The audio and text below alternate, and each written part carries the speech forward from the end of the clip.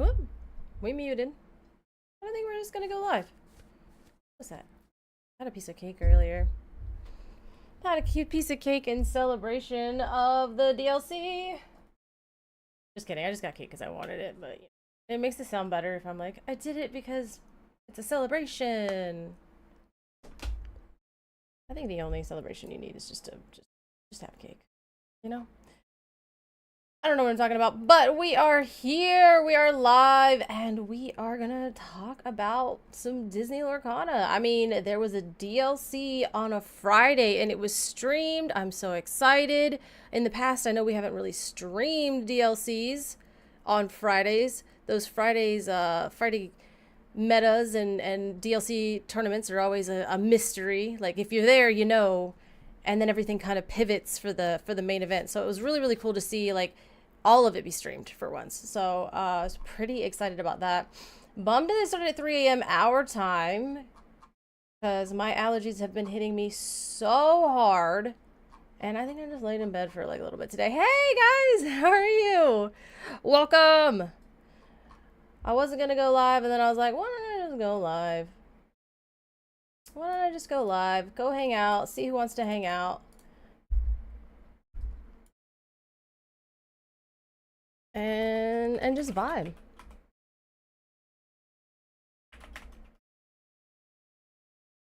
All right, we're vibing. We're talking about that DLC. I mean, oh, okay. Well, thank you, headphones, for just turning off. That's crazy. Actual nonsense there with that. How much of you guys? Hey, Comet, Ruby Amethyst beat the dogs. Yeah, I mean, right? It's a day. It's a day. I mean, I will say that like sitting on a plane headed back for home from a work trip, so this is a good chance to be distracted from that. Yeah. Ooh, flights. I'm always getting fried by flights, so I know the problem.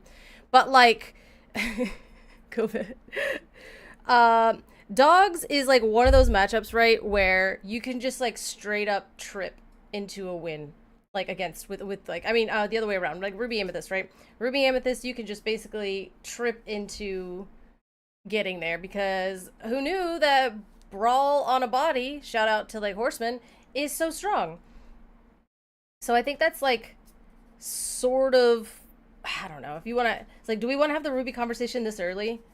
Like, you know what I mean? Like, it's just, oh, I think the issue is like, Dogs is feasting in a way that is really difficult for most decks to deal with. So it comes down to Ruby is the counter pick for that because of cards like Horseman Strikes. And if we had Brawl in this format, it would make it a little bit easier. Because I mean, even so, last set I was playing. You're just gonna ride the high of watching dogs kind of crash out. So seeing like last set I was saying I was playing against Prince Philip, right? And Prince Philip was kind of like Sisu, right? When you threw Prince Philip, it's got 3 lore in it. It's huge, it's evasive, it's hard to get rid of, blah blah blah blah. But if you throw Prince Philip and then immediately gets Horseman Strikes, then you're just kind of cooked because you ramped to this crazy high cost board wipe, and then they just get rid of it and then keep refilling. But with the Horseman and with Brawl is you get it early enough to where you can get their really important stuff out of the way and you're really not cooked as quickly. But Horseman coming down on 5 is about soon enough. Raging Storm coming down on 8 is not soon enough. Reginald has arrived. Welcome. So yeah, that's why kind of like we need Brawl, because Brawl is an action. It's not a song. You took tempo off to play it, but you got a key piece that really helped you stay in the game. And then that's why like Horseman, Terror of Sleepy Hollow comes in, but he comes in on 5, but he allows you to challenge up and kind of really deal with the board, especially against decks that are turning sideways aggressively. So Reginald is a shame. I don't know if those are our EU friends. I don't know if they would have gotten it. So we'll give you a pass on that. But yeah, I mean, seeing Ruby Amethyst work in it works and it's there to kind of to do that. The only problem is like if it had a little bit more game into like anything else, right? Yeah, that's exactly what it was. It's just because of the turn. I just didn't think that Brawl was like an unfair card, right? Like Brawl cost 3. It like turn like 3 ink is a pivotal point in the game. You really need to decide what you're trying to do. And if you're taking the turn off to brawl something, it's probably only good into a certain amount of decks, right? And so like that deck is trying to set up into something, and then you brawl their key piece, and then it gives you a little bit more time. Horseman is like a really fair version of that because it comes down on 5 ink, and on 5 ink it buffs up some other stuff and does some other things, so you kind of get like a little bit, hey, we're just talking about the, you know, the dogs, the menace of the format, and how brawl is needed. How Brawl is dearly missed, and having it on turn 5 is just good enough. Sat outside with my dogs, just had a moment of silence for the dogs. Now the crazy thing is because of this meta, I know that player probably did make day 2, so if they make it into top cut. Now how does this Friday work? Are they just gonna do top cut with this one? Because they can't be doing it the exact same, right? My chat that Horseman was going to ban Tramp in the DLC stream was flagged by the mods. Yeah, I mean, I got flagged, I think, 3 times. If I'm not getting flagged in the official stream, I'm not doing it right. And I have been timed out so much. So if I never get to cast an official event, you guys know why. The real ones know why. I have been modded so many times. Hey, oh yeah. That's why I saw him on the Lorecast and I was like, "Oh my gosh, I need that." Like, I need him so much. I love him. And look at his eyeballs. This is basically 2 DLCs in one. Normal day, 2 rounds, and then top cut. So so if you made day 2 in this DLC, how are you playing in the main event? Or is this like the 2,000 person one?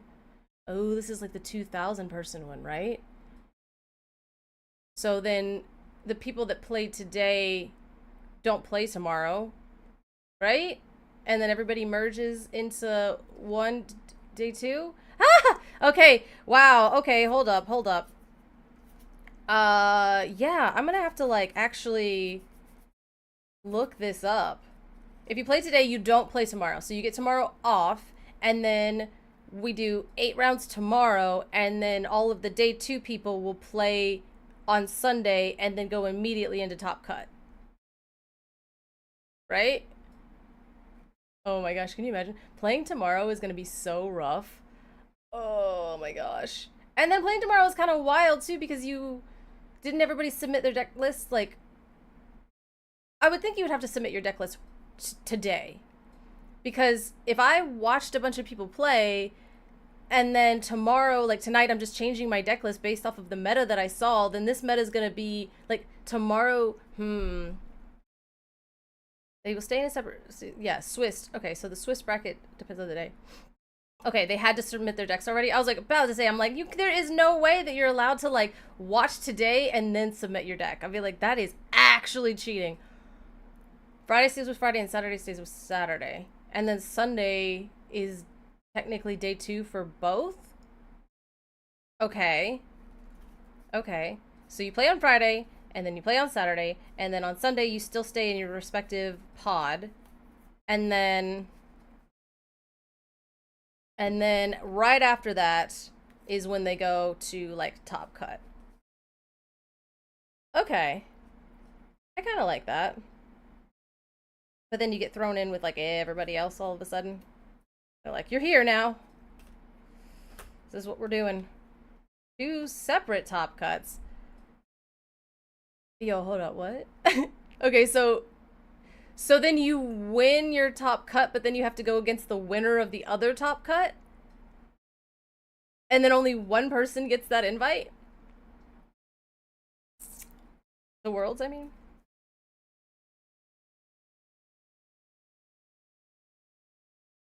I would riot. It's like you win a DLC and then you have to win another round.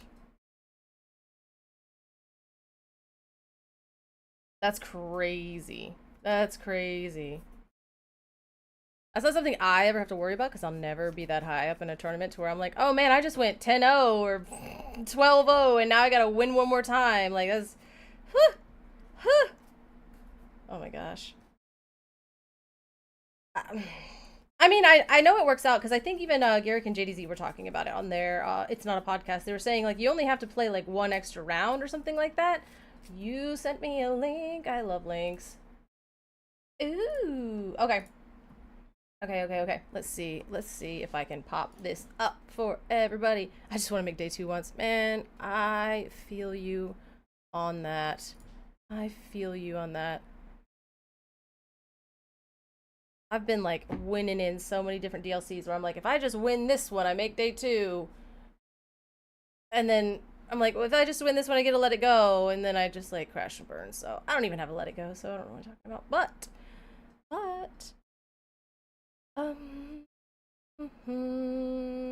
wonk and wonk and. Trying to get it all in here. Getting it all in here. Come here. Come here. Come here. Whoop. All right. Let's see if I can get this. Boop. All right. So here we go. We have. Oh, you were trying to talk about it last night. Couldn't find the info. Oh, man. And then they just like, hey. Oh, they posted it 4 months ago. Wow. Okay. Let's see. So Friday, day 1, 2,400. Nope, just kidding. 2,048 players, 8 rounds of Switch, 18 match points to qualify for day 2. So okay, so the people on stream they had their 18 points already. The last match that we saw, yeah, you actually had to dig for it. This is insane digging to get like 4 months in. And then Saturday, day 1, 8 rounds, blah blah blah. So the people, like I said, they had their 18 points, so they were already going to day 2. They were just playing for funsies. Imagine having a bye day. Yeah, right? Like, you just don't have, like, you could just sleep on Saturday? You could just, like, put together a puzzle on Saturday? I mean, those Friday people were kind of cooking with that, right? Like, that might have been it. Like, play on Friday, breathe. But then again, what if you, like, you were locked in and then you locked out, right? So, like, you got locked in and then you had Saturday off and now you're locked out. And then you got to come back and play on Sunday. 4 rounds of Swiss, top 32 elimination, best of 3, grand finales, best of 5. So, but like, top 4 rounds of Swiss, but you stay in your respective pods. First place from each bracket will face off for the Ghent for the World's Invite. I would actually lose my ever-loving mind. I'm not even gonna lie. Because top 32, single elimination, best of 3. So you win. You technically won your DLC. You literally win the DLC. But then you have to win one more match. And then you get your World's Invite. I would riot. Like, I would riot. I'm not even gonna, like, no, off days, only playing and play. Like, because it's top 32 single elimination. So you're top 32 single elimination, and then you win, right? The top 32 match, right? Because, like, so you have 4 rounds of Swiss, and then there's top 32, and then you have to play one more time. I would crumble in half. I am not even gonna lie. Because for literally everybody else, I mean, but imagine being that person that wins, right? For everybody else that gets to go to Worlds off of their DLC win, like, you're the one that had to win 2 DLCs, like, essentially. Like, you had to win the DLC plus one more match against a technical DLC winner. That's like if Luke won the DLC and then they pulled Ed out from, like, the top rope and was like, play one more match. Or like DKP comes walking out, like they go to hand you your World's Invite and DKP walks off the stage and was like, yo, hold up, I wasn't finished talking. And you're like, oh no! Literally, that's what that is. Am I wrong? Is that, am I like blowing this out of proportion? I don't know. Like some kind of WrestleMania thing is like they're going to hand you your trophy and literally like the world champion walks out and goes, like, money match right now, play me for that. Like, the person that you're playing against in that championship match is basically a DLC winner. There has to be some like literally playing cards in the middle of the ring. Yeah, exactly. Coming out, be like, I wasn't done yet, champ. And you're like, wait, what? And you're like, my brain is fried. I've played a full DLC. I won, and now I got to face off against a DLC winner, because that's essentially what that person is. That person essentially won a DLC because they went through the same motions.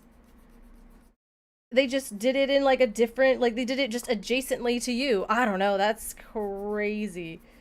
Like some Taylor Swift Kanye stuff. Like, I hate to interrupt, but you don't get this trophy. I don't know. Oh god. I'm not built. I am not a born winner, but man, hats off to the people that are, because I would crash out. Be like, just grab the trophy and run. You can't catch me. Like, you know what I mean? Like, you can't have the trophy if you can't get it back. So, I don't know. I mean, it's like, I don't know. I don't know. Again, but I mean, you still, like, even if you don't win that part of it, like, it would have been cool to go like straight to Worlds, right? Right! Yeah! Right! Look. Exactly. Imagine if Richmond Frank came up to Fungus and just said, JK, now we play for the real winner, right? You'd be like, yo, wait, hold up, what? No. And like, and by that point, I was there that night. Fungus and Sky were fried in half. They were actually like just burnt into oblivion. Now, I will say, you know, best of 3 up until the best of 5. So they had just gotten finished playing best of 5 with 2 of the best players in the world, like, you know, at least North America. So I can imagine they'd be super, super fried, right? So I guess because you're playing best of 3 all the way up to that best of... No! Okay, the grand finals. Okay, I was like, whoa, chill. No! No! No! Wait! No! Hold on! Hold on! Hold on. Best of 3, grand finals best of 5, and then the championship says first place from each bracket will face off against World Invite. I would actually... I can... I cannot stress enough how fried that Fungus and Sky were. They were actually destroyed. Now, granted, they were playing an Emerald, Sapphire, Mirror for 5 games in a row, but like, if you would have told Sky or Fungus, hey, after you win this, you're gonna have to play another best of 5, I don't know what they would have done. I don't know. I would actually want I'm very interested in to see in that moment how they would feel.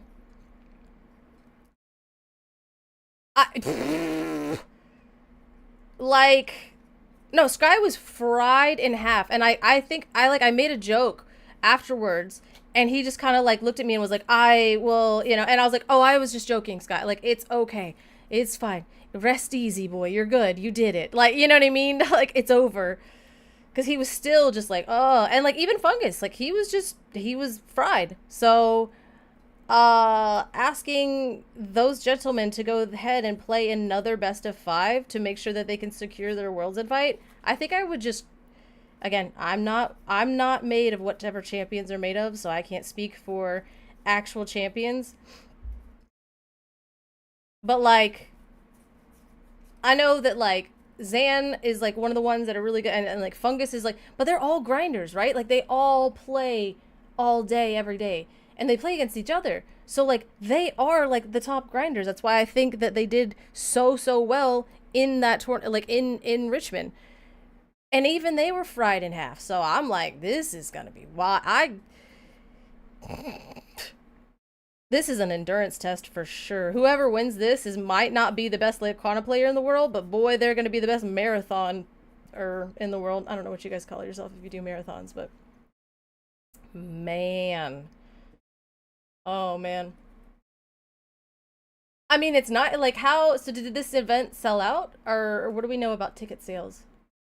We'll look into that too. Where did we land with ticket sales? Was this sold out? Because I know that initially they raised the cap on this just because the demand was so like I'm gonna go ahead and say it, freakishly high. It sold out in minutes. Okay, yeah.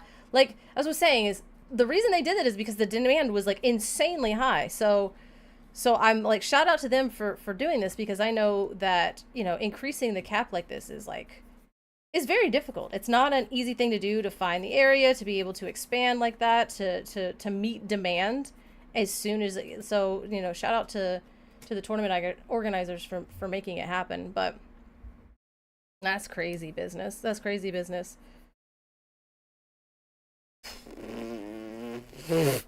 Everybody's playing like items and Infinity, and like I could barely play like 8 rounds with Ruby Sapphire, let alone like 90 rounds, and then fist fighting Frank Karsten by the end of it. Like I'm not. That's crazy work of a tournament structure. And the thing is like we love it and we do it and we watch it and we support it and these players train and learn and test and take all the time out of their normal day and schedule to like woo, sorry. Croson, welcome. I like that I like that I set the follow alert to where it scares me every single time. So that's why I can't ignore it. So thank you for the follow. Welcome. We're just talking about the DLC tournament structure and how these poor loud. Yeah, I know the sound is it scares me every time, and I'm always like, oh wait, I set it to sound like that. But you know, I want us to. It's not ignored that you have followed, so I appreciate you and welcome. When the dogs players ink their 1-drop and pass, they're feeling it. Oh man. Oh man, I missed that. What did they have in hand if they inked their 1-drop? I mean, whatever it was pain incarnate. That's not cool. Huh. But, yeah, shout out to whoever makes it to the finals. Do we have the Ravensburger Play Hub link? Maybe we could take a look at the standings for the day. I don't know if they've released that, but I'm assuming there's the one link. I bet I could find it. So lazy. I'll find it. It's here. No. Oh, Fumbles made day 2. Shout out Fumbles. Love Fumbles. He's such a great player. Super fun. Ooh, I'm trying to find the link. Want to find the Ravensburger Play Hub link. Oh, oh. Let's see if I can pull up. Save that because that's a picture of the meta share, and I do love numbers. So people that are much better than me posted the link.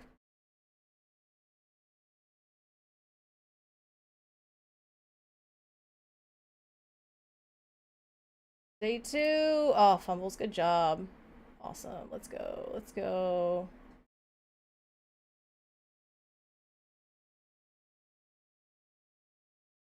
Oh, he's X2 though. Oof. But he still made day 2. And that's what matters. Oh. If anybody can find the Robinson. Oh, here it is. I just clicked that right for you guys. Okay, so let's see. Let's see if we know any of these. So we got. What do we got? Okay, so these are the 2 that we saw on stream that one time. So here. Do we just have like a normal. Okay, so Zan doing good. Do we just have like a normal? There we go. My goodness. Sometimes I wonder. Okay, accept. Chill. Chill. Why is it off center like this? That's actually gonna kill me. Let's see. Oh, so that guy was. Oh, this was round 7. Oh, so he was undefeated going in. Zan undefeated. So Zan is still technically undefeated. So 8-0 for Zan. I love that. Runner. Okay, sick. I'm like, I know some of these names. Awesome.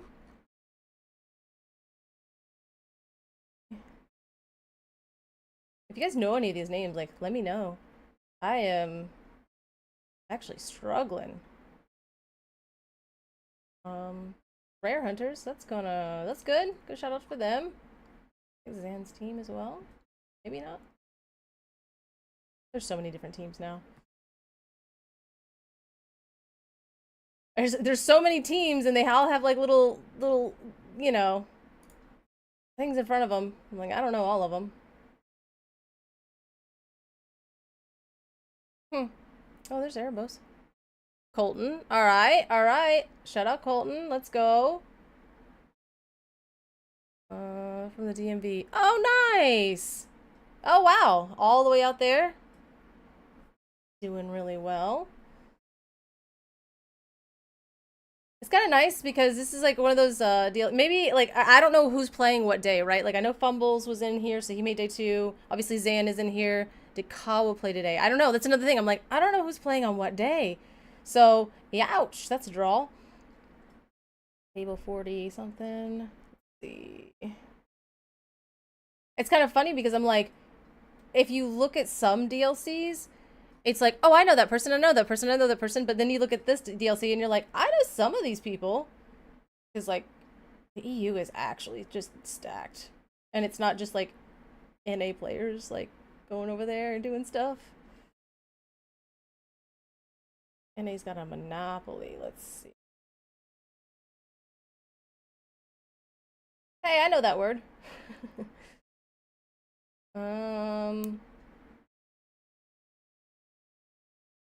Interesting. I wonder how many people opted to play on Saturday. Like, how stacked was today, other than just, like... Because most people may have had to work, so they're not able to fly, or... Fumbles! Look at Fumbles! He won! Let's go! Dark Wings. Okay. Yeah, so... all the way down, doing really well. A lot of undefeated. Oh, nice!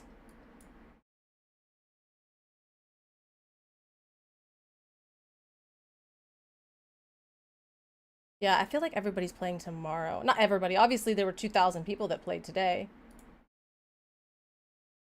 But maybe some of our NA heroes are going to be there tomorrow. I'm excited. We just get more. Oh, Justice is doing really well. Let's go. Well, at least at the end of round. I'm sure he's fine. Kawa, I don't feel like Kawa played today. He probably has his name under... I don't know. Sometimes it's like, you can't like... You can't use like 80 different names, right? Loading standings? Or just the roster. Like, maybe we'll just try the roster down here. Oh, I broke it. Too bad you're not at Ghent. I know, you're taking it easy on them, letting everybody get a free one. Well, there's apparently 2 Kawas, so I don't know if they play today or if they're playing tomorrow. Yeah. I don't know, man. Ravensburg Play Hub is a whole thing. It's a whole thing. But this is wild. Look at that. How would you feel, Dragon Johns, if you played literally 8 rounds of Swiss, 32, best of 3, and then your grand finals best of 5, and then they say, hey, hold up, now you have to play one more match, and it's against another DLC winner? How would you feel about that?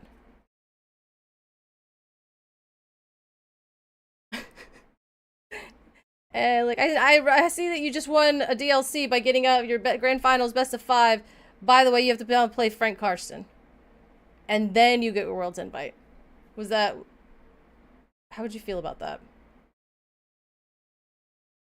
Okay, they see, that's the difference, right? I feel like, bring it. Okay, yeah, that's the thing, is like, I would just be in shambles. Like, I just won a DLC in all technicality, of all sense of the word, and then you just bring, like, DKP from the top rope, and I have to play him. You know what I mean? I just be like, are you serious?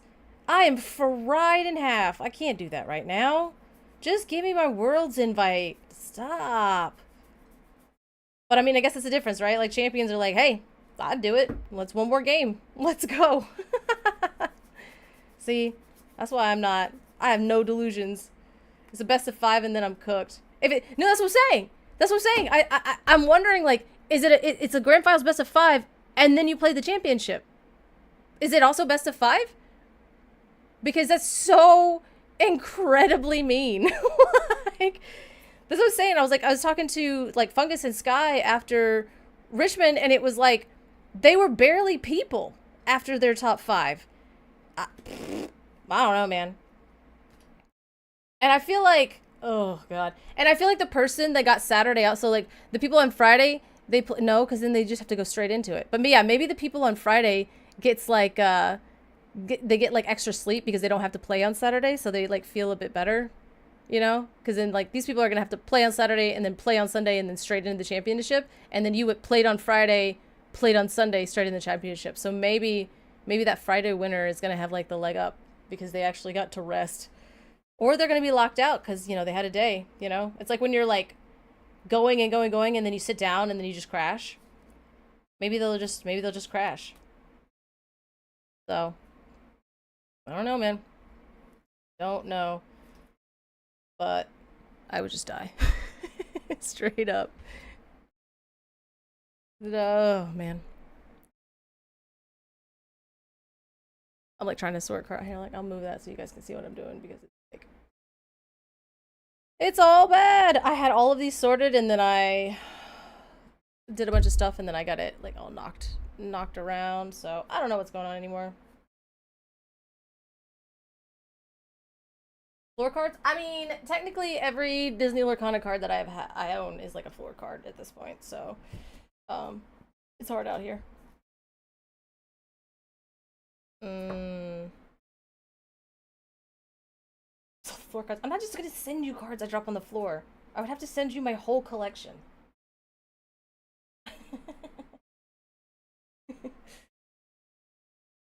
No! You can't just auto the floor cards, y'all. I'm too clumsy for that. Like I said, I'd have no cards left.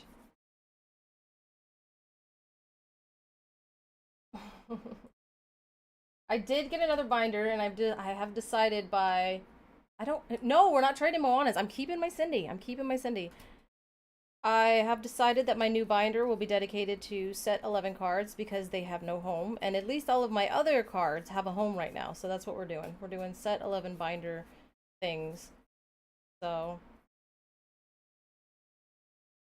excited about having these cards and not in the way, because next week I have to move, so that means I have to pack at some point. I'll do it. I'll get there. We'll get there. Packing's the worst part. I know. You guys better like the binder. How many of you got to see the games last night with JDZ on Masters of Disaster? You guys got to tune into that one. That one was super fun. And afterwards, I was talking to him, and the deck that we built here on stream, it basically... I didn't get a trove. I do have a trove. There's a trove back there, but I mean, I heard that, like, I saw, that the trove, if you sort your cards in a trove, then you're throwing. So I'm trying to step away from the trove life. Get that binder meta. Go home. You didn't get a trove. Oh, yeah. Okay. So the Mother's Necklace got boosted under another card, and so when they took out my when they took it out, I got to just put that right in the discard and not get it stuck in my hand. He didn't cheat. He did. Okay, so he did do a cool thing, though, because all of my characters had ward. So then he used his, like, Potion of Malice and, like, all, like, yeah. Okay, thank you. I was technically running a version of Let It Go that has never actually, but, like, it... Okay, but Pete has also never won anything, first of all. Okay, Let It Go was a little unhinged, but technically that Let It Go has not won a DLC or a CCQ at this point. But if I didn't have that Let It Go, I was actually fried in half because that Mulan ruined my... Or not Mulan, his shift Queen of Hearts ruined my entire plan. I was in trouble with that shift Queen of Hearts. So I needed it. Not for top 4. We said win. So we have to win with it, because if it's like top 4 decks, you can't do that. Because if it's all top 4 decks, then we don't get to play any cards at all, and I don't think that the meta would, like, I don't think this show would work if we're just not allowed to play any cards that have been in like the top decks. Gotta keep eating my decks. Well, yeah, 100%. Card's good. Card is good. Yeah, so if it, because if it wasn't in the deck, it's just like an unplayable garbage pile, more so than it was. Hi, Obama OST. Welcome. Yeah, keep Pete in the deck. Keep Pete. It's fine. It's totally legal for the format. What am I doing? 5. Go.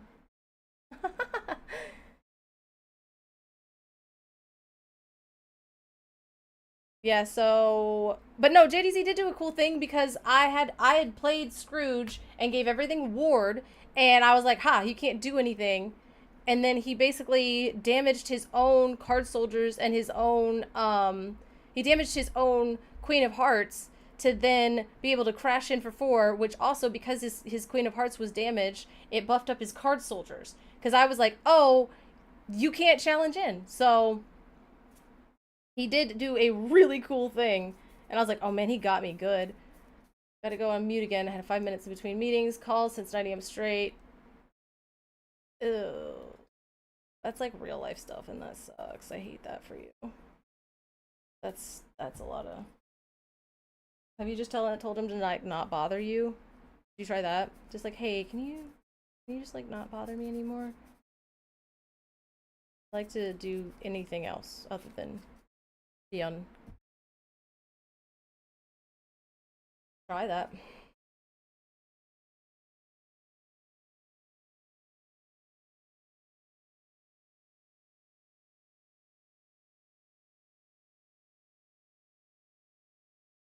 Hmm.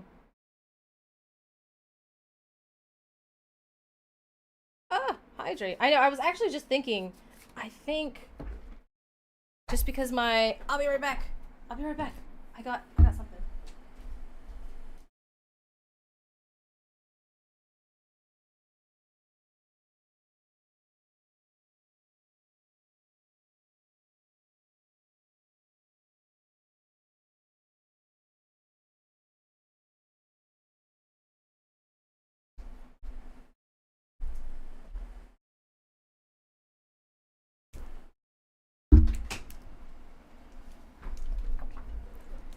I ended up getting Gatorade because my allergies are so bad my throat hurts.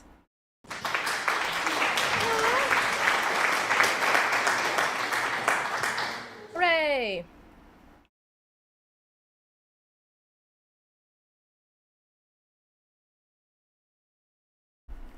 Oh, I'm accidentally important now. I mean, that seems nice. Yeah, I got great Gatorade because I'm like, whew. Is it pollen bad, or is it just me right now? My gosh. My friend played in the Challenger in Ghent today. Okay. How'd that go? Mm, mm, mm. Oh.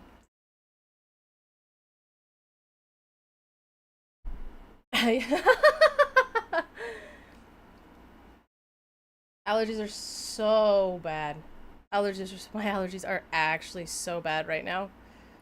So I'm pretty bummed.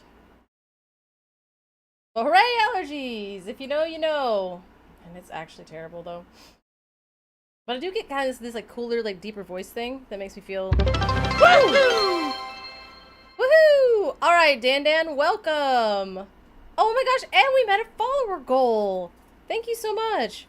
Yeah, we're just kind of hanging out, sorting cards, talking about DLCs and allergies, and most of us seem to be allergic to dogs. That seems to be the say no to allergies. Oh my gosh. I am allergic to everything. Like pollen comes around and it takes me out entirely. I have to like keep track of like the pollen count and then take extra allergy medicine to be able to survive. It is it's a whole thing. Like genetically speaking, I was never like I always make a joke that I would have been like had I been born, you know, a long time ago, like hundreds of years ago, I would have made a really cute, like Victorian ghost child, you know, because I would have just never made it. Like nothing genetically about me would have made it past the age of like, nah, I don't know, 8.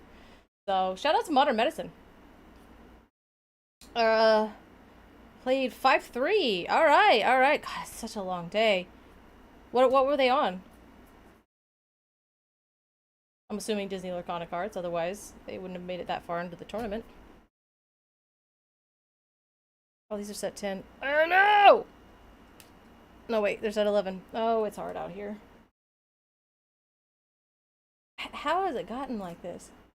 What up, Mr. Rogers? Welcome. We're talking about allergies and dogs, and only some of that is actually Lorcana related. But we're sorting cards, and I just keep finding more and more cards. Oh, I got my set 4 binder with like set 3 and 4 binder. And then I found more set 4 cards after I sorted it. So a part of me died, and now we're just gonna pretend like that didn't happen. And we're moving on. Set 11. Yeah, Ruby. Yeah, I'm like looking around like Ruby is in timeout as far as this game is concerned for right now. But I think especially I think it was yesterday we were talking about all the rotation cards. I think it's really really interesting depending on what happens in this next set. I think all of the cards that people are yelling about are I mean, I know it's a long time from now, right? Like to say like, "Oh, woo," scared me. Welcome, Darkwing Dad. You're here! Which color combination do you think will be best after rotation? Let's see. Sapphire's gonna get like kneecapped, right? Depending on this next set. So that's kind of hard to say, right? Next set is going to be our last one before rotation. And so it depends on what that they okay, well Craze card, if you're just gonna go for it, go for it. But Purple Steel probably purple like Amethyst Steel, the draw is still there, the removal's still there. They're not really losing too much just because of all the things that were reprinted. Oh, they are losing. I mean, Blurple is getting actually banished, at least until we see what happens in Wilds and Unknown, right? That's kind of like my point, is like I don't want to be like, oh, I think this is going to be best, but I think that if they don't print a Sail or Tipo, or they don't reprint Tipo, because I'm just not even going to put it out in the universe that they're going to reprint Sail, because that is actually a crime. So they can't reprint Sail, so we're just going to move past that. If they don't reprint Tipo, or they don't give us another 2-cost ramp, One Jump Ahead is going to be your only 2-cost ramp, and it's still a song, so it's actually meant to be sang on turn 3. So I feel like they're trying to get away from that 2-cost ramp thing and give us something a little bit different. Now, if they reprint Tipo, if they give us some magical 7-cost, or 7-cost, magical 2-cost ramp, then fine, they want us ramping on 2, and that's fine. But, so, right. Then the next, well, I mean, yeah, because we're allowed to have reprints. If they reprint Sail, they are trolling. And if they reprint Tipo and Attack of the Vine, then we'll have like one glorious set of just like Sapphire players scrambling to figure out how to learn that they need to be ramping on 3 and not 2, and to build their decks different. But yeah, Sapphire is like not great, because that's the thing, is like I think that Sapphire can do some really, really powerful things, even if they're ramping later. Because I was even talking about this in Twitch chat. Like, everybody's like, oh no, Amber Sapphire missed turn 2 ramp. That deck doesn't actually need turn 2 ramp. There's so many other things that you can do, and then you ramp on 3, or you ramp on 4, or you ramp a couple times later, and you're still fine. However, unfortunately, that individual did end up breaking, and they were not able to, like, do anything Maybe they could have played the Cindy, but maybe they didn't have another card in hand to aim. I don't know. It was just like all kind of like fried from there. But the thing is, I mean, what the sale is literally like Willow. That's what I'm saying. Um, Sapphire can be good. It can do very powerful things, even if it's raping on turn 3 and later. The problem is, Amber is too good. Like, Amber is just good. Amber is very, very, very good, and it's very fast. And everything in Amber that is good is fast. So I don't know how much of a chance that Sapphire has going forward. Again, we still have a set going forward with we still have Wilds Unknown, right? And then we still have like you know, Attack of the Vine that could do some reprints that might make a difference. Now the thing, woohoo! Woo! Thank you for the follow. I'm first aid. Well, then I'm glad. Yeah, no, that's the problem, right? I live in a fantasy. Woo! Thank you for the follow, Bum Dandy. I am living in a fantasy world to where we're taking aggro out of the equation, and I'm saying that Sapphire can do some very, very powerful things if they're ramping on turn 3. I think the deck building and construction can be very interesting. I think there's some awesome things that can happen that will be very interesting. Now, when looking through the cards, we literally did it yesterday, or maybe the day before. I don't know. All these days blend together, and bad things happen in my brain, and you're here with me for the ride. But if we go in here and we just look at the pure cards, as of now, what we have, like post-rotation, obviously, again, we're going to need, we get one more set. We got Fable, Whisper the Well, and then we have Wilds Unknown coming in May. Look at these cards. Look what we have left. Okay? We've got Eilunwy, House of a Card. Aurora, also, you know, an aggro enabler, princess enabler. Pluto is literally just ramp. Okay, so those are your Amber cards. So, like, yeah, Amber, Ruby, Amethyst is going to be solid. We got to figure out how to draw cards, you guys. Let's see. Oh, it's all cut off. It's all cut off. There we go. There we go. All right, so now we have our Amethyst. We got this guy doing a thing. This card, I mean, Olaf, like, 1-drops. But we reprint these guys. So, okay, sick. We reprinted these guys. Stitch, I mean, I saw Rockstar do something recently that was, like, actually unhinged, so. I mean, and Webby's still real good. That's still a phenomenally powerful shift line. And, like, so Emerald's gonna be kind of cracked in half because you have the Bobby filter, you have these, like, really aggressive cards. Like, so Emerald is looking really, really good on the bottom half. Amber's looking really, really good down here. So that's painful, right?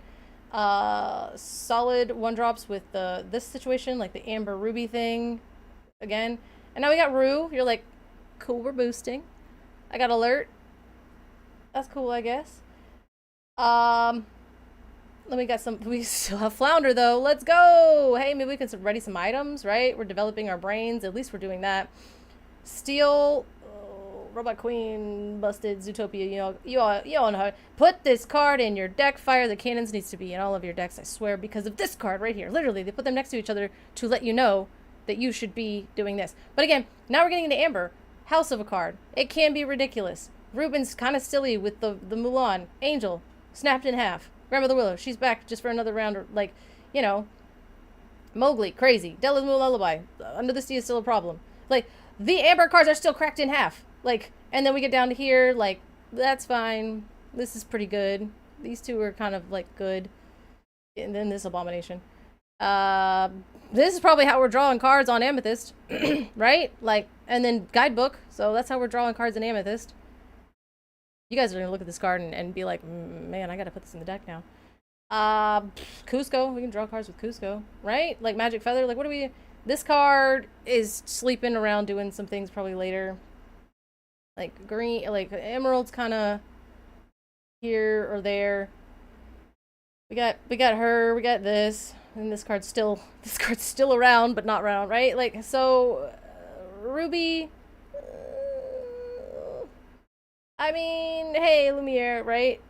Darkwing Duck. Darkwing Duck is good, but he comes down on 2, right? Oh yeah, we still have Dumbo. But now they're, like, kind of taking and putting alert on everything. We got Roxanne. Oh, thank goodness. Oh, thank goodness. Yeah, Darkwing Duck is kind of fine, right? Like, it's kind of a decent card. This card, I mean, I like this card. You guys saw me play it last night to minor, if not minimal, if not non-existent success. Splatter Phoenix. It's got Ward. But these are all, this is a not ramp. Like, none of this is ramp, right? We're not ramping. Maybe Ichabod Crane, but look, when this character is banished, you put this card into your Inkable Face and Exerted. So you play him on 2, and then you fire the cannons him? Like, is that what we're doing? Are you gonna fire the cannons your own dude so you can ramp on turn 2? Because that's, but you can't. Okay, yeah, because you pay 2, and then, so you just, so, is there like a fire the cannon song that we can have somebody sing where they can just banish him? That, like, again, so that's not ramp on 2, this is ramp on 3. Oh yeah, that's what I'm saying. Sapphire ain't ramping on until turn 3 unless you're going 1 jump. And you're hard playing the song, right? Which is like crazy behavior. If you build your deck to focus around 4 pieces of uninkable ramp that do nothing, that's technically a song on turn 2, you're gonna be fried. You cannot do that. So like Ink Runner, we're drawing a card, Daisy, like this 1 jump ahead is a song. It is meant to be sang on turn 3. Unless you have Angel sing it on turn 2, which Amber Sapphire raise up. There we go. I figured it out. Amber Sapphire is probably the only one that's going to be ramping consistently on turn 2. And even then, probably not. Maltanui, right? Thoughts whenever a character is banished here. So like, I guess no, because even that costs 2. So you'd have to have 3 to move it there. So again, that's turn 3 ramp. And now we're literally out. So unless they print something in the next set, or they reprint Tipo or Sail, which please do not reprint Sail. Don't do it. Don't do it, because if you reprint Sail, then all of these like silly things of trying to get around the deck building constraints, people just go and throw the Sail back in their deck and call it a day. They're not even going to try. They're not even going to try, because what's the point, right? Oh, I'm sorry that they're still sick. Oh, yeah, so Sapphire Ramp is either uninkable or very convoluted combos. Right, like, right. So, woohoo! I kind of, welcome, Flow Rider. Upset over here. You're upset over here. I'm just kind of like looking at it because people are mad. Basically, this is what I'm doing, and this is what I found to be really interesting. Everybody is, okay, so any underdog can sing 1 jump on turn 2. Right. Pleakley is gone, by the way. Pleakley rotated out. He's gone. So that's kind of my thing, is like, like, and Garrick said this, it is kind of unreasonable to be like, hey, in 7 months, you know, dogs isn't going to be a problem. In 7 months, Sail isn't going to be a problem. Welcome, Lorcana Aiden. I appreciate the follow. Welcome, guys. We're complaining. But in a fun, magical way, right? No, basically, in rotation, dogs won't be a problem. In rotation, Sail's not going to be a problem. And that is kind of how to... Oh my gosh, thank you. We get to listen to the whole song. Sorry, everybody. Sorry, guys. I'm actually not sorry. Throw it back. I'm sorry. Thanks for the follow.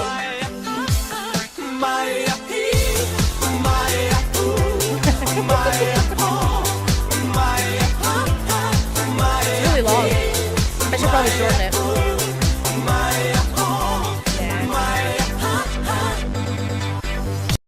Okay, thank you so much for the follow.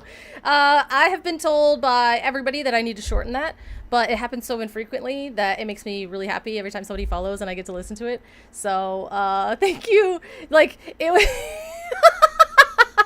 Dance party. It was. I don't know. Like, we don't.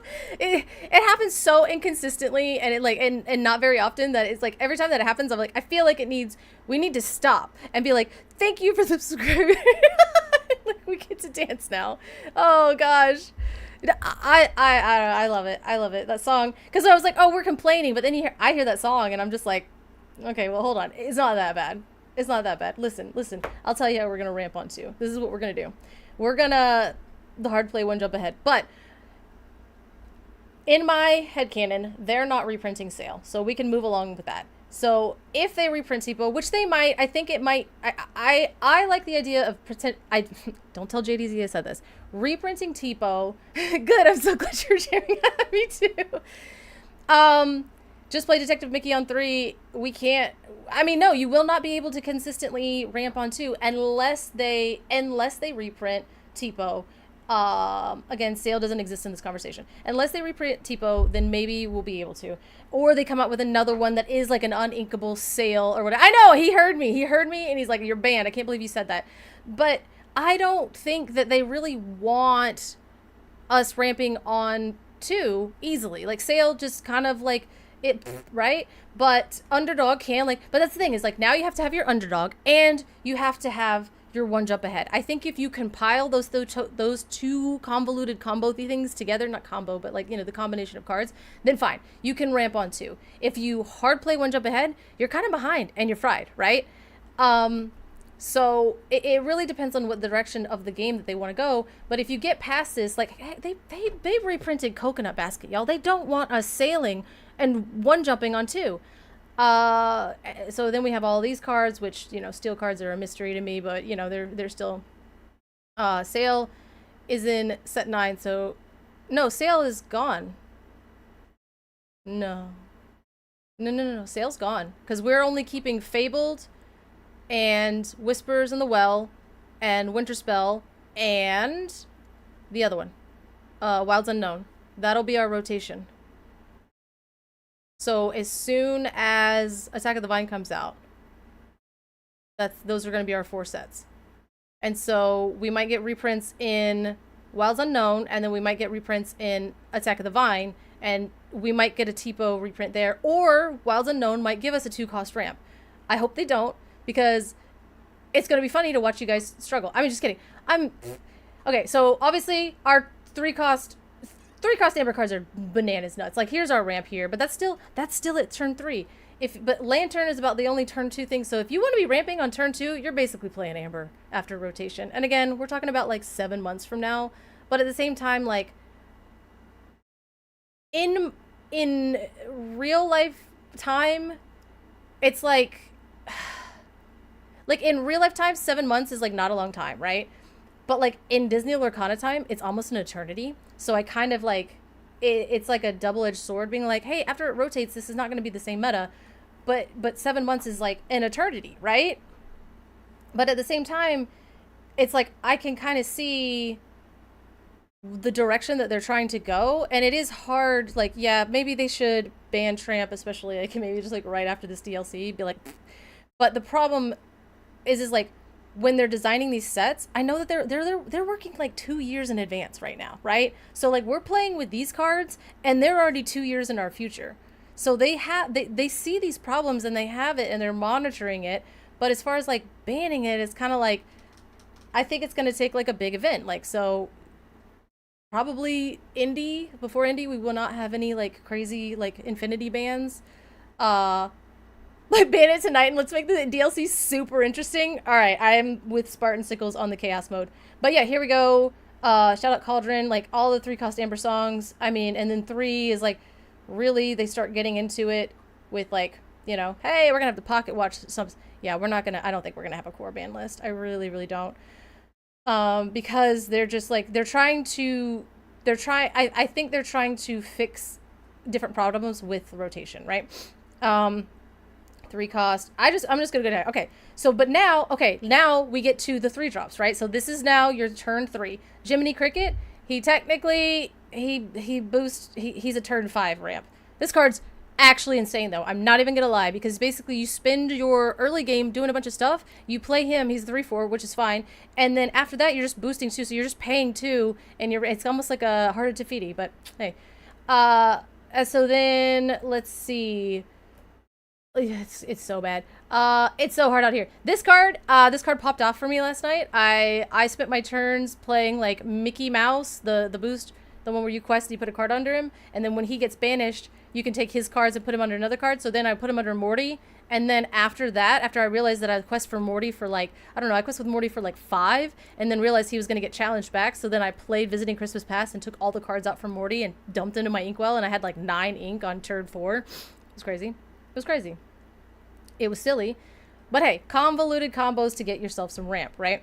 And then what else do we have? We have Kristoff. Again, he comes down on turn 3, but you're not boosting him until next turn, so you're not ramping until he quests either.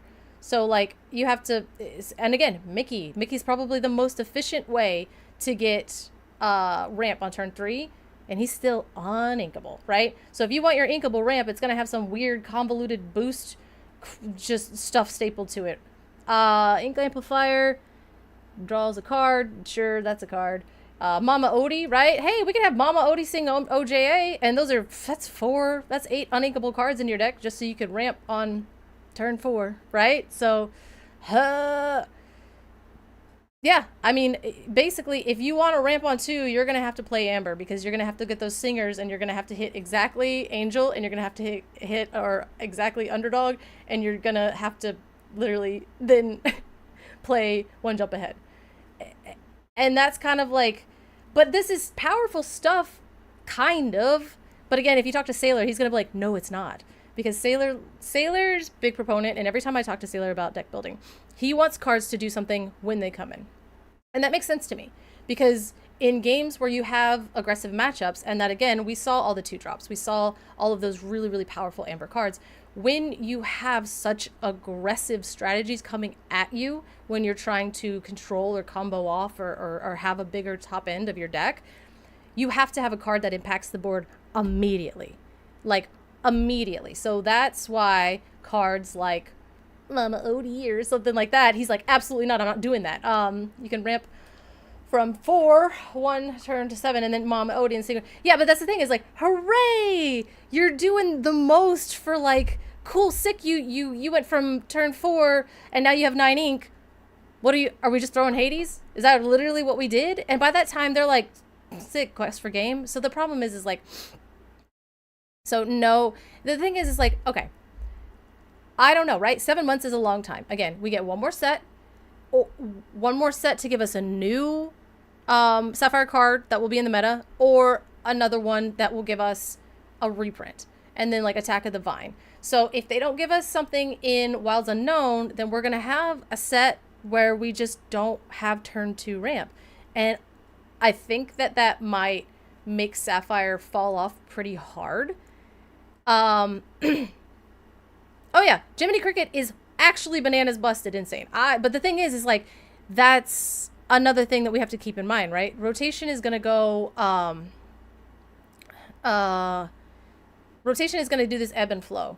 Like right now we're getting towards the end of our rotation to where the power level has creeped up, and we're almost kind of like overwhelmed at power level. Like you saw there was that Amethyst Steel Mirror that was on the DLC. It was just, there were cards everywhere, right? And I don't think it'll be as bad as Fabled was. Remember, like, we had Fabled and the power level was here, and then we got Fabled and everything just literally plummeted to the floor. And I said the phrase, we're in a low resource meta, so many times I wanted to punch myself in the face.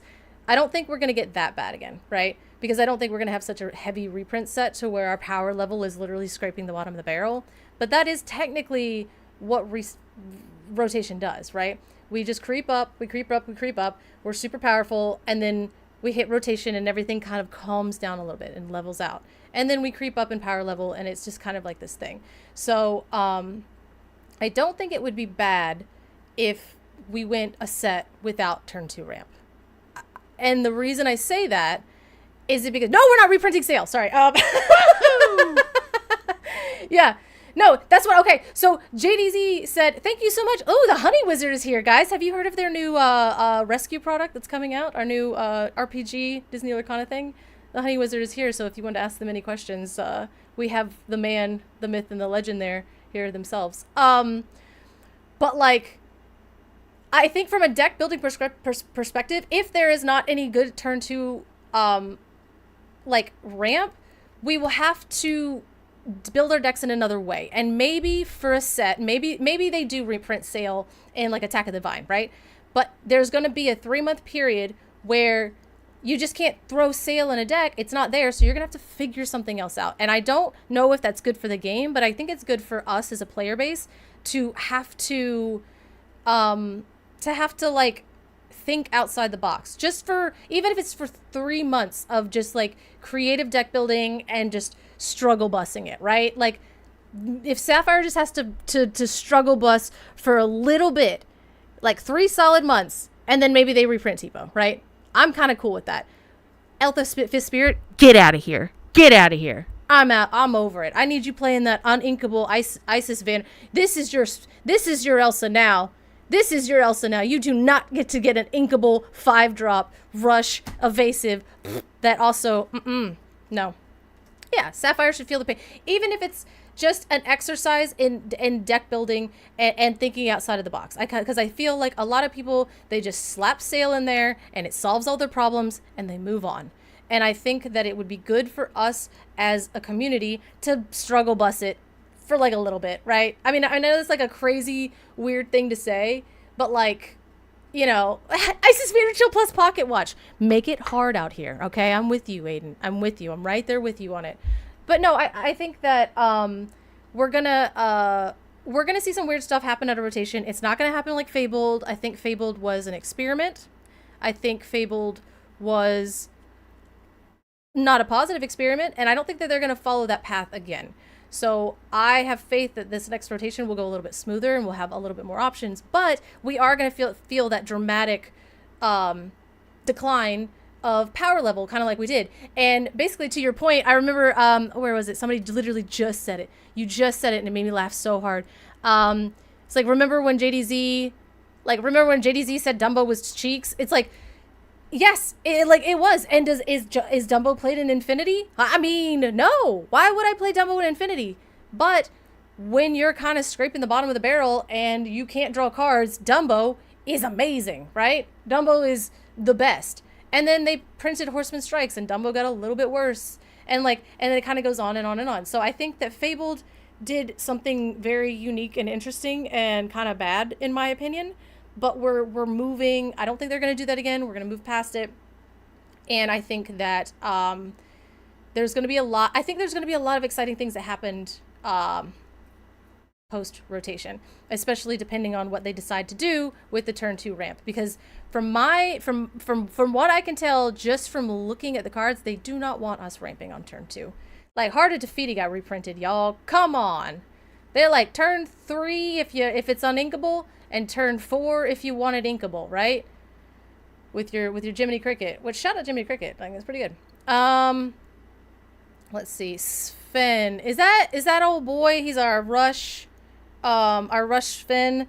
The only thing with Sven is like, what? He's only 3 willpower, right? But I mean, man, he comes in like a wrecking ball, does he not? Woo! And then also too, mark my words, you guys 100% will be unironically putting old gals, like these little ladies, in your deck. 100%.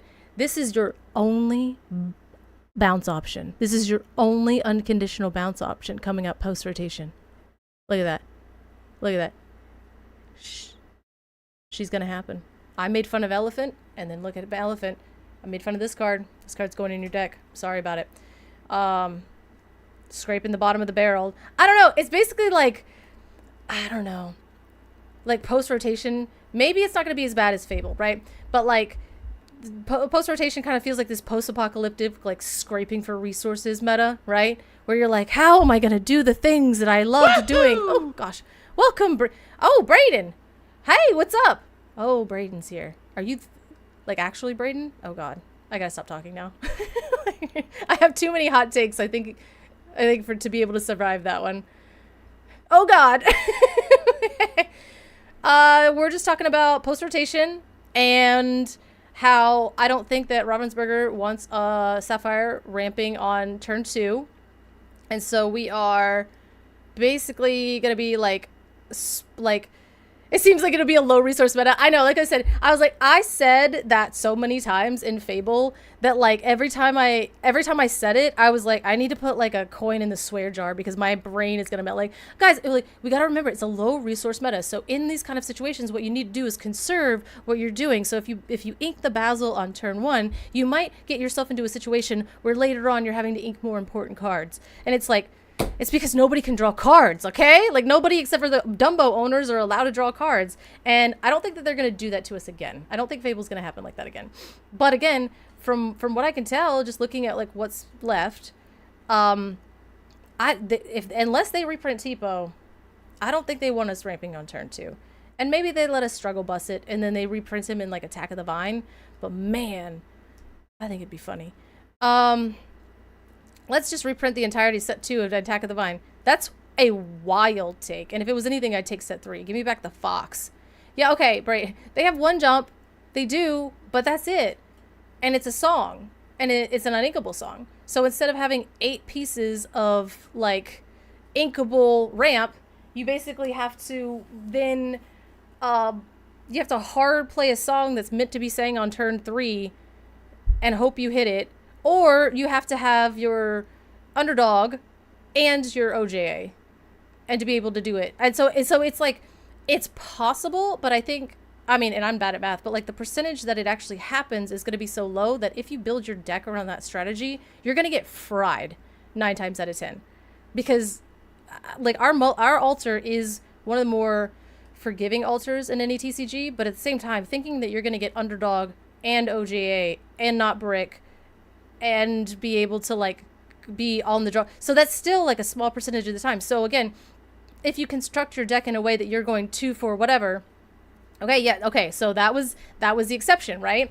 Okay, I think that Amber Sapphire is kind of the exception. What you did mention is that's 8 uninkable cards if you're going to throw 4 lanterns and 4 OJAs, right? But you can have like Angel in there, and Angel's a pretty good underdog singer 3, so she can also do other things. So I think that, right, and for Cindy too, right, again, so your deck is an uninkable monster, so you got to be like really careful.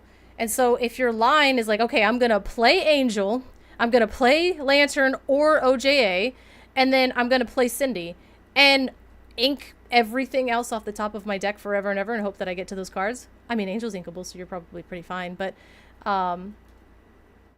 yeah, I think that Amber Sapphire is probably going to have the best bet of doing it just because Sapphire got the boost of like technically ramping in their own way. But it's definitely like if you're trying to do like fair things, like the best I got for you is like you can develop on turn 1 and then turn 3 you play old Jiminy, and then turn 4 you boost him and put your develop into the Inkwell Exerted. Or you put your uninkable Mickey Mouse in there and you ramp as well. So ramp is going to be funny. I'm very interested in that. Notably, you know, the problem with all of this is like these like these Amber cards are crazy. Like even these two, and like Pluto uninkable, but it's fine. Like Amber cards are just bananas. Turn 2 Signy with a yeah, like okay, but Akut is also uninkable. So like these are very, very powerful lines, and especially we are going to get one more set, right? We are going to get another set where we have Wilds Unknown, and they could literally just give us like 18 pieces of 2 cost ramp, and they're all linkable. They just reprint Sail, and then they also make another alternative Sail that just says FU specifically. But no, again, like what you're talking about is crazy powerful, Braden. But man, they're like the amount of time that's like old days of like Ruby Sapphire where you're just like, I've got 19 uninkables in my deck, and I pray that I hit them all in the right order. Yeah.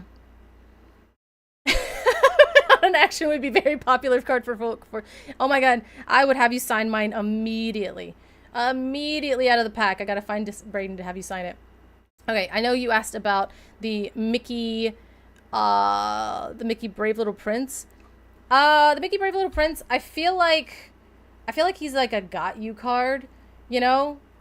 Like if we're not getting a legendary sale. Like if you shift a Mickey Brave Little Prince, it's almost like, okay, yeah, dude, you win. Like have at it. Then again, he is evasive, so then you can get him Horseman Striked right out of the air, and then you'll cry. So that's a little rough one. What's up, Tarzan? We are talking about post-rotation stuff because at the DLC chat, everybody was kind of up in arms about ban this, ban that, ban this, ban that. And so I wanted to take a little tour into our future and kind of show you the landscape of what is going to happen. And again, I've already mentioned that, 7 months from now in people time is a long time, is like a decent amount of time, but it's not that long, right? However, yeah, the ghost of our Christmas future 7 months in Lorcana time is eternal. Like, that's a long time. So it's a double-edged sword of me being like, hey, literally every card, like Sail, Tipo, Lady, Tramp, all of them, all the dogs, they're literally gone after rotation. They will not be in the set. Pleakley is even gone, not even in there.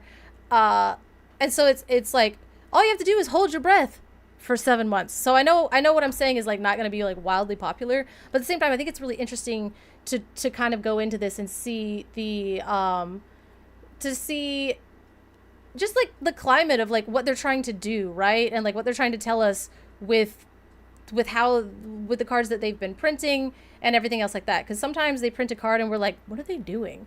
And then if you look at it in terms of like, oh wait, this is, we only get one more set before they axe all the other stuff before it. So it's like, okay, so what are they trying to tell us? Yeah, one of the things is turn 2 ramp is how dare you? Like, you know, if you pull it off, you pull it off. But if you build your deck around it, you're probably cooked. So, so yeah, get ready to see like Darkwing Duck on turn 2, right? This card is ironically good. Is they would have to reprint the whole deck in order for it to be playable, and like, I hope they don't, man. Like, I know there's a lot of Lady and the Tramp lovers, but like, Amber is still so powerful. Amber is still so powerful post rotation, and like, even if we're gonna like I was talking about Isla and this, so like the princess stuff is kind of powerful. I mean, Amber Sapphire is going to be super, super powerful. Amber Ruby is probably going to be really powerful. Amethyst Steel is going to stay powerful. Blurple is going to get actually kneecapped, so we'll see what happens, but they'll bounce back. But let's see, I'm going to laugh when a year from now people are like, I'd rather play against dogs. Bro, I remember the first time somebody was like, I'd rather play against Bucky. And I'm like, no, you just mad. You just big mad, okay? If you say you'd rather play against pre-errata Bucky, you're just big mad. I'd rather play against dogs. Dogs rule. I mean, ooh, but how about that wild run for Amber Sapphire qualifying for day 2? I mean, I know. Oh gosh, and they bricked hard. They bricked hard in that situation. Like, maybe they should have played the Cindy in that game, but also maybe if they couldn't have played the Cindy and inked, then it wouldn't have mattered. So if they were bricked, they were bricked. But that deck is almost here, essentially. I know that Daryl and I were talking about the Scuttle. I like the Scuttle as an inclusion of that. I also love the Mufasa, but I got laughed out of the out of the room every time I said that Mufasa was working well for me, because they were like, absolutely not. But yeah, I can't wait to see the deck list on that. But again, about like this post-rotation thing, look at this. If we get down to the Amber cards, these turn two Amber cards are cracked in half. This sucker is free. This thing reduces this thing. This thing also reduces some stuff. This thing is a war crime in its own if you build your deck correctly. This is here. That's like, Amber is so unbelievably powerful going through. And where's the lantern? Am I just not seeing it? Oh, there she is. Yeah, so, you know what I mean? Like, yeah, like Amber is ramping, it's singing, it's doing, it's like, and this card's gonna be like cracked in half if you're just like, you know, being able to just go get what you need. So yeah, like the Amber strategies are still going to be very, very powerful post rotation, just because of the power level of these individual cards just in a vacuum.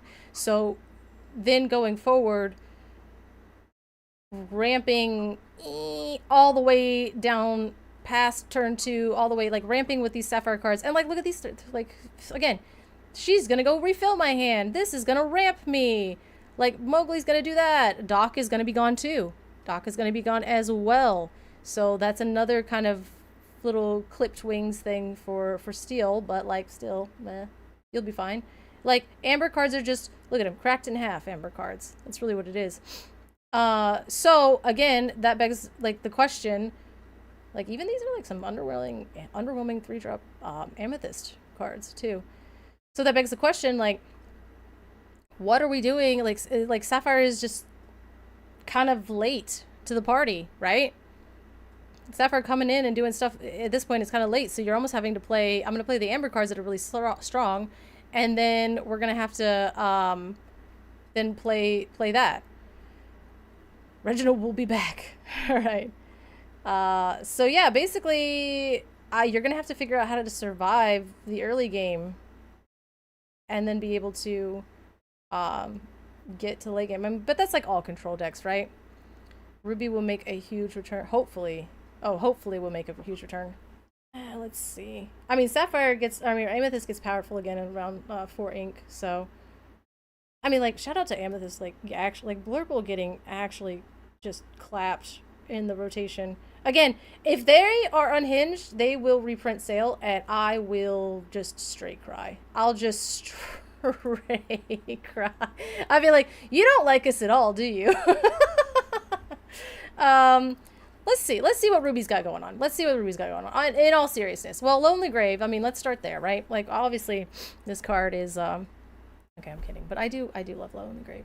So, I mean, Tinkerbell is still really good. Get to Safety, I think, obviously, I'm always going to be here for Ruby Steel locations. Like, shout out Sky, shout out everybody else is, like, believing in it. But this card is, like, unironically better than I thought it was, like, when I read it the first time. So, again, I like to think of rotation as this, like, weird post-apocalyptic, like, we're scraping the bottom of the barrel. Like, what are we doing, you know?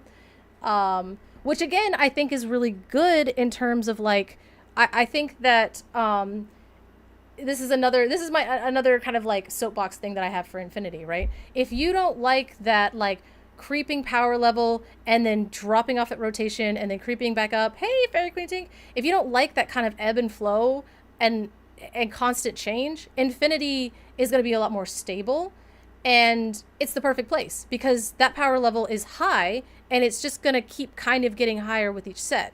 Like, Core is just going to kind of be like this influx thing. So, but I love the thought of that. So maybe post rotation, everything does kind of like damper down, and we are in a low resource meta, and we're not ramping on turn 2, and we're getting got by, like, I don't know, Lilo, Stitch, what are they called? Somebody help me. Typal decks, right? Like, it's just like a Lilo, Stitch, Typal deck with Rockstar, and you're like, what's happening? If you don't like that, maybe Infinity's a better fit, you know? Because there's so many more options. And the landscape is just going to be completely different by the time we have all those sets in there. And maybe we could do with the ban list in Infinity, but I don't think that's going to come until after Indy, I would say. I know. Yeah, we should start a low resource meta counter. Guys, if you, like, I'm serious. You guys, okay, the people, okay, the ones that are here, after rotation, I need you guys to make a note. Anytime I say the phrase low resource meta, I'm dying inside. So you guys, it'll be us. You'll know in my mind that I'm dead inside. But that's just a secret behind the scene things. But we are talking about some of the Ruby cards. Scrooge and Liquidator, Far from the Bottom of the Barrel. Yeah, definitely there are some very, very powerful Ruby cards. Like, this card is actually so disgusting. But again, this card's really good with Amber. So, you know, I have to figure out a deck for Infinity on Saturday. I can tell you what not to do. Don't just jam and sleeve your old pre-rotation Infinity deck and expect to do well. So, I think that's why I'm excited. Like, I know Braden is a huge proponent for Infinity. Oh, am I back?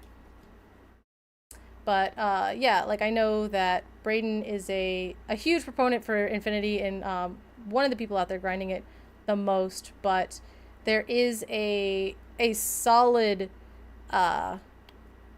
Infinity meta that is kind of like this weird hidden under the surface, oh, okay, we're back. I'm still talking about Infinity, so you might, if you want to leave, you can. I'm just kidding. Like, we have this really solid, like, there's a secret Infinity meta that we don't talk about, and it's like going on behind closed doors because people are when we go to a tournament, the thing I'll talk to players, I'll interview them, and I'm like, well, what made you want to bring this deck? I don't know. This is the deck I used to play, like, before the rotation. And I'm like, bro, get out of here. You're killing me. But, like, because it's just not, that is what works on I guess a bigger level, because maybe the average player isn't really getting in there.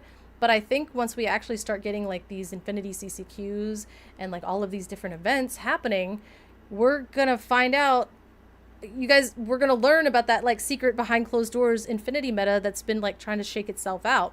And I I find that like to be like endlessly fascinating. So I think, and this is my prediction, the people that are grinding Infinity now and the people that are going to be grinding Infinity in May when Wilds Unknown come out, when we get the bigger card pool, those are the ones that are going to be doing very, very well at the DLC in Indianapolis, because they're going to have a huge and a way better grasp on what's actually going on and how to kind of like get in there and metagame everything. Yeah, there are definitely unexplored decks that are viable against the blue steel stuff. Amber Steel Mulan combo is really fun. I'm probably like 5 cards off to where I'll end up, but as of now, the deck feels really great. And see, and like we're about to get like what, almost 300 new cards in Wilds Unknown, and I say almost, but in May, you know, we're gonna get 300 more cards. And the cool thing about Infinity that happens kind of like with like, you know, Infinity or Eternal formats is like when a new set comes out. This I'm really interested. When a new set comes out, typically there's only 1 or 2 cards that really impact the Infinity meta of the game, right? And so a couple cards come out, or unless they like they print a card that's actually bananas busted insane and it gets just banned in an instant because they're like, what did we do? The Infinity meta shifts like slightly as it goes, but I am very excited and interested to see what kind of cards they put in Wilds Unknown, with the idea that Infinity was going to be a focus for the DLC. Like, did they print cards that are going to specifically be good in Infinity that might not make an impact that much in core? Did they think about like the duality of like printing something like that? Or are they just going to like one ring us and just bomb everybody out of the ground with like Bell Apprentice Mystic, you know what I mean? So we're banning meta. You're banning the word meta. How am I mean, I said it like 3 times just then. Okay, I'll just describe that word. How long is it banned? I really need to think about the rules. That's a crazy, insane thing to do with 2,000 channel points. I'm not even mad. I'm just impressed. Wow. Okay, the word is banned. For now, we gotta put a timer on that. I mean, for example, Gazelle in set 10 is one of the most important cards printed in Infinity in that set, but it wasn't obvious until Akuda was printed. Right, yeah. So even post-rotation cards can suddenly become important after a card is discovered to be important. Absolutely. Oh. Okay, wait. Hold on. Oh, gosh, we can't do that. Oh, I can't say Metapod. I can't say Metapod. So we're going to do that. I don't know if I put that as an option, but now I'm like, I don't want to, like, that is savage behavior. That is actually unhinged behavior. Do we time him out? What if you just put yourself in a timeout? Because I'm afraid if I click something, then I just like permaban you and I don't know how to fix it. But yeah, and that's a really good point. Like, it doesn't, like, maybe they drop a bomb on us, like when they put, what is it, Bell Apprentice Mystic in a starter deck and acted like it wasn't the most busted bananas Sapphire card they'd ever printed, literally ever. And they just like slid that Bell under the radar and like tried to sneak it past us. But again, kind of what like Brayden was saying is like, oh, well now like Akud is a good song. And so obviously like now Gazelle is like really good because now buying back these songs is like, it is really good. And I love like especially with the reprint season, right? You have the situation where you like, not reprint season, spoiler season, you have to be able to analyze a card in both like, what is this going to mean for core and what is this going to mean for Infinity. And there are a lot of cards where they're like, if we get a couple new songs, this card is insane, and if we get this kind of support, this card is busted. And so that's kind of how Infinity changes, right? It's not a huge like swing like post rotation metapods, shout out Pokemon, do. It was diabolical. That was crazy. We were literally talking about the shape of the game and you ban that word. And now I have to sit here and think of like, my vocabulary is not that great and you've put me in this bind. Okay. So they saved Sapphire Coil and Bell until the very end. They knew what they were doing. That was, I don't know. It's like, do you guys remember where you were on that day when they were just like, by the way, here's this little uncommon Belle. We love her. She's just a silly little princess. And then you read it, and then you read it again, and you didn't even have to play the card to realize what they had done. Like the. and Sapphire, like a Sapphire. Sapphire Coil, I think I laughed for a solid 20 minutes when they announced Sapphire Coil. As a Ruby enjoyer, I just laughed and laughed and laughed because I was like, this is unhinged levels of insane. Because and Sapphire Coil in itself, because of the other cards around it, again, they it's like, you guys know that Fishbone Quill, right? It exists, right? We could just shrink something by 1,000,000 and then just baby Sisu a 8-drop Tamatoa. Like, that, it was crazy business. So yes, every once in a while a card will be printed like that will actually take it and kind of flip the entire format on its head. That doesn't happen as much as Infinity. It is a little bit more stable. But again, the power level just kind of stays high. And I know that there are a lot of people that are kind of bummed about the Infinity thing, but I really think it's going to be great for our game to have that alternative format and to have the ability to go in and say, hey, I want a more, like, I've been here since the beginning, and I want a more consistent high power level format to play around in, you know? And so then we have Core, where it's like, it's going to be not as powerful, but then we'll build up, and then right about the time where we get to a breaking point of being like, ban the entire game, the rotation happens. And so that's just kind of like a correlation that I noticed with especially with Twitch chat, which of course is always a lovely place to hang out in. But the everything that Twitch chat is just like, you know, raise your sword and grab your bow and riot up all the way up to the hills. Everything that is being complained about, it will be rotated out soon. Literally everything. Like Doc off the top, Sail, Tipo, all of it.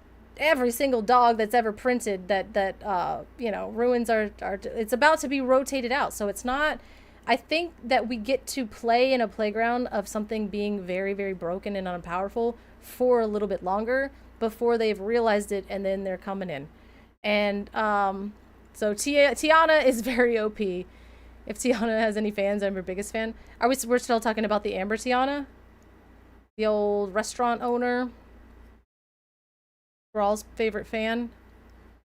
Every single dog is diabolical. Yeah, they don't feel like any Tiana. Oh, okay. I mean, no, I was like, Tiana is like one of my favorite princesses for sure. So, like, awesome. But again, like, I mean, and I guess this is like showing my lack of testing, but like, how's Tiana doing in Infinity? Like, that specifically, the restaurateur Tiana. I mean, it's such a cool mechanic, and I love when we have cards like that. And I will say, before rotation, there was like, oh god, see, and there's just like faster stuff. Okay, Dreamfinder, welcome. But yeah, Sisu is so messed up again, and that's another thing too. There was a time where that card was a bulk bin legendary, that we all looked at the art and we all said like, wow, she's like beautiful, the Enchanted, I love this card, you can baby Sisu this sucker, it's gone, right? So it's like, it's kind of, these cards sometimes don't get a home in one format, but then they get a home in another format. And I think there's a lot of people that are saying, oh, you have to do either or, right? You have to either do Core or you have to do Infinity. I want Infinity to have more focus, or I want Core to have more focus. But I don't really think it's an either or thing. I think it's a preference thing. Yeah, exactly. Brayden, people want to bring back Brawl, but then their favorite weird cards are all invalidated by little or big Sisu, and suddenly they feel differently. Right. They're like, oh, we need Brawl. Literally, I remember being one of those people that it was probably a couple days before spoiler season of Fabled, and I just kept being like, are you going to reprint Medusa? And I'm like, I know, like blink twice if you're gonna reprint Medusa, because here's the thing, so many cards were immediately invalidated because of Medusa and because of Brawl. And again, I'm not gonna lie, if you really want to get down to it, where is she? I've got you some 3-drops right here. Okay, so she's right here, right? Look at this. All right, we got little Sisu right here, and then we have this, like, oh no, he's Sapphire. Woohoo! We got, oh, thank you for the follow. First to 20. Oh, welcome. Where is it? I don't know. It's that Scrooge that when you ink, he's basically Sapphire Coil. You know? Here we go. There, you can get rid of everything. But like, okay, I know that argument is crazy because that's what people said about Bucky, right? They're like, there's so many Bucky answers, or there's so many Diablo answers. All you have to do is have this 4-card combo, right? We hate that. But again, yeah, like Brawl, and we have Sisu in the game, but you're gonna have to shrink. You're gonna have to. It's a convoluted thing that you're gonna have to do, right? Oh my gosh, thank you for the follow! You guys have to listen to this song for like 30 seconds. Yes! This is cool. Okay, well, hold on. I love when people subscribe and then they have to like regret it.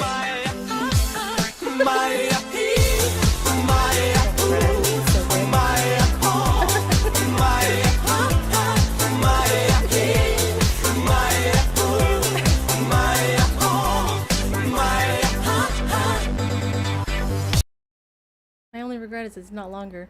Thank you so much for the subscription. I appreciate it. Welcome to the dance party, and I might one day have to shorten that. Thank you, everybody. Oh my god.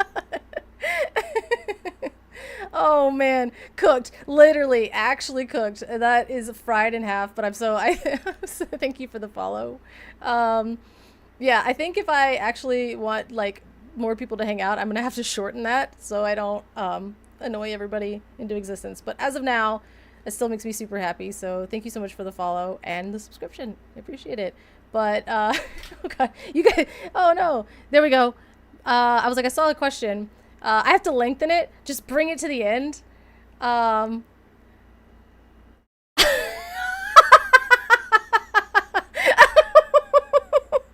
Brayden, if you pay me, I will literally torture you. Okay, but is that does that surprise you that would be the thing that I do? Oh yeah, like it's it's like one of those things where like this is probably one of the most annoying songs in the entire world, but man, it like hits a weird part of my brain that I really enjoy. So yeah, if you can handle it, oh god, I'm not gonna say that. I'm like, if you can't handle me at my Maya, you don't deserve me at my Maya. Okay. Oh god, and now I'm alone in a room to get by myself. Okay, sorry. If if you're still here, I apologize, but only slightly. Do you think that there will be any new do you think that there will be any new mechanics in the new sets coming up next? Absolutely, 100. What? Oh, gifted subscribe. See, that one was for you guys though. That sound alert, you guys like it? Thank you for the gifted sub. I appreciate it. And I am so sorry that the sound is different. The sound is different. I thought it would be really cool because it was like we leveled up, you know, because it's leveling up. Get it? Dance party or refund? Chill! But yeah, like it doesn't do for the gifted. I thought it would be cute to do like we evolved, we leveled up. I like it. I like it. I like it. The dance party is going to be elusive. Like you're never going to know which one's going to trigger the dance party, right? So, he didn't get his dance party. He did in spirit. He's seen so many dance parties. I think there's actually, I don't know, I'm gonna have to check my alerts. There might be a secret dance party one there somewhere. We lost like 80 viewers for that. That's crazy. I'm just kidding. So, you know, after you gave me crap for torturing their subs, you got an ad, so that's the universe. I mean, That's the actual universe at work there. Oh man. Oh, we need to set it up for a sub train where disco ball comes down and party lights start for. Yeah, I don't know, man. I saw JDZ's setup where he has like all the party lights and everything. I think that shaved years off of his life, so I'll have to look into the actual logistics of having that much going on at once. But we did chase like at least 10 to 15 people out of here. So shout out to the real ones that actually hung out. But those new place better have a dance party room. Dude, my new place is crazy small. I will be happy. I'll be happy if it just has a place to exist in it. But the new mechanics, I can say, I mean, I can't say like from a place of knowing, right? But I mean, yes, absolutely, we're gonna have to have new mechanics because I think that's like, I mean, like, you guys correct me if I'm wrong, but I'm pretty sure that's just like a kind of a thing with new TCGs, right? Like each set you get like something kind of new or mechanic that goes along, and it's a little bit flavorful.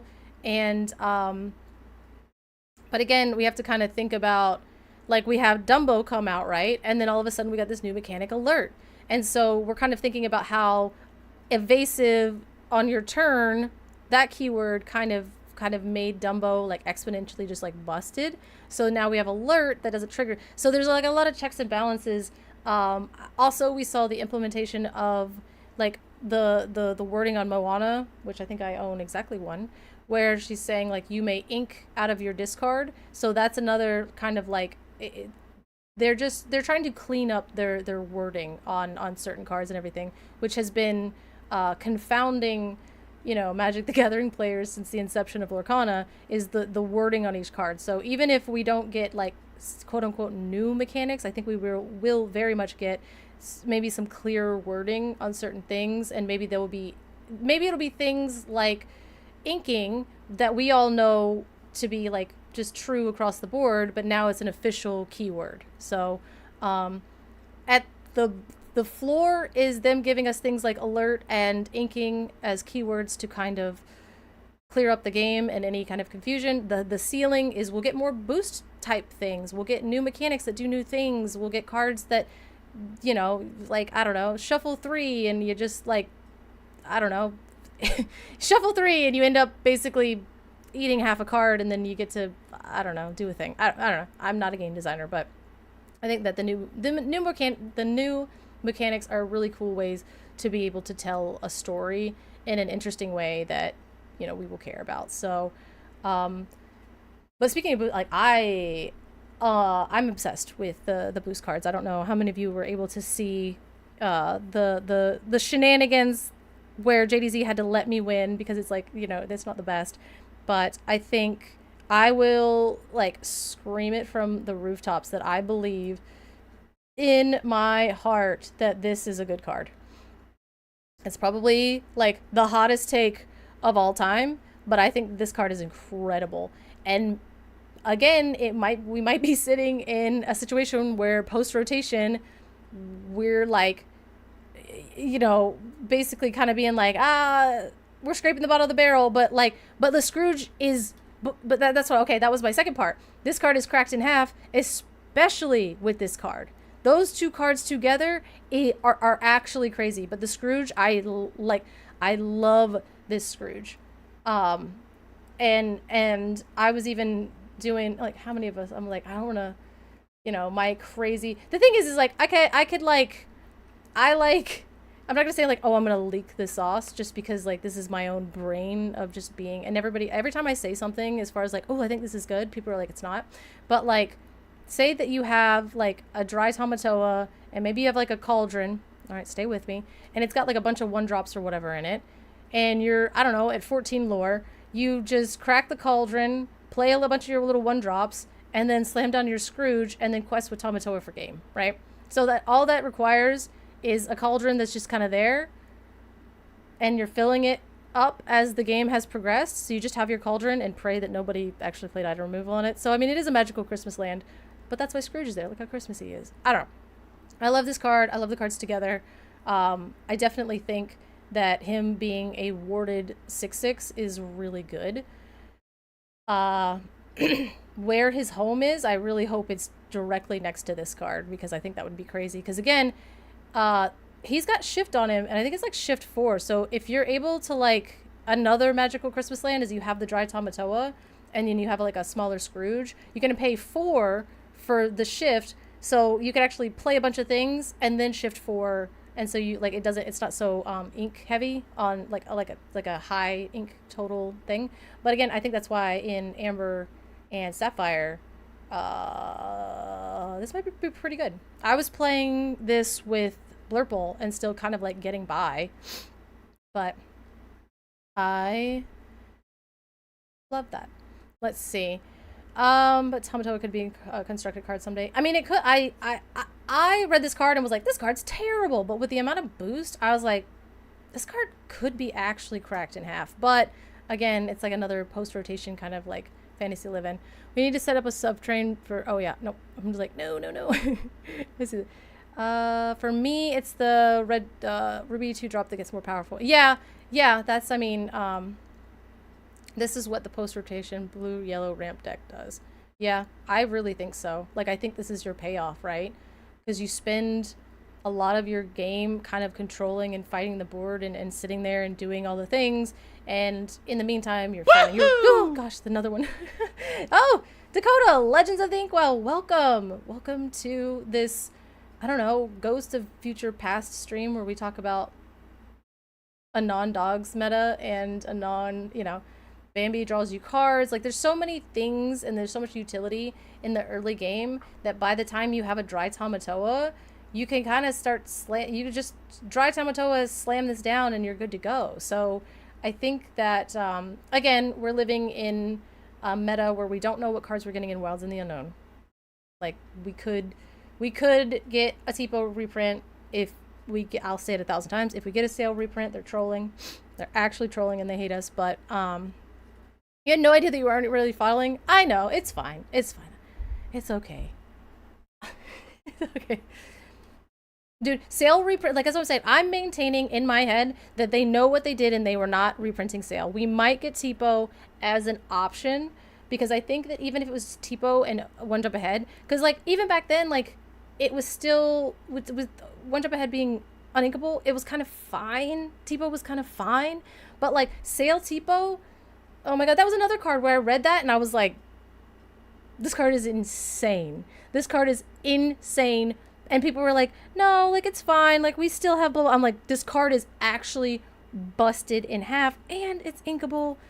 Again, where were you when they spoiled sale?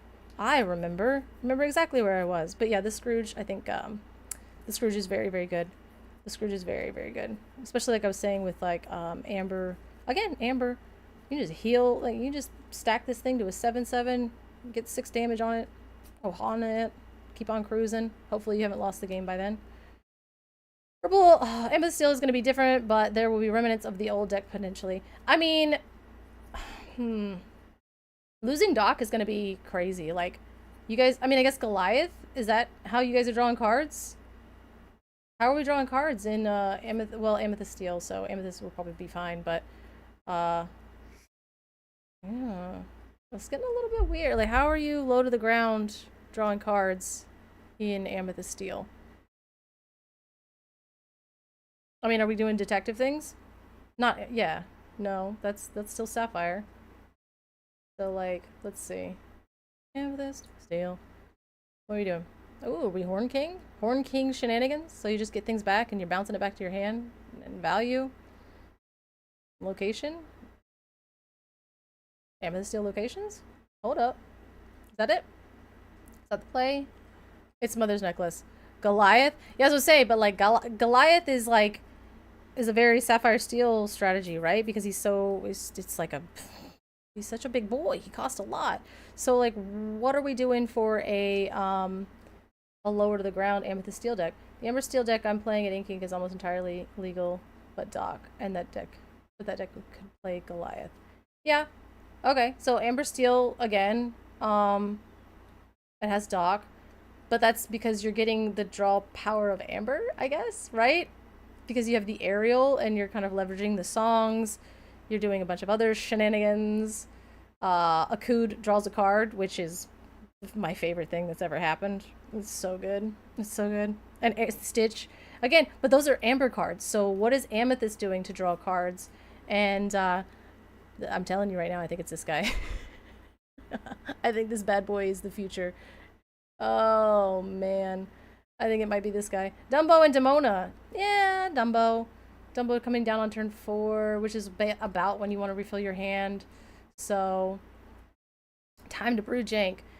The funny thing is like we're brewing Jank, but we're brewing future Jank without, we're like missing 300 cards of Wilds Unknown. So we're brewing post rotation Jank with a giant like X in the equation where nobody knows how to solve for X at this point. But again, unironically, I think this card is gonna be good.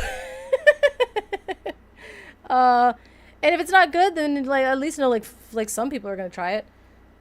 The B, what is that? What is the B? What's that? What's that card? I'm not good at anagrams. I'm sorry. Oh, Cusco. Magic Mirror. I figured it out, you guys. We are magic mirroring on turn 2. Boom. Guidebook, duh. Oh yeah. Oh yeah, literally guidebook. It's like right there. It's just I'm memeing right now, so I like looked right past the actual good card that they have. But again, I mean that's, yeah, you're like that's just basically like hard playing friends. Yeah, it's still pretty good. You're pretty set on that. Minnie Mouse Amethyst Champion. I know every time I read this card, I feel like I get excited, and then it fully processes, and then I get sad again. So let's find. She's a 4-drop, right? This Amethyst Champion. I think the art goes hard, but that's about all I can give it right now in my brain. Yeah. Oh my god, it's so cute though. That's what we want, right? We want a cute card. We want good cards. But look how cute it is. Okay. Whenever one of your Amethyst characters is banished to challenge, you may draw a card. Dolores, Minnie Mouse, and Alice. Alice is actually kind of hot. I like Alice. But I was also something that I did. I took. I know she's just like a 2/3, which is like almost a it's like offensive, you know. But at least she has 2 lore and she's inkable. I don't know. Yeah, the 2/3 is rough. I'm saying. But I was taking. I was doing where you were questing. Where I was questing with the boost Mickey, and then you get a bunch of cards under him. And then before he's gonna get challenged in, you play Tigger on the boost Mickey, and then you pick up all the the cards from the boost Mickey. Where's that little guy at? He's around here somewhere. I don't know. That was kind of cool because because Mickey costs 2, and so you play him and quest with him, and then hope he doesn't get banished. And then you guys to quest with him one more time, and then you play the Tigger and pick up the Mickey, and then the 2 cards under him. This is so bad. We're not that hard up, are we? I mean, you know what? Like, in a weaker format, yeah, and that's kind of why I think I'm talking about it in terms of like rotation, because like right, like post rotation is going to be the weakest the formats are going to be, because that's just the intention of them. So all of a sudden, these cards where we're like what are we doing here? Or you're like, actually, in a post-apocalyptic world, at the bottom of the barrel, this card's kind of cracked. So, Devona and Hades will eventually draw cards, but later in the game. Yeah, and that's kind of the thing, right? And it's like, I don't think the problem is like, we're not really wanting to draw cards until turn 4 anyway.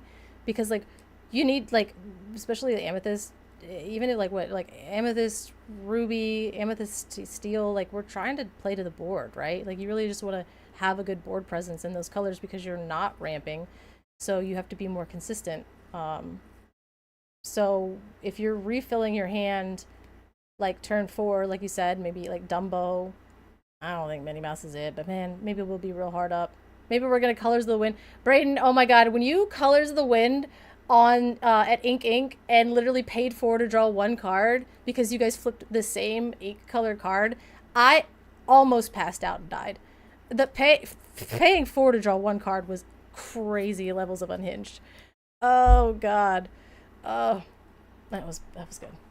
That was my my favorite. But again, and that's kind of like I don't know. It's just like something I wanted to kind of like do like a thought exercise about because everybody was so up in arms about dogs, and it feels kind of rough to feel at no pun intended. You know, yeah, your decks had 6 colors. You had 6 colors, and you paid 4 ink to draw 1 card because you guys had the same color off the. Like again, that was like it blew my mind. It blew my mind. It was so funny. Not for you, but it was funny for me. But let's see. Genie plus performance review seems bad, but could draw a bunch. Performance review is funny. What is that card? What is that card? What is performance review? What color is that? Uh, the 2 cost. Is it an amethyst card?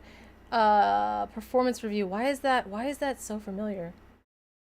It's like because I keep reading it and I'm like, maybe it's good. It's not good. It's not good. Where'd it go?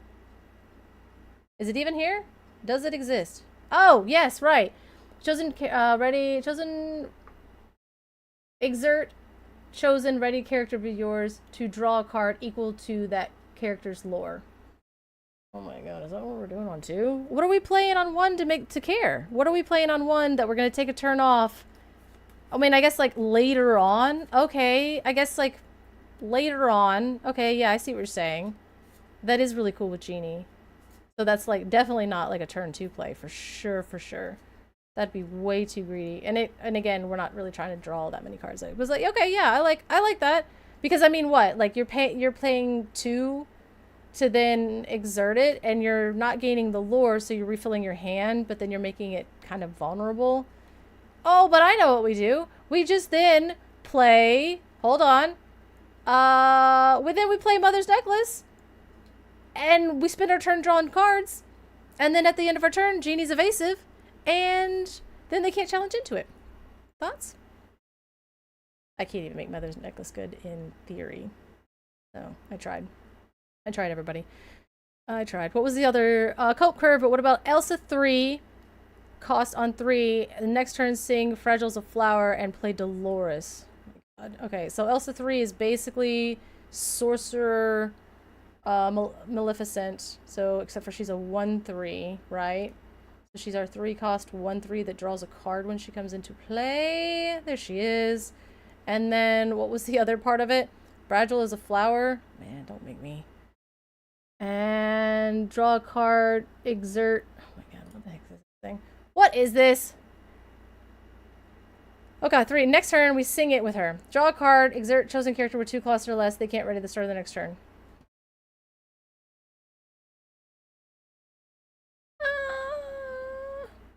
So then we play the so we got to draw 2 cards. 2 cards, and we have a 1/3 exerted on the board. Does she even have 2 lore? No. I mean, I guess that's fine that she's singing. Yeah, I mean, look, okay, so here's the thing, right? And I guess whether that is good and whether that is bad remains to be seen. Happy Friday, Mark! Welcome! The thing that I think is really cool about this conversation in general is these are the things that we get to think about in terms of rotation, right? Like, is that good? I mean, she's a 3-cost. It's basically you're staying on curve, and then you're playing a song. Songs are really good because you're technically free. She's not a 2-quester, so you're not losing out on that much lore. And then you get to draw. So you drew a card for Elsa, so you're +1. But then you draw a card for the song, so that's also +1. So you're just kind of like they're replacing themselves. So your hand is still healthy, but you're not really impacting the board because she's a 1/3. But again, these are the things that it's cool to think about in this situation. And post-rotation. In a dog's meta, you're cooked. You're fried. You're actually fried in half. You've lost the game. You put a 1/3 on the board and you drew 2 cards. You're silly, right? But depending on what's in Wilds Unknown, that might be fine. We might be good with that. Let's see. Anybody here going to the CCQ in Rossville? No. No, that's far. That's far. It's far from. But again, I think Amethyst, like seeing what we have left in the like after rotation, kind of is like a little bit of a clue of how they want this game to go from here. Especially now that we're doing all those surveys. So like Fabled was the first time that we took a survey, right? So that means that going forward, I'm assuming in about 2 years, we're going to start seeing results from that Fabled survey that we took. And so they're getting the feedback and they're implementing it as fast as they can. But like, this is, I think right now, we're basically sifting through the feedback from, I don't know, the first two sets, right? Like, so the stuff that we were complaining about in set 1 and 2 are, we're now seeing the the results of that. Um so we just gotta wait and see. But again, I like the thought experiment and being like, how are we gonna draw cards? Like back in the day, you crammed friends on the other side in your deck and you called it a day, right? That the card was just good, unless you were playing specifically, what was that card? Like a burn emerald amethyst deck. That's the only deck that saw the amethyst deck that saw a reason to cut friends on the other side, because the card's just good. But then post rotation, Dumbo was our best option. Post rotation, Dumbo's gonna still kind of be good, but it's a little less good because, you know, alert is now a keyword. So I don't know. I think it's interesting to kind of zoom out. And yes, we are drowning in a sea of dogs. And yes, Blurple is super, super good right now. But I just don't think we're going to get a ban in Core Constructed that's going to make any notable difference. And so with that in mind, let's take a look at the future. Yeah, I mean, you know, I don't know. Maybe that's my way of coping, right? We're going to Ghost of Christmas Past of Future X-Men it, and then just kind of feel better about our current situation. So yeah, mine is like cooking up bad decks, looking at convoluted drawing strategies, and seeing what we get out of it. But as long as Amber doesn't get better after next set, I'll be happy. Amber has been kicked in the teeth for so incredibly long, and that coming from somebody that like I never really was an Amber gamer. I really wasn't. I mean, I love Ruby and I love Amethyst and I love Sapphire. Those are like the colors that I've typically stayed towards. Typically, I like Emerald, but the only reason I like Emerald is because of Muses exactly. Like, unless it's Muses exactly, I'm not really a big fan of Emerald. But man, they have to like, oh, there you are. Hi. Yeah, Amethyst Supremacy. Yeah, right, exactly. So it basically, Amber needed something. I mean, it got kicked in the teeth harder than most colors, I think. Um, you know, Emerald Sapphire, maybe that's like another thing too. And I think Zenithus is somebody that's also said this quite a bit. If it's a meta where Emerald and Amethyst, like the deck itself, can thrive, then it's kind of a decently healthy meta, right? Oh, come on! That's rude, but also, how dare you be so brave yet truthful. But yeah, like, so I think that it has. Every meta recently has been dogs, it's been Blurple. Like, we just kind of have to, I don't know, get through it. Let's put Fire the Cannons in our deck. Let's, I don't know. I told, what did I tell? I told, RMB, I was like, he's like, there's no, like, brawl. And I was like, you know what you could do? You could play new little Nala on Tramp, and then Horseman strikes the Tramp. There you go. I fixed it. Dogs are gone, you guys. I banished the entire strategy. So, yeah, no, it's just gonna be like a little bit of a convoluted mess until we get to where we need to be. Unfortunately, I don't know what the counterplay is, because you can't Mowgli the top of their deck. You can't slap the cards out of their hand when you find out your opponent's playing dogs. You know, there's gonna be some. Oh yeah, here she is. Yeah, here she is. Yeah, we're gonna play this. So you play this and share. Oh, yours? Man, I read this card wrong. This card stinks. My whole plan's gone. Ban Tramp. This was it. All right, sorry you guys. Wow. I thought you could give other characters evasive and then you could, like, you know, I mean, still 5-ink play, but at least, or just put Dragonfire in your deck. I don't know. When do you think they will do another major reprint set? I hope they don't. In my honest opinion, I hope that they don't. I hope that they continue to just maybe like we get, we're gonna get Wilds Unknown, and if that's like more than 10% reprints, I'm gonna crash out.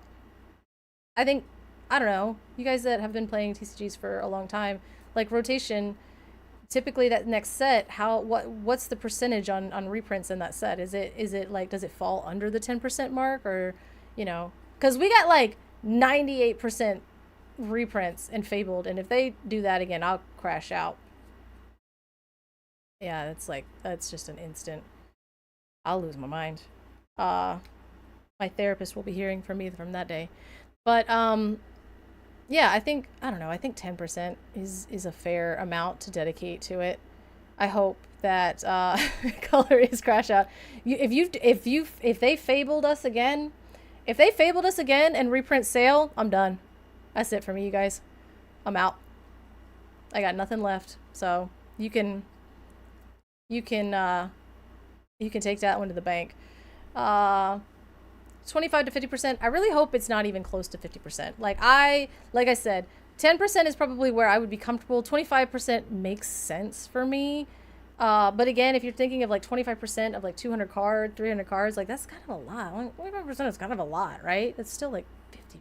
So like, I don't want that. I really don't. And again, if sale is one of those 20 to 50% cards, you'll never see me again. So yeah, we'll see what ends up happening.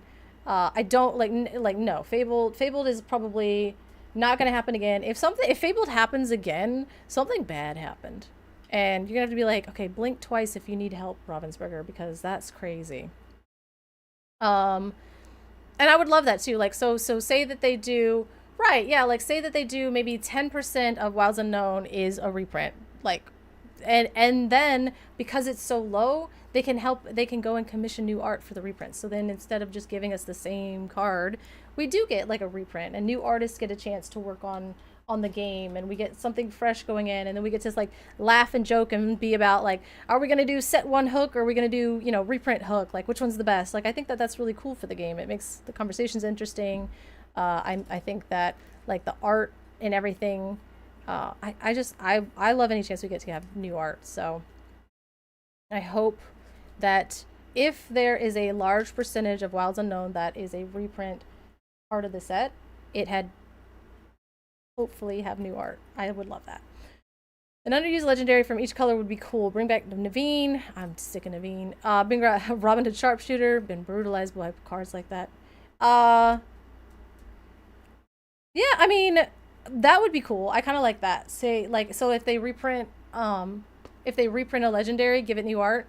But I mean, even the common cards, like what they did with Captain Hook, I love that, because again, I love that sparked debate of like, do you like the set one, and it's like, are you just picking set one hook because it's nostalgic, or are you picking it because it's the correct choice, right? Or are you picking it because, you know, I don't know, and it's kind of cool for things like that, and it shows like the longevity of the game if we have different arts on like meta relevant cards, because boy howdy, we're still playing Hook no matter what, right?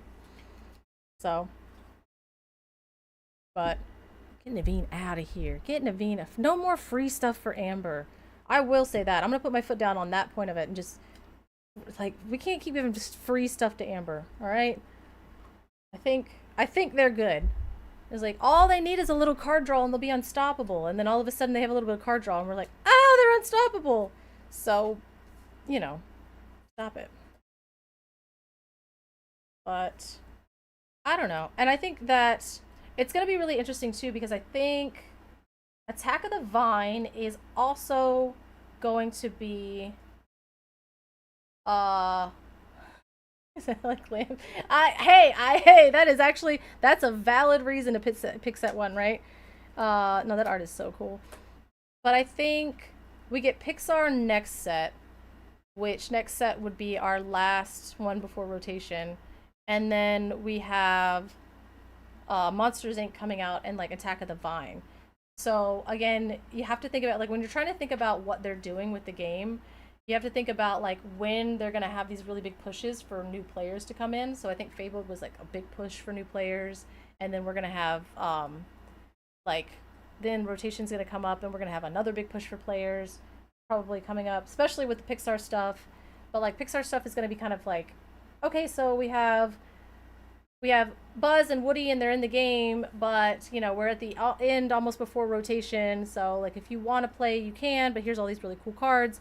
But then we have Attack of the Vine coming, and now we're having even more Pixar stuff in there, and it's like it's a good place to jump in because if you want to play Infinity, here's the card pool, or if you want to play Core, all you have to do is pay attention to these four sets. So like there's also like these like marketing potential platforms that you can hit within the game that become really really important that I think we as players don't really consider, but I think they have a very very high impact on how they you know how these sets tend to kind of pan out and what their focus is for each set, right?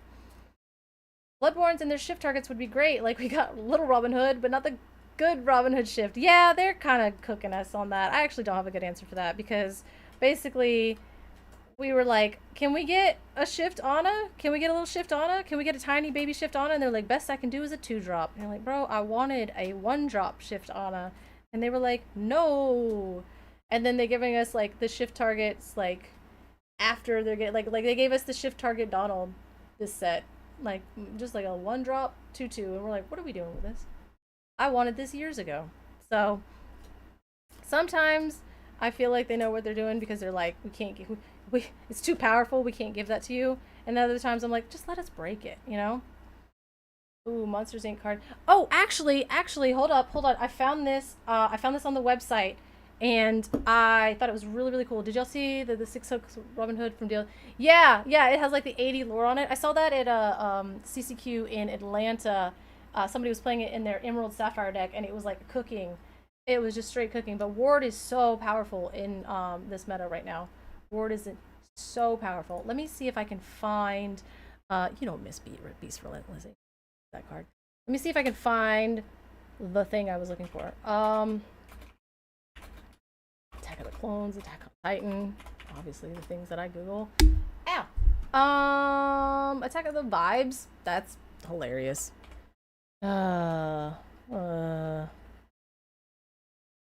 Okay, here we go. This is what I was finding because you were asking about new mechanics. I actually saw this because I was just like looking around at stuff and things. Let me see. Cute, right? Cute. I think we were going over this the other day. So here is the for up, and then I think where is it? There's the blimp for up as well, and then obviously the Monsters Inc. stuff, and I think that looks like Rapunzel's tower, kind of up in this corner over here. But this I thought that was really really interesting. Was Attack of the Vine, 100% organic panic. It's growing, it's invasive, it's reaching to the sky. The thorny vines sprout threats of all kind, from vineling monsters to leafy duplicates of various glimmers. This blooming terror is scary, but why not fight scary with scary? So I was trying to kind of dissect this the other day, where it was like these vineling monsters. So clearly, like maybe the vine has like a bloom on it, and potentially something is being like not birthed, what would you say with a plant, grown or sprouted from the vines, and it says leafy duplicates of various glimmers. So I'm wondering if like we're going to be getting, how Ursula's Return had that like corrupted, what was it called when they got like taken over, those glimmers, what was that called? Was it literally just corrupted? No, it was something cool. They had a cool name for it. But I'm wondering if we get, so we had Whispers, and now we're getting like some kind of leafy duplicate of like a glimmer. So like a plant aerial. I don't know. So this kind of makes me wonder like what they're trying to, what's a leafy, like what kind of mechanic is a leafy duplicate, right? Is it, oh God, is it tokens? Oh, sorry, hold up. Oh, is it tokens? No. No, it's not like that, right? They would somebody so it's not like they wouldn't do that. They're not gonna, because they don't want us taking notes, so they're not gonna just like let us put tokens of glimmers on the board, right? That's not gonna happen. A leafy duplicate of various glimmers. So somebody help me. What was that called with Ursula's Return? They were like unbound or unrelenting, or I don't know. I don't know. I God, guess the Return, Lorcana, Corrupted. What are they called? Oh, thank you for the follow! Entangled, thank you! They were Entangled Glimmers, so I'm wondering if this is kind of like a like leafy duplicates of like, so maybe they're like in like the Entangled Glimmers. I don't know. If it's tokens, I'll crash out again. There's a lot. There, like the thing is every time I say I'm gonna crash out, it's like a thin line, right? Like I am. It's like I'm riding a there's a really fine line of me crashing out, so it doesn't take much. But tokens will be another one of those things on my list where I can't handle it. I just like, please don't do that to me. Doppelgangers, yeah. But I'm wondering, like, so we have the Whispers, which were kind of like, you know, half form pages from that. So that gave us, you know, it gave us these cool cards that have like that. Zombie Glimmers. Maybe. I mean, well, no, because this, so I don't think that they're going to be like reborn. I think that maybe because the vine is coming from like the land of Lorcana, and they're saying that the vine sprouted from the like ink spill of the flood. So the vine is like sucking up the magical ink, and maybe like there's these blooms or something like that. Maybe like they have these little. I'm thinking what my brain has is like a little pod, and then the flower opens up, and there's some kind of weird glimmer inside of it, and it's like Belle or Ariel, but it's like evil because it's coming out of the vine, right? Like pod people, I guess. Is my that's kind of like, especially with this like old horror movie kind of like thing, like we're getting pod people from Attack of the Vine, right? What is it like? I don't know, like these. What are they called? Like those old horror movies, like back in the day, and they're like black and white, and they totally have this kind of like vibe. Attack of the Vine, or like the pod people from outer space, like all of those, like that's the vibe I'm getting. So I'm assuming that like these glimmers are blooming from this like evil vine. um and I was saying too, like people are like, oh, I wonder who's behind the vine. I feel like maybe it's not. I feel like this is like the land of Lorcana like revolting because there was like a really crazy oil spill, and now it's like the happening where the earth is like fighting back and it's gonna take us all out. Yeah, Little Shop of Horrors. Yeah, kind of like that campy, old style like horror movie, you know, from the great beyond, or I don't know. Some people, you guys are better movie people than me a lot of times, but that's kind of what I'm getting. The pod person from the Inkland vines, you know. And then they have that really cool. This is all my like conspiracy theorist thing. They have the other. Maybe they'll advertise it. What's that? The honey rescue. Rescue. Spelling is actually. The Great Honey Rescue. Yeah, so they have this. Enhance. Or get fried in half for trying that. Co-op tabletop adventure into the Hundred of Wood. Will your plucky band be able to battle the heart of the vine and free Piglet before it's too late?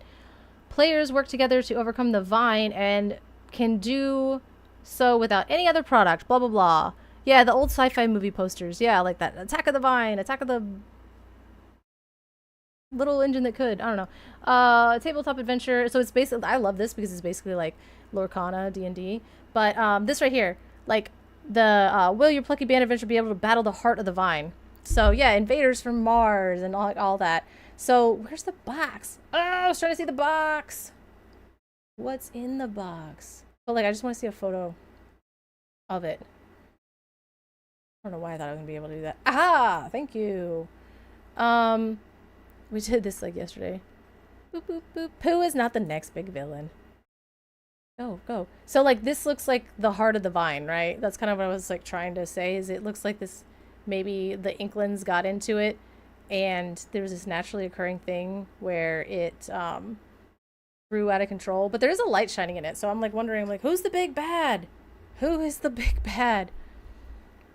But you know, we'll find out. But I think this is really cool. We've got our little D&D party here.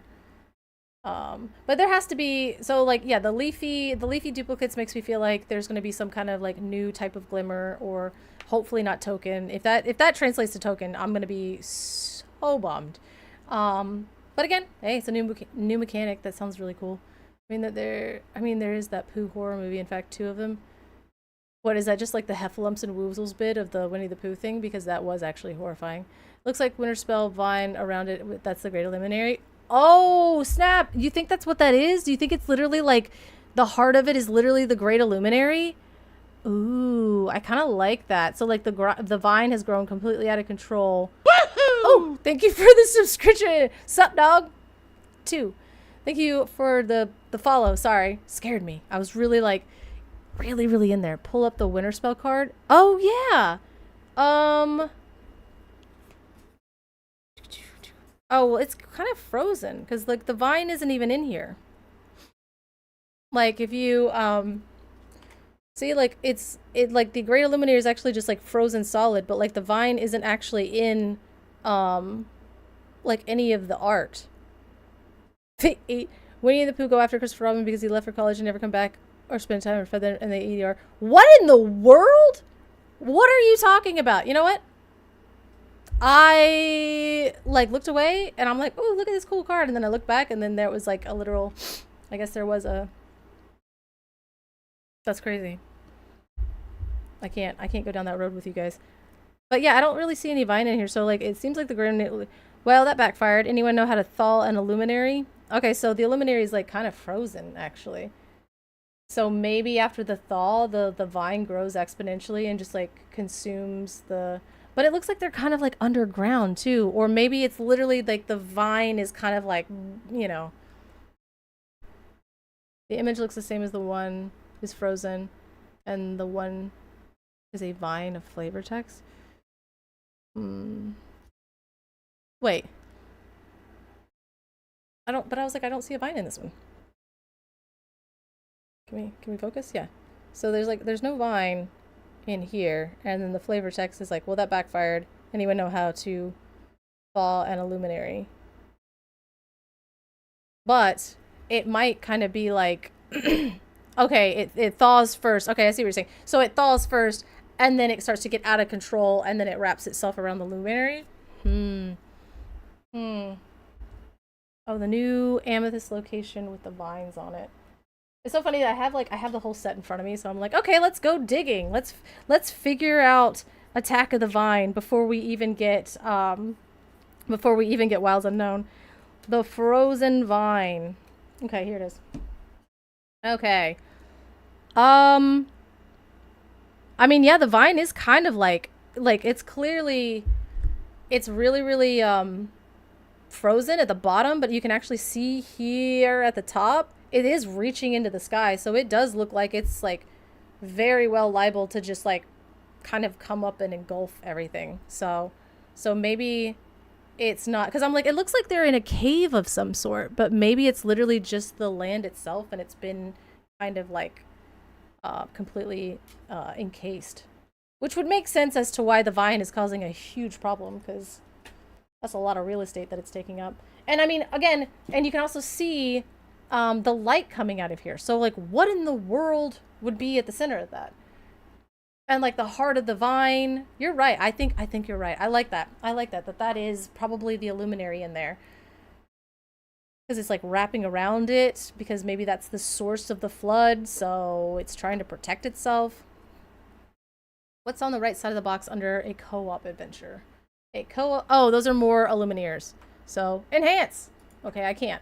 But oh, I can enhance. Hold on. I got it. Don't worry. And we're doing it on the fly. This is as scientific as it is in all of the movies. Yeah, it's just like 2 illuminaires, it looks like. Maybe, well, that's a weird leg. Is that Demona? Because like that's a weird, don't they have like weird legs, or is it just maybe like the pixels just wrecked the photo? Or maybe it's like Angela, because she kind of has like long hair. Is that a tail, or is that just like the purple haired Illuminator with an ink caster? I can't tell. But Tigger is straight up a barbarian. Look at him getting after it. And then I think we all decided the other day that he's a warlock and that his patron is the bees. We've got our ranger rogue, we have our paladin, we have our artificer, mage, and yeah, Fantasy 2000 Mickey Mouse. Yeah, because you can't really see the sky, but like maybe.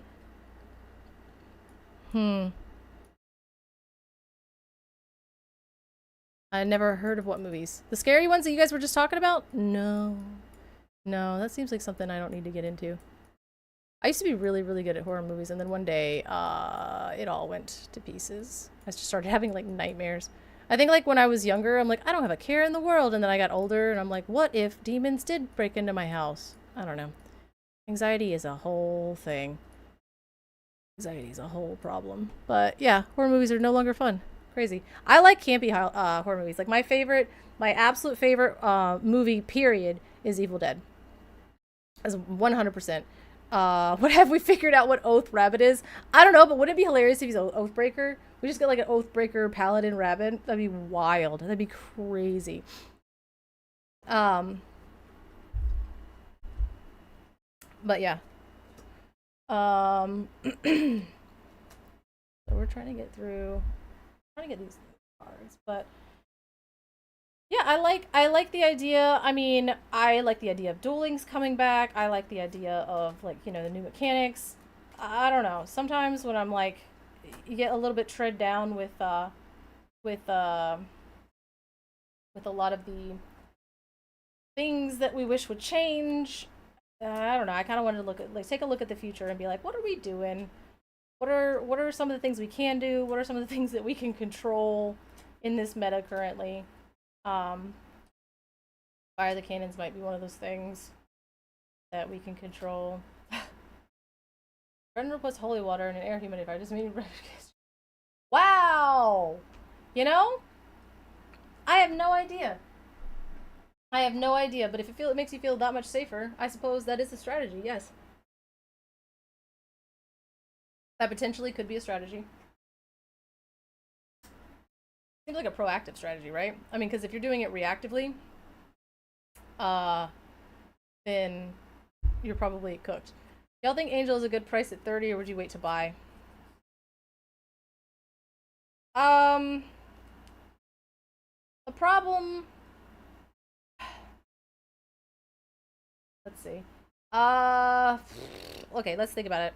In terms of secondary market, it depends on where you are, right? Because now there's a CC or there's a DLC going on again, so the people that have their cards are probably already playing them. They already because usually before a tournament, things spike, and then after a tournament, things spike, depending. Um, it really depends on if Angel wins the CCQ, and then it'll go up. Depends on how many are online. If there's a ton online, then it probably won't go up a ton unless somebody does a weird, wild buyout to where they're manipulating the secondary market. Um, the thing is if you need the card, buy the card. If you don't need the card, wait. And that's good rule of thumb. Because if you try to play the secondary market to save yourself, you know, $5, you're going to cause yourself so much pain. Like, so much mental pain being like, should I buy? Should I not buy? And then it's going to go up $5 and you're going to feel silly. When you just say, hey, I need the card this weekend, just buy the card. Or, hey, I don't need the card for like 2 weeks. I don't really, you know. Or you just like, if you don't need it, just buy one. Buy an angel. And then in 3 weeks, you might buy another angel. And it might be $5 more expensive or it might be $5 cheaper. You don't know. But agonizing over that, like, do I think it's gonna go well below 30? No. That's a good card. It's a very, very good card.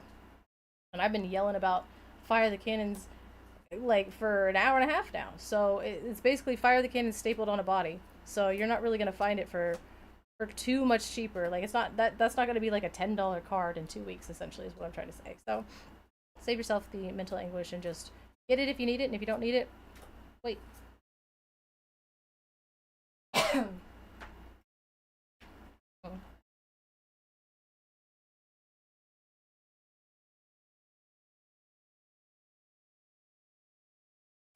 If you mental anxiety of being like, should I buy or should I not buy? Nothing's worth that. But I don't know what bit of like. I mean, we got the CCQs coming up soon, so those are those are reasons people are gonna be buying cards. How to out thing a genie.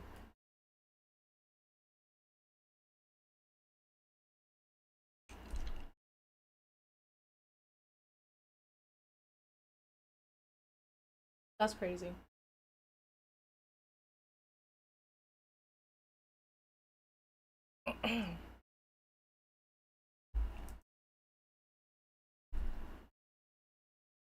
Wish for your second wish to be granted after your third. Uh huh. Mm hmm. Mm hmm. I feel like you're gonna get fried, man. I just feel it. I feel it. It seems airtight, but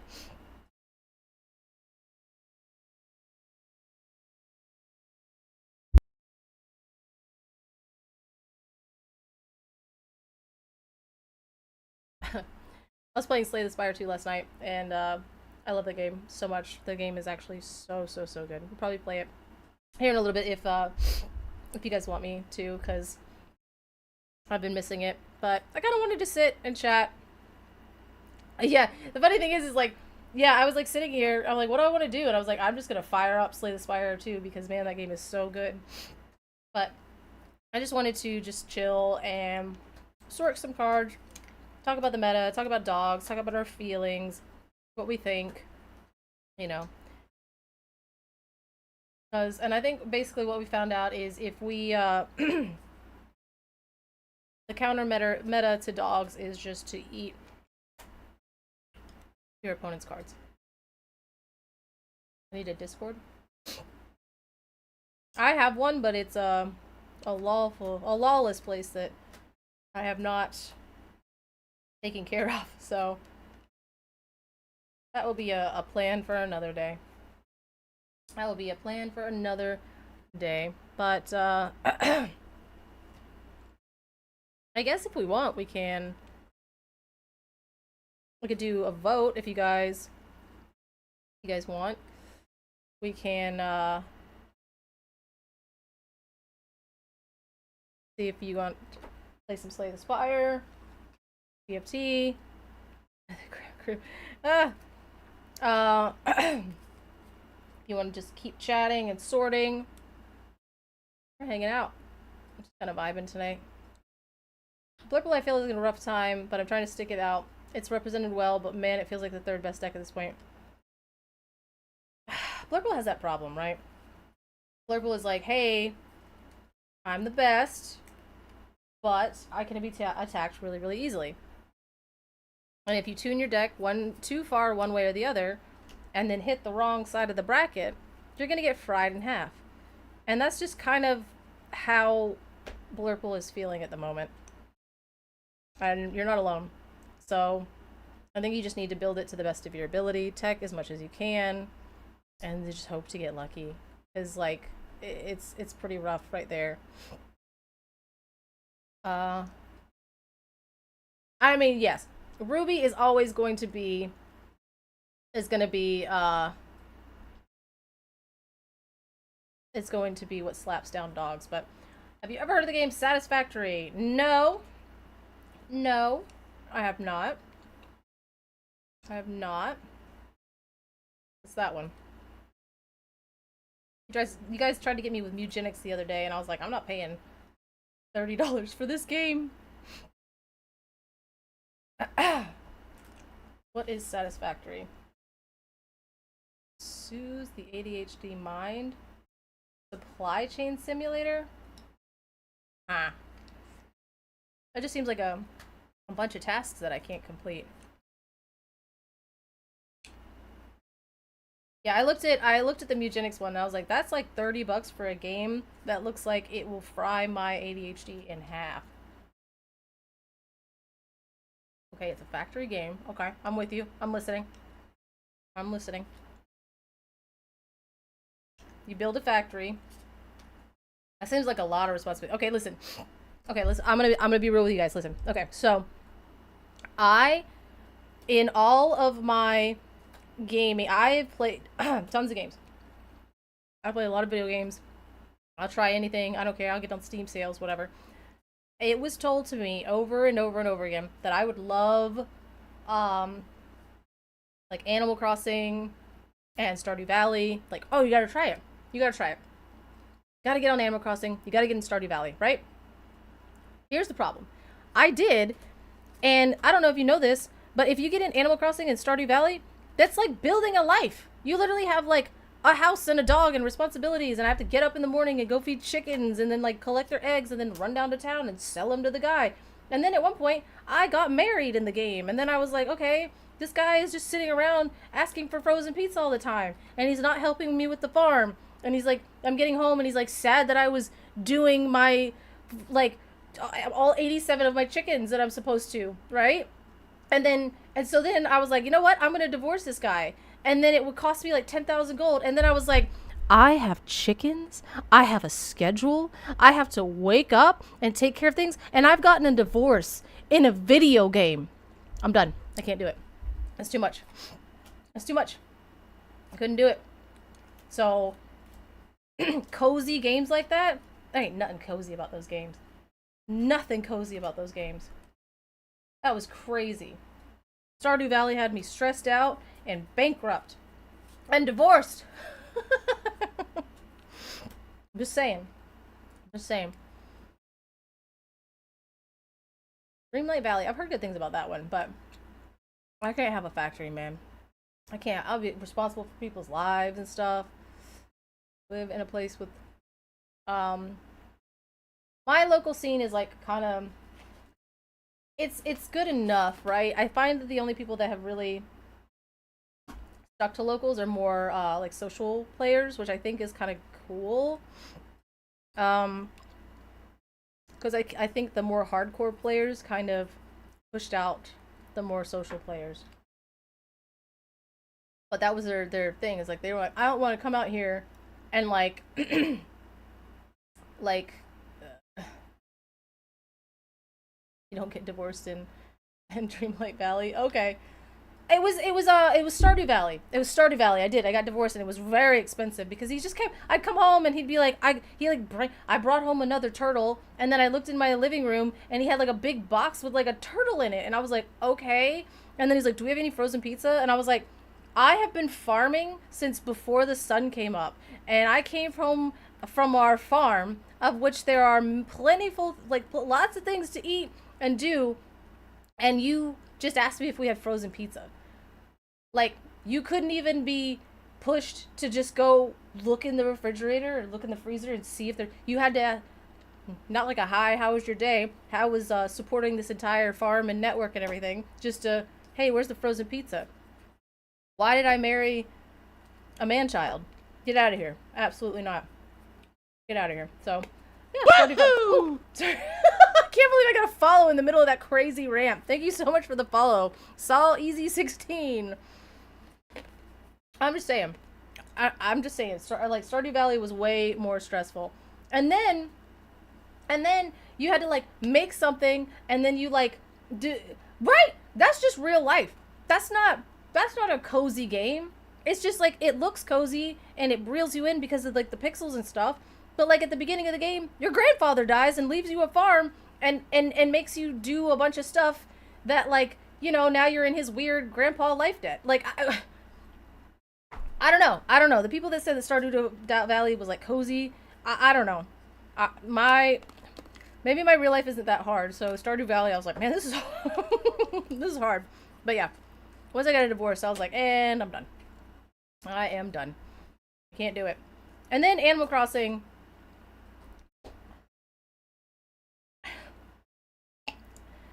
Was it?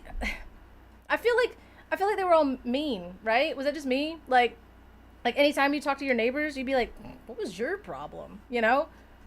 Or you'd be like, oh, I really like this one. I'm going to go say hi to him. And they're like, come back later. And you're like, okay, I mean, that's like fair. You know, it's your house.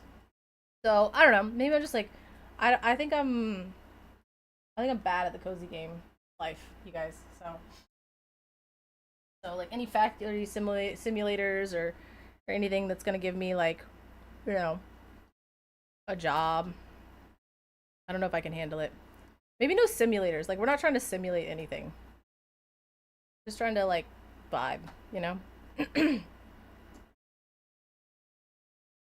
And then like I would work for hours on my town and I would be so proud of my town and then my friend she'd be like, "Hey, look, here's my village with all my, Animal Crossing people." And it would be like this aesthetically beautiful, like completely symmetric town.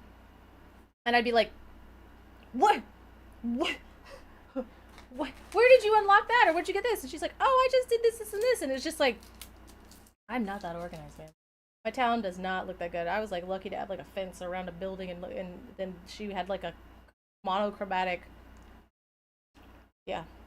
So again, I like pop open the game and I'm like, man, I need to mow my lawn. I'm like, and I'm out. You can't. That's not relaxing. I open the game and have chores. It's like, are you mad at me, game? Do you want me to be stressed out? Dreamlight Valley. So is it just like literally like Dreamlight Valley is basically Animal Crossing?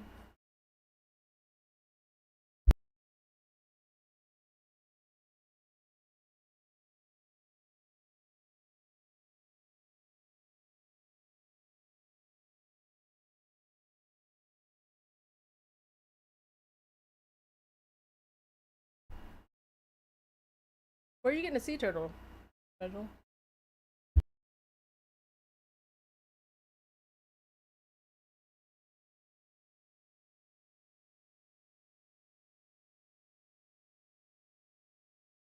Yep.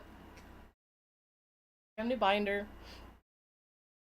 So, we're doing some sorting.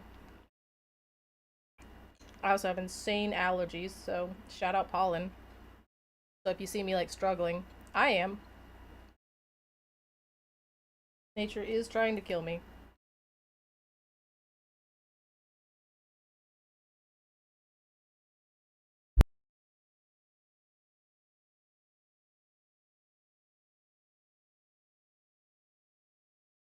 Yeah. Raise your hand if you've ever been personally victimized by pollen.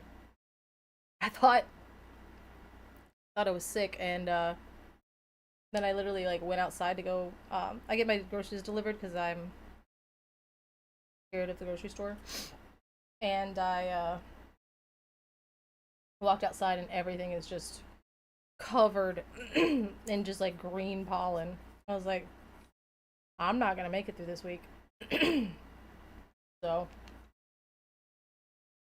you know. And it is really, really weird occurrence to just walk outside and be allergic to literally being alive. So, my condolences. Keep your Claritin close. It's happening.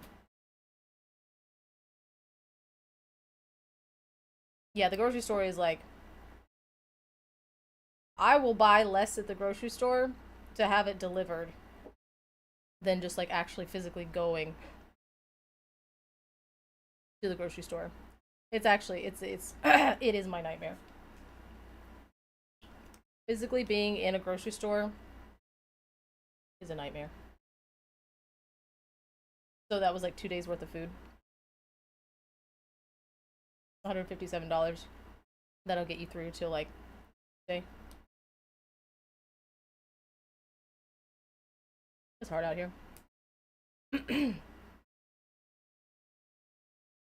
used to go because my husband is off Friday and Saturday. Those like but the thing is like I'll go on a Wednesday and I'm like, who are you people? Why? Like I work I work weekends. So I'll be at work tomorrow and Sunday. So I'll go grocery shopping on like a Wednesday morning and I'll be like, why? Why? To go get gas or something this week? Why? Why should I go get gas? I don't understand what happened.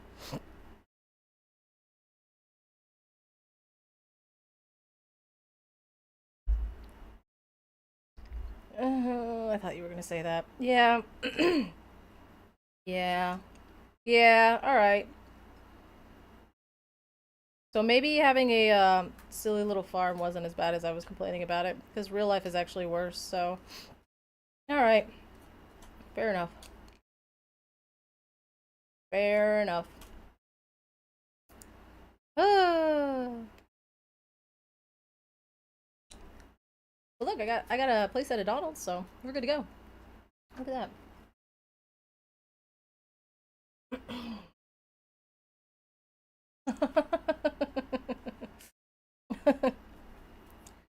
Man.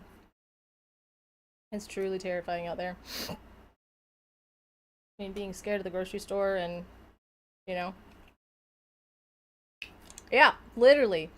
Literally. I think I was at Ink Inc. this last weekend and somebody walked up to me and said some like a bunch of current event things that are going on and I just was like, I hate to be that person, but please don't. Like, just like not right now. Or ever. But you know, you pop in, you get a glimpse, and then you go, ah! And I think that's fair. That's life, right? Uh, oh, I'm trying to Whole Foods.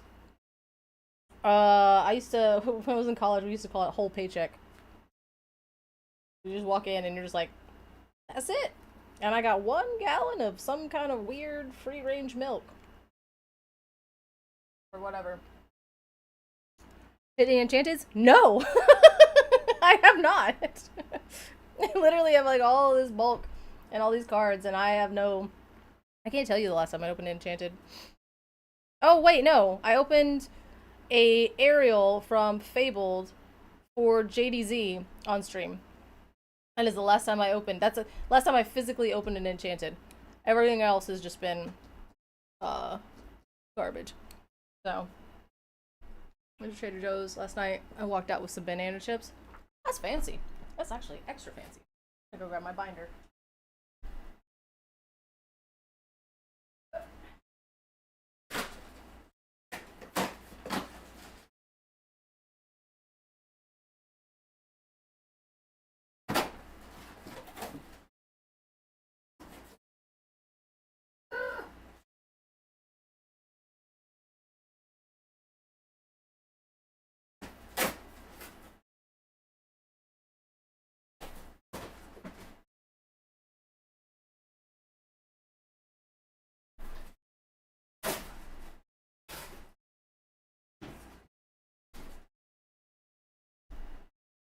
I was gonna go grab it, and it was like exceedingly harder than I thought it was gonna be. Hey. Last time Amazon shipped it, they shipped it in like a little bag, and I just opened it. This time it was an insane box that they had taped 4 ways. And instead of going to get a knife like a normal person, I just, you know, powered through it. So, silly.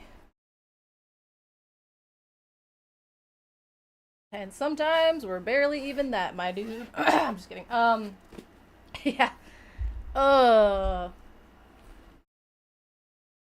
I think that's like another part of it, right? Like,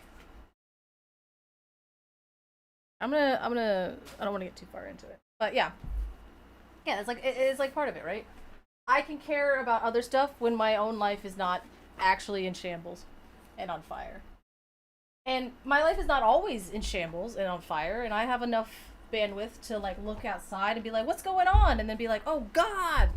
But as of now, there's a lot of things where I'm just like in Shambletown. You know? So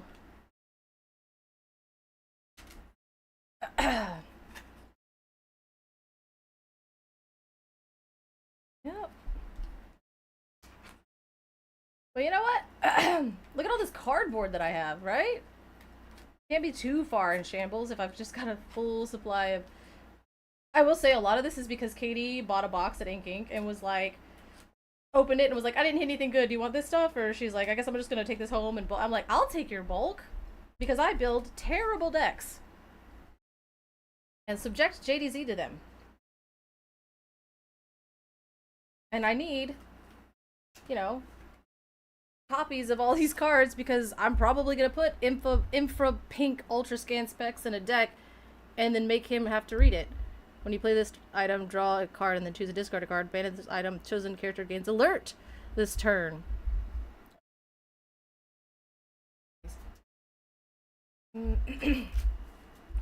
JDZ is in the chat. Oh, what am I making now?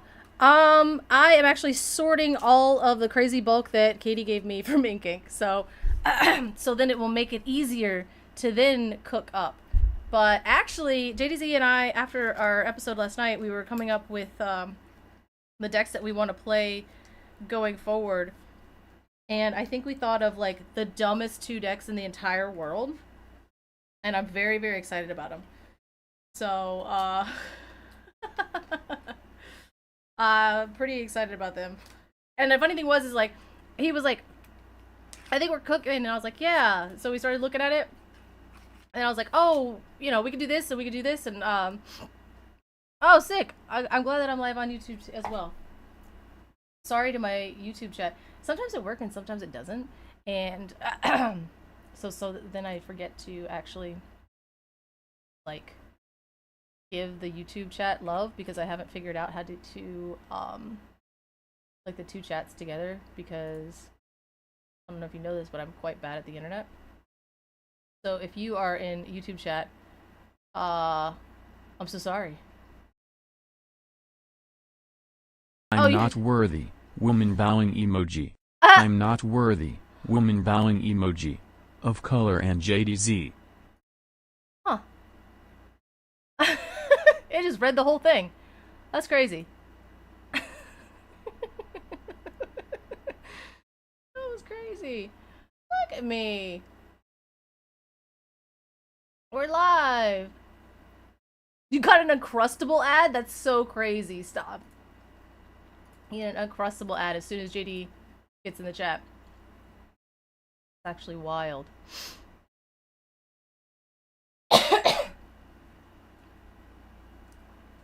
That's targeted for sure.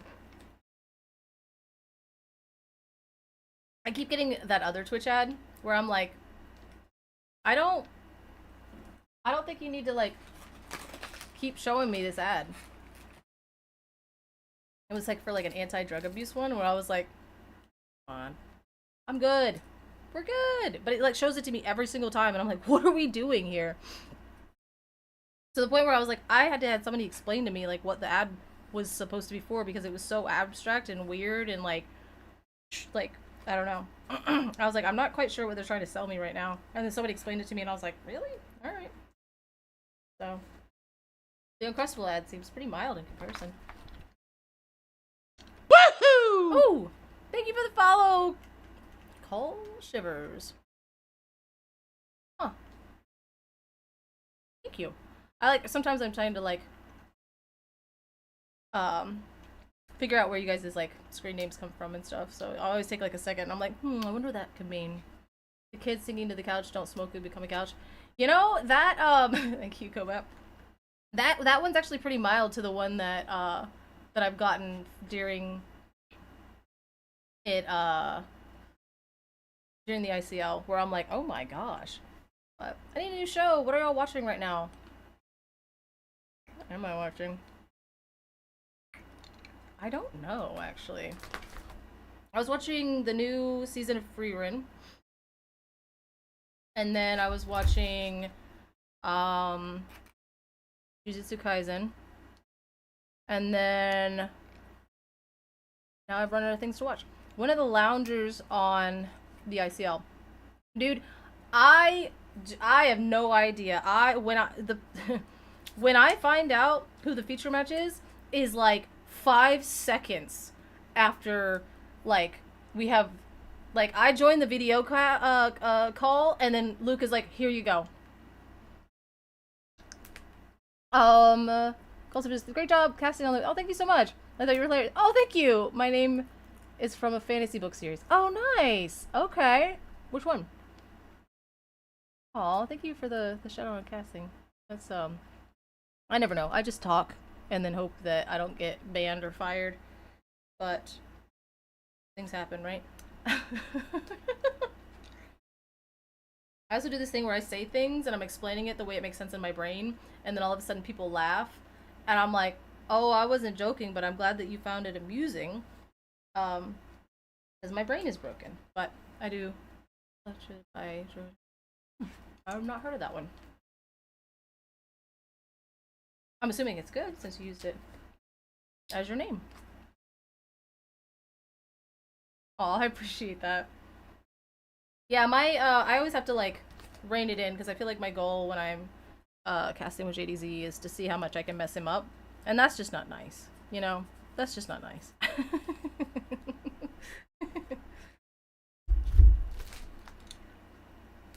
He is hopefully he's not here so you can hear me say all these nice things about him.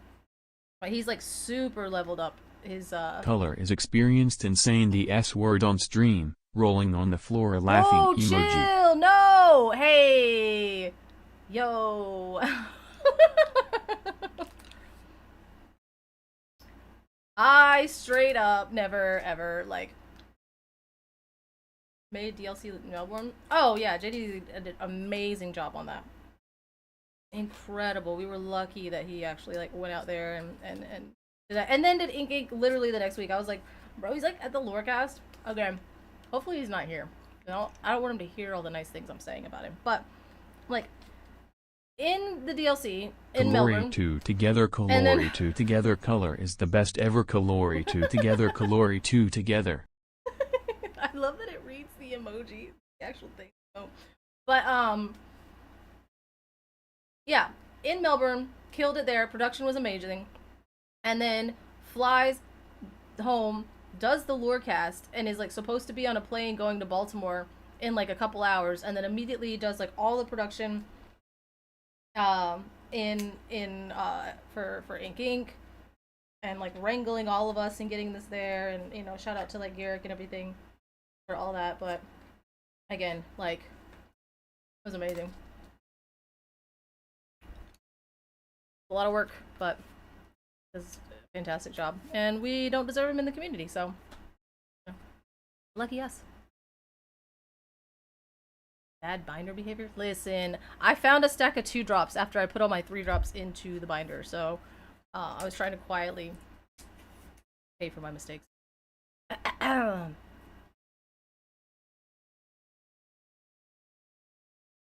4K competitors in DLC. Yeah, like, I mean, to be fair though, EU production is always just like incredibly top notch. Like, EU is always, oh, where are the sleeves?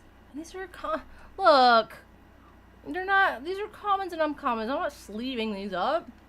That's wild. Am I supposed to be sleeving these? The fact that they're in a binder to begin with should be like the happiest days of their lives. Like, you made it into a binder. You're supposed to be in a box in a closet somewhere. You know what I mean? Is that just me?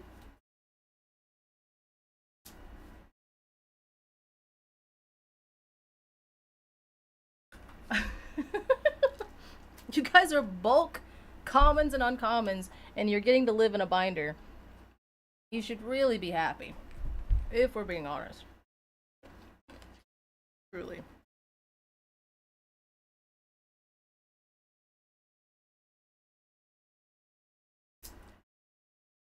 So the problem with, like, I was storing them in troves, but the problem is I was not being really disciplined putting them back after I was done building a deck. So then what happens is then I go build all these jank decks and then unsleeve them, and it takes me hours the next time I'm trying to find like just like one Merlin's Cottage, and straight up can't find it because it's just somewhere in a box that I completely didn't, you know, wasn't disciplined enough to put up, you know. Yeah, this is luxury living for the bulk. You are not wrong. That's exactly what this is. I better be happy. But, oopsie. Because I just want to be like, oh, how many of these shanks do I have? Or like, oh, I remember that card from set 11. I think it's right here. So, I don't know. That was the point of the binder. Because again, that the boost deck that I was playing last night on the Masters of Disaster for JDZ's stream, that was like, I think there was only 4 non-set 11 cards in them. So, being able to find set 11 cards quickly, I think is going to be kind of important. At least, I think, coming up. Wait. Mail me one? What is it? Oh, my my Merlin's Cottage? I don't know where my Merlin's Cottage is. I was even thinking that I have, like, a deck somewhere. Like, maybe I have, like, a deck put together somewhere, and I don't know where it went, but I am, like, currently Merlin's Cottage list.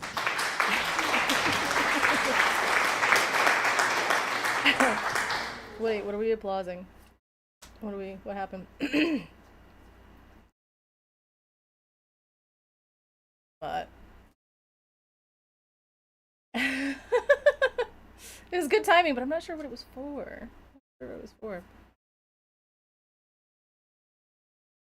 I mean, I guess I could do a poll if you guys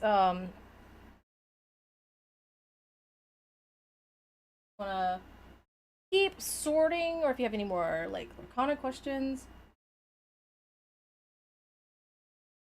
Or we can just like vibe and play Slay the Spire. They do that. YouTube chat. Let's go. I love that for us. I love that it worked. Are we gonna get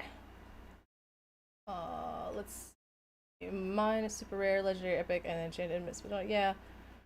Might be OCD, but I did my cards rare, super rare, legendary, and binder in order with playsets, full text, and then commons and uncommons. So the thing is like I had all my commons and commons in a box, but again, digging through all the commons and uncommons when I'm trying to find like 4 of the most unhinged card possible, and like Wonderland was even like, oh, you just put all your playables in a binder or in the same box, and I'm like, I build decks with so many unplayable non-meta cards that just having them just organized and easily accessible at all times is probably going to work out much better for me. So that's the road that we're going down.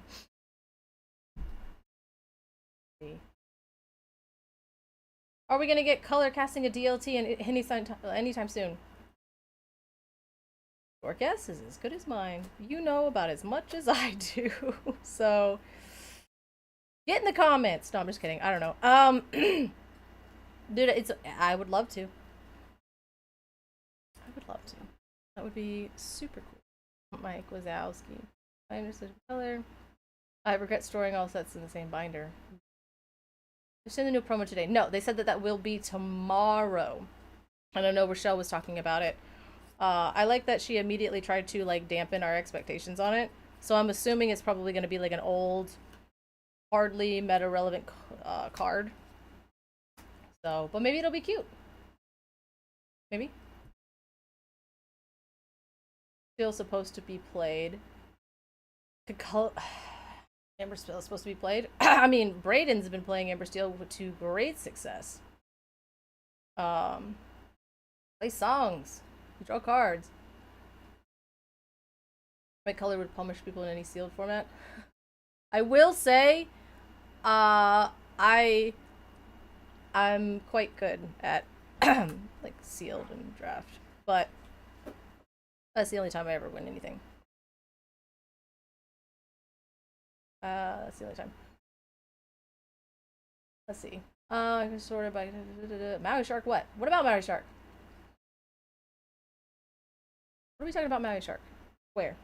Did you just see a Maui Shark? No. No, I think we'd be like excited about a Maui Shark promo, right? Because like Rochelle specifically was like, I'm not trying to like kill the hype, but these promos were picked a long time ago.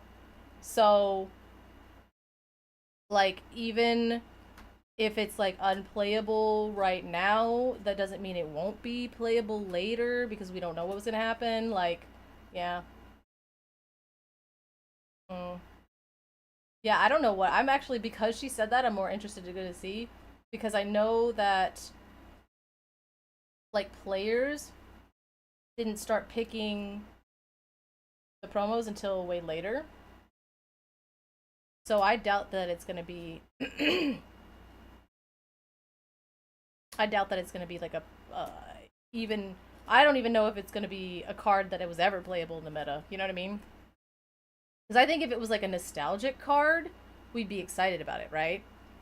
Because if like Friends on the Other Side got it, I would be stoked. Maybe like new art, some kind of enchanted Friends on the Other Side. I think we'd all turn inside out about that. So it being an old meta relevant card, I don't even think it's gonna be that. In my opinion. Because like, remember we got Pegasus and we were just kinda like, that's cool. Thank you.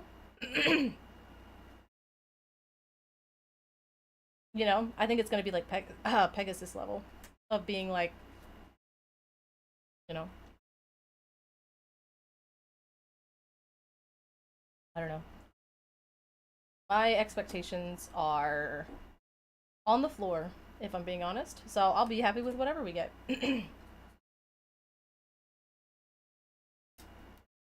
True. Set one flounder. You know what, man? It might be. You're not wrong.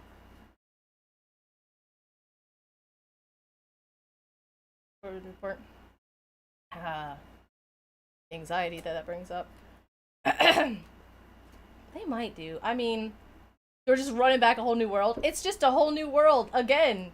Again, it's the same new world. And then all the collectors turn inside out because they tank the value of the whole new worlds. Man, they better not do that. That's my fear. My fear is that they're just gonna run back the whole new world promo and the pens, which obviously they should make them more accessible, I suppose, but like it's kind of like it'd be kind of wild for them to just like reprint the pins and then reprint the promos and everything. Legal and core, let's go. I mean, hey, I was like, hey, how is Steel drawing cards? Well, you throw a whole new world back in there and all kinds of shenanigans start happening. Oh no, I can't imagine.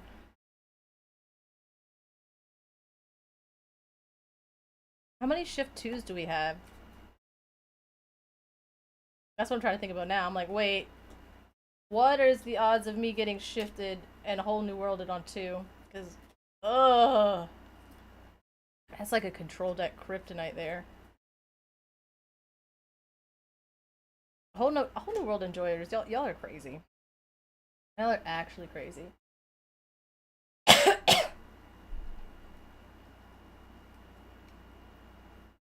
Kood, Naveen, whole new world.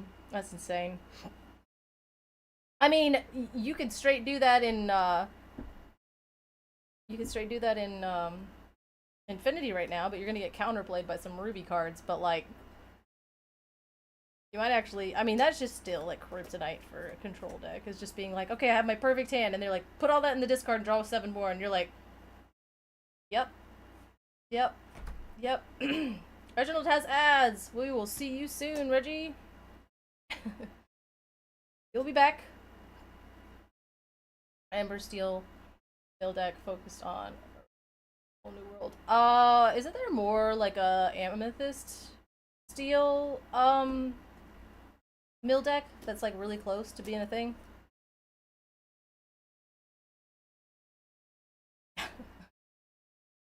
Get him. Oh, but they also changed the mill rules, so mill just got like inherently worse, right? Get like one more turn, so it's like at the end of your turn, so it's not like, you know. So like mill decks are kind of like eh.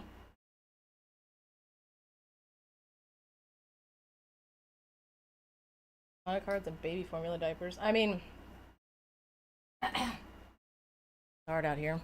And I'd like to say that they get less expensive, but they don't. The cards and the baby stuff. And they just become children. Those are also expensive.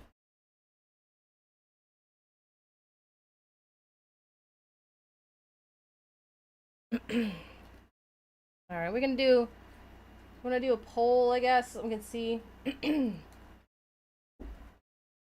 what I was gonna do. How do I do this?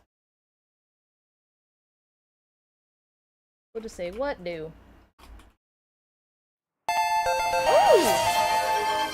Oh, thank you. Oh, an anonymous subscription, and then Reginald anonymously gets it. That's actually crazy, but thank you. Oh, welcome back, Reggie. You're out of the... You can have one now. Welcome.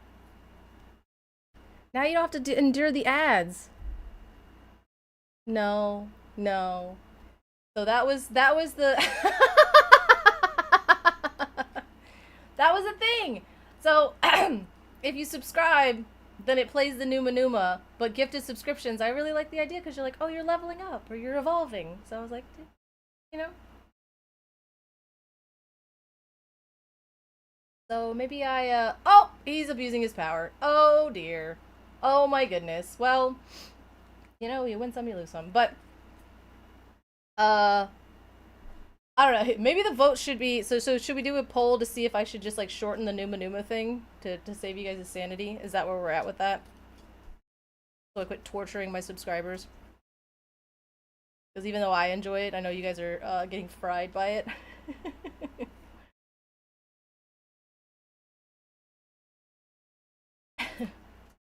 But thank you for the gifted sub. I do appreciate it. And Reginald super appreciates it. So, what? What?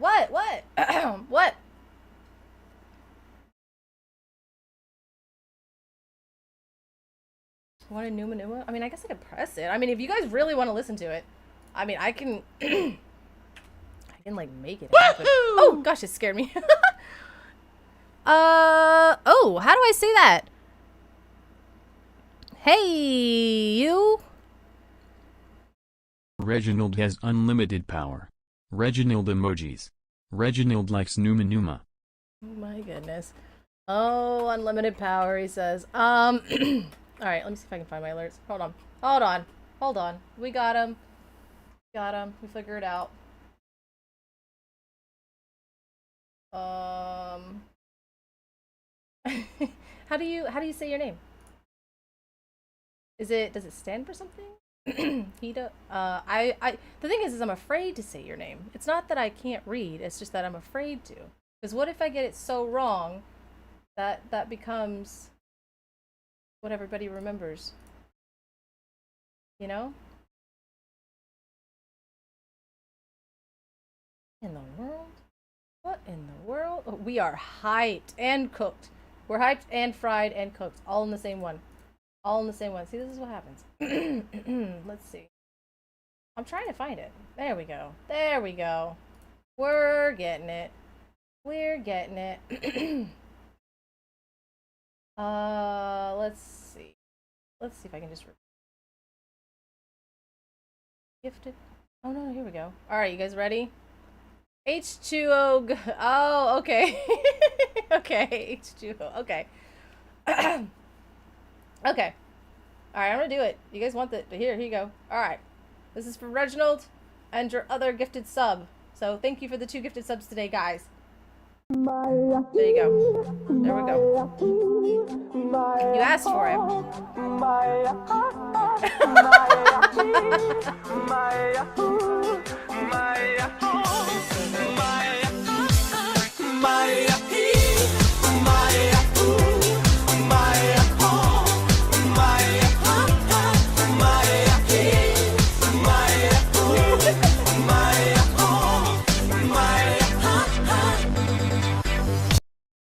Alright. Hopefully Brayden was in an ad so he didn't have a aneurysm, but there you go, guys. That'll be the secret tech, right? That'll be the secret tech. If somebody...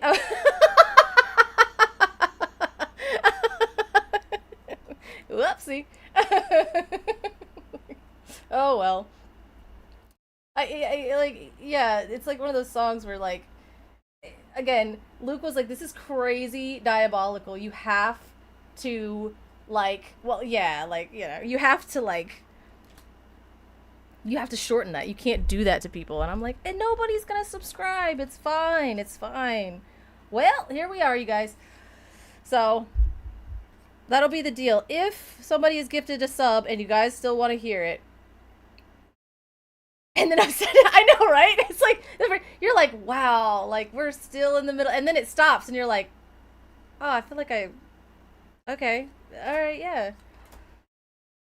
So, but I did, okay, I will say that, when I was clipping the part of the song that I wanted, I tried to clip off that first like 5 seconds because I was like, I need to get to it, to like get to the thing, but like then it didn't hit as hard because it didn't have the build up, so it kind of felt a little flat, like it just like went to the Numa Numa thing and then it dropped off. So I was like, I think I have to leave the whole thing for the build up.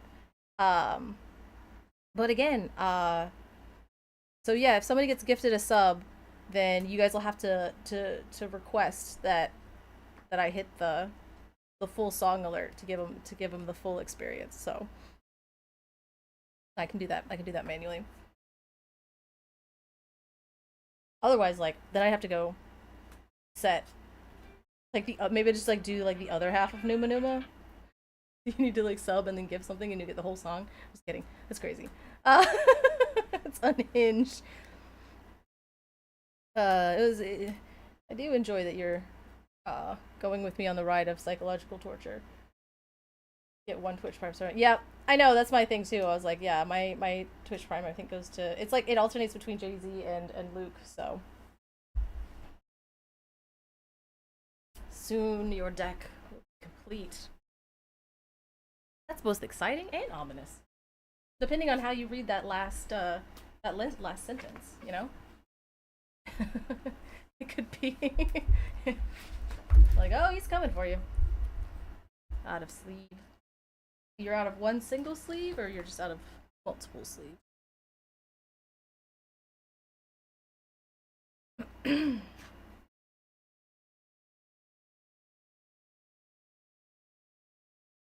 Multiple sleeve.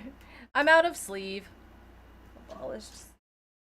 Is coming for all. That's the gargoyles one, man. Again, hey, you might be onto something. We might, in a post-rotation world, you might be actually onto something. Bro, that's how I felt about Amber Sapphire since set 1. Since set 1, all of these princesses are just waiting around the corner. Just waiting for their time. One day, we'll get it. How did I end up with only 3 stitches? That's... These boxes, man, the distribution of these boxes, you're like, oh, cool, it's a common card, and I only got one of them out of 2 boxes. And I got 6 or 7 dinkies. Okay.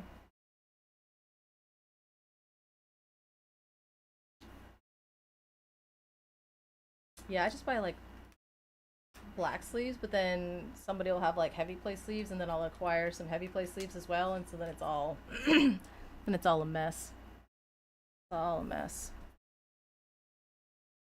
But I like the idea of that, where you're like, oh, I sleeve everything in the same exact sleeve, so then when I go and get it, I can just like put them in there. But then like, I don't know, I've had some weird stuff, like tournament stuff, to where if it's just before a tournament, I'll just re-sleeve the deck. I'm not gonna worry about it. I'm going into a new tournament. We're getting new sleeves. Not messing around. Not playing games. And then because of heavy play, I literally take the sleeves out of the box and then shuffle them and then sleeve my cards. It's a wild world out there, you guys. Stay safe.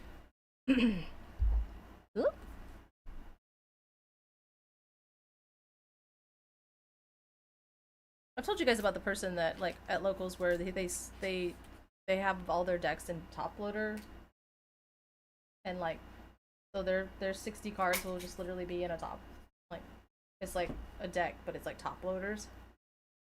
That's actually It's crazy.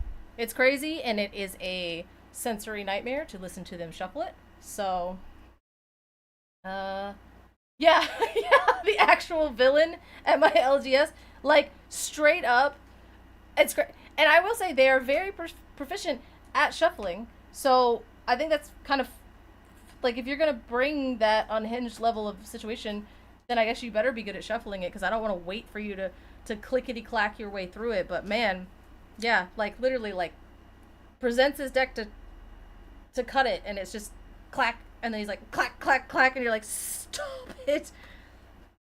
Like judge, because can I call a judge for me being overstimulated? Is that a fair line of play? At least it's not a vintage PSA Magic the Gathering deck. No, it was just green steel. It was literally just green steel. Like, what are we doing? But the funny thing was, is he's like, yeah, my partner also plays with me, so I just put everything in these so they don't get messed up. And I was like, okay, well, like a little trust issue thing, but shout out. Whatever you gotta do. You gotta do. You're like, thank God there wasn't a lot of shuffle mechanics back in that era when I was playing next to the person. They're like, okay, so we're gonna have you shuffle that card back in your deck, and you're like, no, no. You turn your top loaders to store. I typically just like put them in a box and then up acquiring too many of them, but not sleeving an entire deck in them. But I'm assuming you'd have to have like a box, like all of your cards have to be in like a big file box because they're just in top loaders. I don't know, man. Like Disney Lorcana, like our most expensive color is like, or cards are just like, you know, not, I don't know.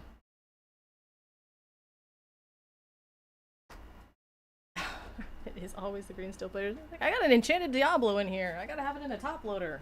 Really? Woohoo! Oh, thank you for the follow, Alright, I'm gonna try this out. Ultimongu. Oh my gosh. Ultimate. Mongu? Oh, come on. Y'all's names have been hard today. They've been a little difficult. Not gonna lie. Kinda getting fried. We only have one lane. Meta relevant lane? Oh wait, that word got banned. All your dice are going to jail. You play D&D? Have they forsaken you? I usually just throw my dice across the room when they do that. No, actually, you can't ban words. No, don't even go look, because there's no reason for you to look. That function is silly and will be deleted. But it doesn't have to be deleted. Oh, God. Oh, no. I put it as a little fun thing, and then all of a sudden, we got...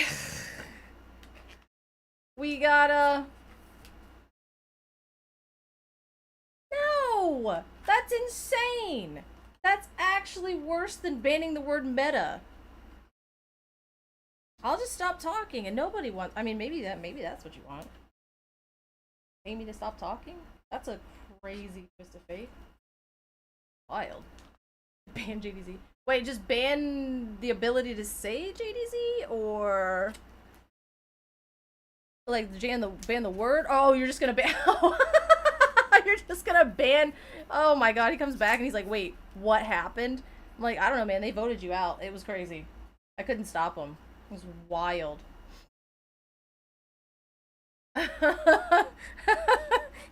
He's gonna be like, why are you guys revolting?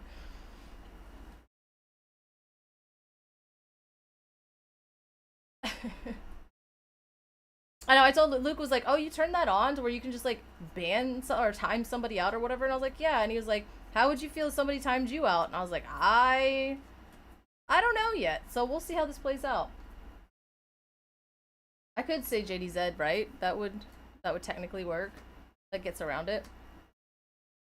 Good loophole. Thanks for the loophole to your own rule. Get cooked. During your turn, when this character is banished, each opposing character chooses and discards a card for each card that was under him. Ain't even good. This is good. I'm always afraid someone will do that to me. I know, right? That's what Luke was like. He's like, that's really mean. Like, why would you have that as an option? And then somebody did get banned earlier. What are you doing with this Goofy, Brayden?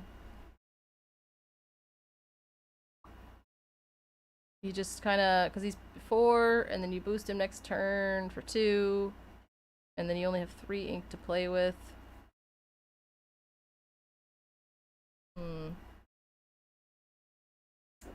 Oh. Oh, yeah, okay. Yeah, I forgot. We're not full retail value with boosting anything anymore, are we? That's crazy. That's crazy. Oh, this thing works kind of good with like Lonely Grave, right? Are you talking about? That's kind of good with Lonely Grave. That's actually funny. Hold up, that's actually. But I mean, yes, green yellow boost seems way more responsible, right? Because then you can, like, oh, quack faster, and what is it? Whispered Pages and all that. Retro Evolutionary Device. Banish chosen character of yours. Play a character with cost 2 more. This is a card that I need to cook with. I keep saying it, and then I keep I keep overlooking it because I have so many other stupid ideas that I want to do. But Retro Evolutionary Device seems really good. Because then you're not really losing anything out of it. So you're banishing it. It has a banish trigger that's actually kind of cracked. And then you just get to play something else. I see it. They're literally right here. I got a foil one. I only have 2 for some. I only opened 2 Retro Evolutionary Devices, so bad for me.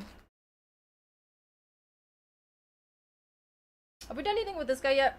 This card seems cracked in half every time I read it. Odd things. Or just in things in general. It just seems really, really good. And play a chair lady with it. Oh, thank you for the follow, Blue Bastion. Finally, a name that I can say. Yeah, sure, absolutely. We're here to just kind of chat and vibe and stuff. So, what's your questions? I probably have bad answers. Let's preface there. You can ask questions, and there's no bad questions, but there are bad answers, and I will have all of those for you. So, hit me with it. What's going on? I only have 1 snow fort. Sorry. Go ahead. I'm listening. How am I going to build a snow fort deck with 1 snow fort? That's what I'm saying. I have 2 Retro Evolutionary Devices, and I only have 1 snow fort. Make it make sense. I don't understand. Future DLCs. The thing is like, you can ask future DLCs. I don't have the answer to much of anything. I'm really good at speculating what I think is going to happen. I'm full of opinions. Which is like not necessarily a good thing. Any rumors of upping the NA DLCs for season 3? Any rumors? Upping in terms of what? Like the amount of DLCs that we're having, or like the capacity for the DLCs? The I don't know, just like a higher elevation DLCs? Is that what we mean by upping? I like to be literal sometimes. How much product did you rip this at? I got a box and a trove and some packs, and I think I should have a box coming soon because I have that Packers tournament that I have to play with Garrick actually, and that should be like right now or today or something. But let's see the amount of ones. I don't know about like, yeah, all the way up in the sky. Literally, Mount Everest DLC. If you can get there, you can play. No, I'm just kidding. Um, the amount of DLCs I know. Okay, so I know that the people behind the scenes are not allowed to say anything, right? And I'm not trying to get anybody in trouble by asking questions that put them in an uncomfortable situation. So as far as like actual real details, I got nothing for you. What I do know is everybody's aware of it. Everybody wants more, and they would like to, like, that's the hope, is that a lot of people can play Disney Lorcana, but there's going to be more. There's going to be in some West Coast, Canada. Like, the hope and the desire is there. Now, what I think for season 3 is probably the question. I don't know where they're gonna land, right? And so, like, we can hope and we can dream, but again, like, Double O Voice is like not possible due to Pastime's contract. Likely, I've never seen their contract. I don't know whether that's true or not. But do I know that the people in charge would love to do more and have more Disney Lorcana? Absolutely. So I don't think that you're not getting a lot of events because they don't want to give you a lot of events. I think you're not getting a lot of events because that's just the way that it's going, and there's like logistics, and hosting a tournament is expensive and it's insane, and like they got money, but like they don't got like other, like, other money, you know what I mean? Like, they don't got Disney money, they got Ravensburger money, right? Like, and so I think we forget that sometimes. So they're aware of it. If they're aware of the disappointment of DLC season 2 announcements, that brings, oh no, they are. Oh yeah, no. Yeah, they're highly aware of it. They're highly aware of it. And the thing is like, I think you guys aren't. We get upset because they don't admit certain things, or they don't talk about or acknowledge certain things, right? And but you also forget that they're like not allowed to, because at the end of the day, their property is still owned by Disney, and Disney is very, very, very specific on how they want to be represented, and how they allow their brand to flourish in the world, right? So they're quite tied up on things that they're allowed to say and acknowledge, and things like that, because it's just a lot of it is a marketing thing, and a lot of it is like whatever. So like, Greg's job has to be insanely difficult, and I don't think that he got to where he is by being stupid. You know what I mean? Or by being out of touch with the community, right? So I think that all of these things that we want them to acknowledge, they are highly, highly, highly aware of, and they're doing their best to address them, even if they're not openly acknowledging it, which is frustrating. I understand how it's frustrating, because you're like, sometimes you just want to be validated, and then once you're validated, you're like, cool, I'll calm down because now I know that you know it's important and that you're working on it. But I can guarantee you that they're working on it, because I don't think you work for Ravensburger, and I don't think you don't get to where you don't get to do that without being as passionate as all those people are. And I mean, and Rochelle, she's online all the time. She's just like us. She's terminally online. So there's no way that they're not aware of it, you know? Um, and I think that like the CCQs were a response to that, because they know that we want more. So they were like, how do we get you more, you know? So again, I think they're super aware. They're working on it. I think season 2 is bumpy. I think season 3 is probably where they're putting all their eggs. You know what I mean? Like, they're probably just, again, we have to think about it. Woohoo! Oh, thank you for the follow, Bagel Fire. I think that where they are functioning is 2 years ahead of where we are currently with the game. So everything that we're seeing, all the cards, all the key art, all the marketing, all of that stuff was decided almost 2 years ago. And they're just navigating us through it while also working on the future. So there's a lot going on, essentially, behind the scenes. So they are highly aware of it. And they're working on it. So another question, is Walt Disney World the venue for Worlds? I don't know. Probably. I mean, Disneyland is the DLC championship, so I would assume that'd be sick. That's pretty close to me, so I would like to be able to actually physically attend Worlds as opposed to just be in the vicinity of it next time. You know what I mean? So that'd be cool. But again, Disneyland is where the DLC NACC, I don't know, lots and lots of stuff. But when do we expect season 3 to start? Is it like September or 2027? I have no idea. I have no idea. I straight up think that maybe like I kind of you know what I mean? Like there's a possibility that season 3 could start up before Worlds happens. You know? So, I'm just waiting for them to let me know. 100% people have trouble understanding the difference between Ravensburger and Disney. People hoping Disney will continue the Epcot Lorcana events, but I keep telling them it's Ravensburger paying for Disney advertising space, and that's not how it works. Yeah, there's a wild like I like the cards. I like playing the cards. I like talking about the game. I like talking to you guys. I love being in the community. I would fry under the pressure of working for this game in any official capacity, right? So, just because of that, right? The red tape, making sure we're doing everything correctly, making sure you're saying the right things at the right time, and trying to keep the community in mind while also trying to keep the company whose IP that you hold, that you're responsible for, safe, right? My head would explode. I can't even take care of my virtual farm without getting divorced, so you know what I mean. Reginald wishes that he lived closer to Disneyland. We're also wanting to move further away. Reginald's conflicted about this. Conflicted about literally everything. Everything's hard.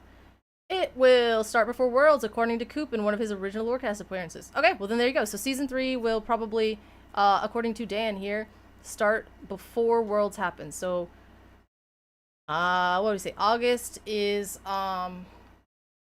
when the DLC championship is for North America. So August, September, October, November, maybe in November season 3 will start. That seems kind of fun, right?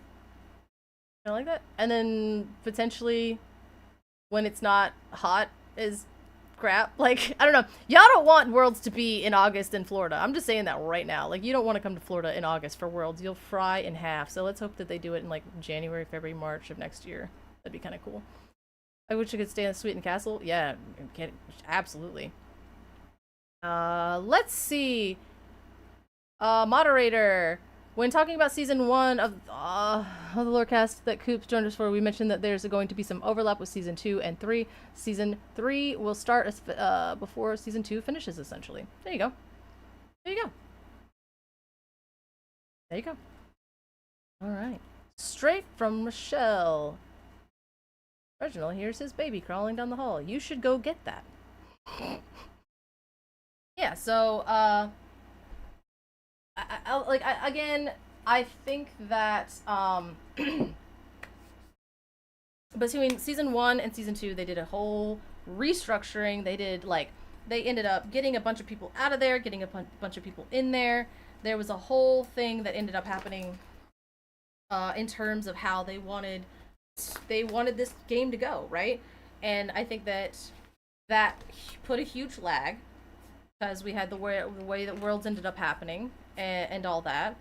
And then now we have season 2, which I think is going to be, it was going to be a rocky start, and they're going to make it happen. But in doing that, they had the CCQs, and they had all of these things that they're trying to get implemented and make work for us. And then season 3, I expect it to be way more ironed out, right? I expect it to be just better.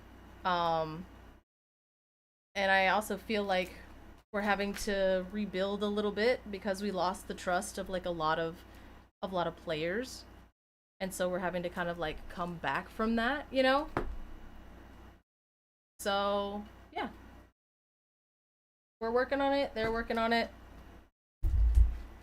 But like nobody wants this game to be more successful than the people actually working there and getting their paycheck, right? You know what I mean?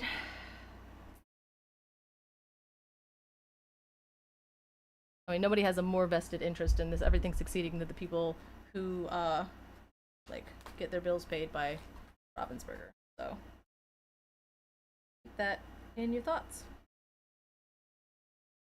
just found a foil over here. Actually. Reginald's baby has found them. They tend to do that. Beach Club is a deal.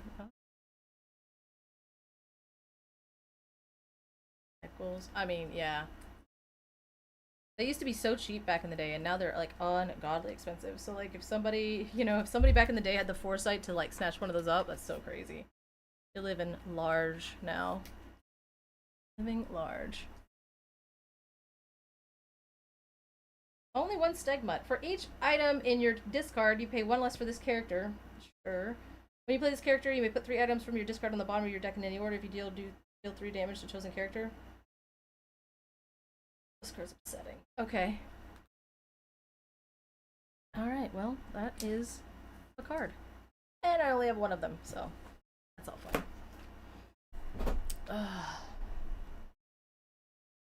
See. The game seems like it's going to be fine for a very long time. The Disney community is very forgiving and patient. I played other TCGs in community. I 100% agree. We are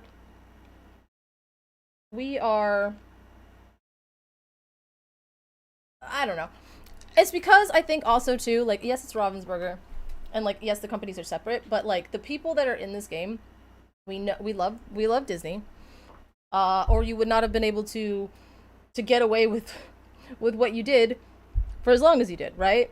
Like, we dropped off in player base, and like LGSs are kind of drying up, and we're seeing like a bit of a problem here and there, but because the IP is so strong, and because we love it, we see the hope at the light at the end of the tunnel. We kind of trust that they're gonna get on it, and the game mechanics, like the way that the game plays, is still good.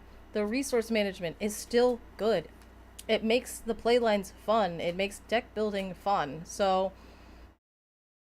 I kind of am really interested to see,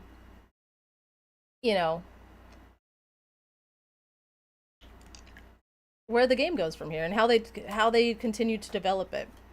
Are they going to continue to develop it at like a really high level, or are they going to say, hey, we don't really want to try to compete with Riftbound, so we're going to create our own little ecosystem? So I'm interested to see where the support goes, what season 3 is going to look like, and just kind of the climate of the game now that they're kind of like pulling out of that rocky bit that was like, last year or whatever, this year, I can't remember anymore, like where it's going to go from there. So yeah, I mean, the LGS is stuff like that's all stuff that they're going to have to start hammering out and working on and fixing. But I think that they expanded globally pretty quickly, and they've had their focus kind of in like some random parts of what makes this game good. So I don't know, we're just seeing. Playing the Disney Princess TCG does require some ability to put aside toxic masculinity, and I think that contributes to a lot of people not being insane. I mean, I'll say it. I like Riftbound. When I played it, it was fun. I liked the game. It was enjoyable. I played TFT, so the IP was good. I like Arcane. I like that. I mean, I'm sorry. Y'all League of Legends people are bananas. I don't want to be in the same room as half of y'all trying to compete. Because I forgot what it was like to, like, not be treated like a person in a TCG space. Sorry. And that's not how I want to spend my free time and my hobby. So, the community's good. I like it. I feel safe in it. I think that's important. And, I think the game is going to thrive and do well. Again, because of the IP, because of the community, for the type of person that it attracts. Yeah. Disney adults, we're rabid, right? And even non Disney adults, like, it's just nice to go into a space and feel safe and be able to play the game for what it is, and not have like these overarching, like, underlying cultural things going on where you might not feel necessarily comfortable or welcome or what have you. So, I go on and on about that, but I won't.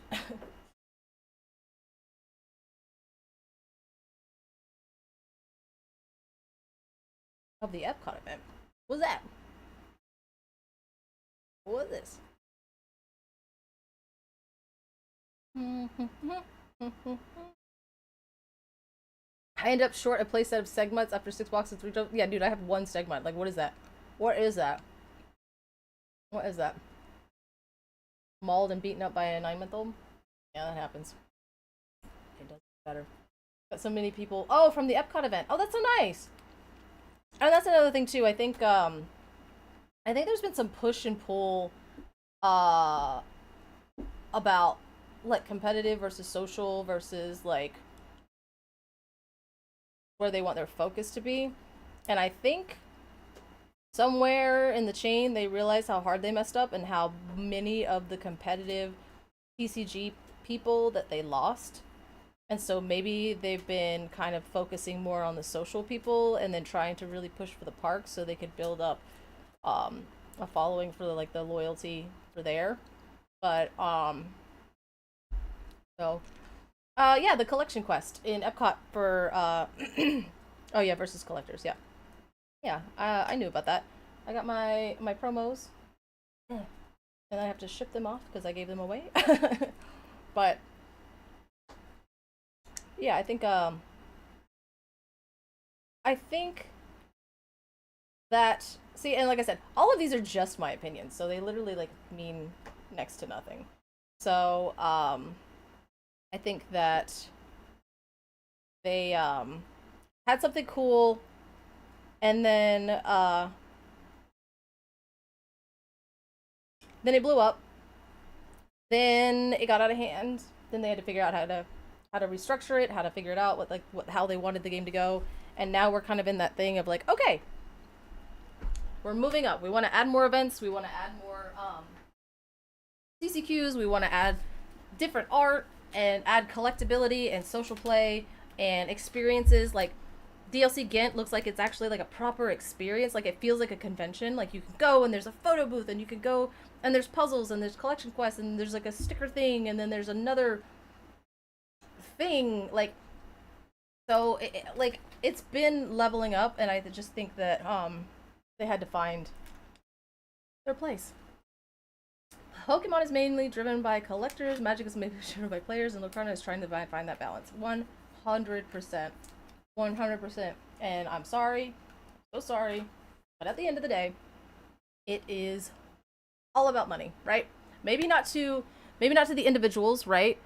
Like the ones working at the ground level, the ones that like content creators and marketing and Rochelle and Greg. Maybe it's not all about money for like the people that are front facing that we see, but like for the people like the the people that are writing their checks, it's all about money.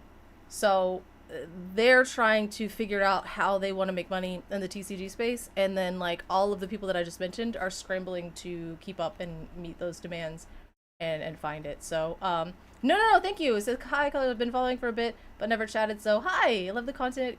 You fit the team of Lorcana perfectly. Oh, well, thank you. That was really like, well, no, you didn't throw it up. I read it and I was like, oh, that was a compliment. I have to figure out how to take a compliment now. Thank you. No, but I appreciate that. Welcome. So yeah, we're just kind of discussing. I don't know, man. We're just like vibing.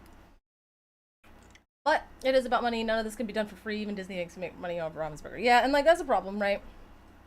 It's like, but you don't care about the player base. Yes, they do. At some level, absolutely they do. But like, but they gotta get paid, you know? So, you know. Welcome! This is Reginald. Like, when I imagine a team of Lorcana casters and people, I reckon vibing is where it at. Yeah, we're just like, never seen you before. Reginald's here. Reginald likes to talk in the third person. It's a bit, and he's committed to it. And I appreciate it. The commitment is admirable. To the bet. Scared and confused. Yeah, I know. I also respect the commitment to the bet. 100%. 100%. We're just kind of talking, I guess. I'm trying to organize my my set 11 cards so I don't lose my mind, because every time I try to um every time I try to touch anything on my desk, I knock over like 100 cards. So that's what we're doing. We're just kind of talking about the state of the game and our feelings and uh I don't know. I think I lost the plot like a long time ago, but we've been vibing the whole time. So I appreciate everybody that's been hanging out. Derp deck derp deck derp deck. That scared him. Yes, we haven't gotten to the Ruby cards yet. There's a stack of Ruby cards right here. We'll get to it. We'll get to it. That scared me. I love that I set alerts, and I picked alerts that will frighten me every single time they pop off. So, that's good. That's good for us. Maybe it'll shorten my lifespan. Just like the stress will shave years off of it. Let's see. I work from home and have Unix and computer. I've got this. It's such a vibe. Oh, that's cool. Thank you. Reginald is now out of points. That happened so fast. I still owe you points, I think. So you're gonna have to. Message me, or if like I think there's a double O voice for somebody. So he's here. Find a mod, they can help you out.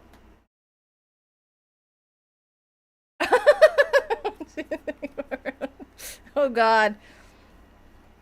It's not an accomplishment to scare somebody with crippling anxiety.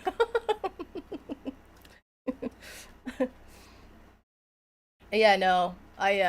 We cannot. I know. I even tried to have Luke get him some points, and I don't know what happened, but they have been lost to the abyss, so I apologize. I'm like looking over the thing. The posture check I one told is you crazy. all color is the best. Welcome to the Kalori 2 Together box, everyone. That thing is so cursed. That thing is actually cursed.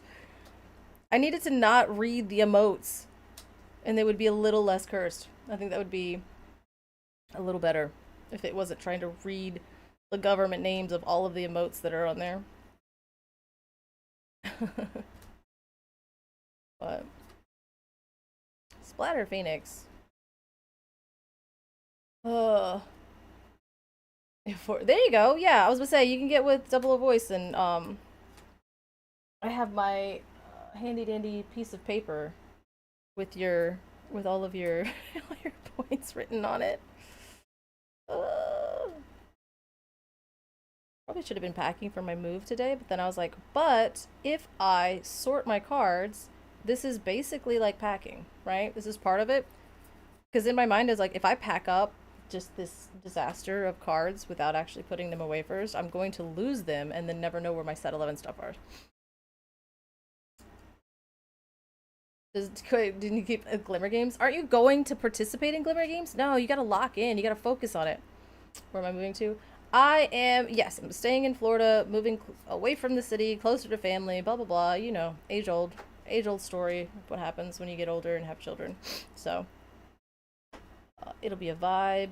I'll be closer to Disney World. That'll be sick. So, stop with the posture. How am I supposed to sort and also have good posture? What am I, Batman?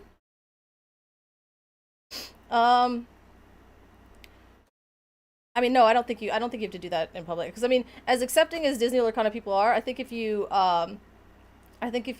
show up and start talking in the third person, I think you get some wild looks. One turned 17 today. No, I have one child, and I like to pretend like it's super hard, and she's 5. So 5. She's crazy though. She's crazy. But thanks. A fur baby. Yeah. I mean, honestly, between dogs and the kid, I think I prefer the kid, because the dogs that I've had have had like bad little problems, and you cannot teach an old dog a new trick, but kids change every day and it keeps you on your toes. Every day they're doing something weird and you're just like, wait, what? But it's never boring, you know? Dogs, you're like, oh, cool, you got into the trash. Again. Oh, cool, I bought a trash can that says dog proof, and you still got in it. Again. Whatever. Cinder is a really good dog. Well, that's good. That's good. Yeah. Bad separation anxiety. My dog's separation anxiety always gave me anxiety. Because, like, my neighbors would be like, did you know your dog was crying all day? Yes, I do know that. I tried to put the Animal Planet on for them, and they didn't care. Okay? But yes, I do know that my dog was crying all day. Thank you for the complaint that I can do nothing about. Oh, Cinder Cinderella. I get it. I get it. Get it. Also, shout out to any neighbors I've had with my bad dogs. So, sorry about that. Working from home and having to listen to a dog bark all day. Get it? I'd go crazy too. Like, just put Animal Planet on for him. Guess what? That probably stressed my dog out more. She's 5 pounds and there's like a lion on the Animal Planet. Like, why was she excited about that? Not great advice. It's getting like close to dinner time, I think. I'm thinking. Oh, picked up my phone. Woohoo! Oh gosh, see? Thank you. Oh wow, hey! Hey Baker, what's up? Thank you for the follow. I zone out and start looking at my phone and immediately like come in and like, oh, I wonder what you're doing. Just on my phone, hanging out.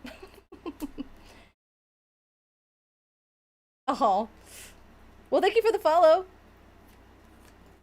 Congratulations on today. It was super awesome. It looked like a lot of fun. Also, what time is it where you are? Isn't it? Shouldn't you be in bed? Oh, chill. I don't think he does. I don't think. Don't. He just got here. Don't scare him off. Don't scare him off. He's got bigger things to focus on. He's focusing on way more important things than the nonsense that you're peddling over there. Double voice. It looked a lot of fun. Except for when Rebecca kind of fried you at the very end of that guessing game. That I would have called a judge. Absolutely would have called a judge on her for that. And then you were like, can you give me a hint? And I'm like, she could have been like, oh, we can't, like, we don't talk about it. Like, it was right there. It was right there. I felt so bad. I was like, just give it to him. You were robbed. I don't remember that. Never happened. Can't talk about it. Okay. Fair enough. Fair enough. Oh, and Jen was so lovely. You have to tell her I said that. Absolutely lovely. Her and Spessy, and then getting to like listen, because I was able to tune in a little bit later, but her, Jen and Spessy, or Jen and Joe, and then Jen and Kent, like that back to back, like that, they were so good. I think like Jen's another one where she's just like, she casually says some of the funniest stuff I've ever heard in my entire life. Like, and her voice is like really just kind of, I don't know, she's very, very enjoyable to listen to. I love her, and I always love Kim's insight and everything. So it was really great, like all of the pairings today. So I'm stoked about tomorrow. I only got timed out like 3 times in chat, so it was kind of cool. Not timed out, just modded a little bit. You guys don't like when I use too caps lock a little bit much, but Amber Sapphire was on stream and I got a little excited, so I might have had caps lock on cruise control, and that's all I'll say. That's all I will say. I was just shouting in general, just kind of shouting in an outward sense, you know, because we're got to see Mufasa be played in Amber Sapphire, and I screamed about that until everybody told me to leave the room because it's a bad idea. Granted, they promptly lost on stream, but hey, it can't be helped. He did break sensationally, so. Tramp died. Yeah, he doesn't. He gets banished. No, we don't. No, nothing. We banish here. So they can be summoned as glimmers to reconstitute and fight another day. Challenge another day. Oh my god. Yep. Yep. Yeah, you almost got yourself banished from chat for that one. Yeah, just send it. Send it. Full send it. Oh, man. Maybe you can get away with that kind of stuff. Like I said, I put one too many caps locked things in a sentence, and they're on me. So half the time I don't even know what I say, and I'm just like, wait, what? Beheaded. Oh no, these are gonna get me in trouble. Baker gets away with the fun stuff.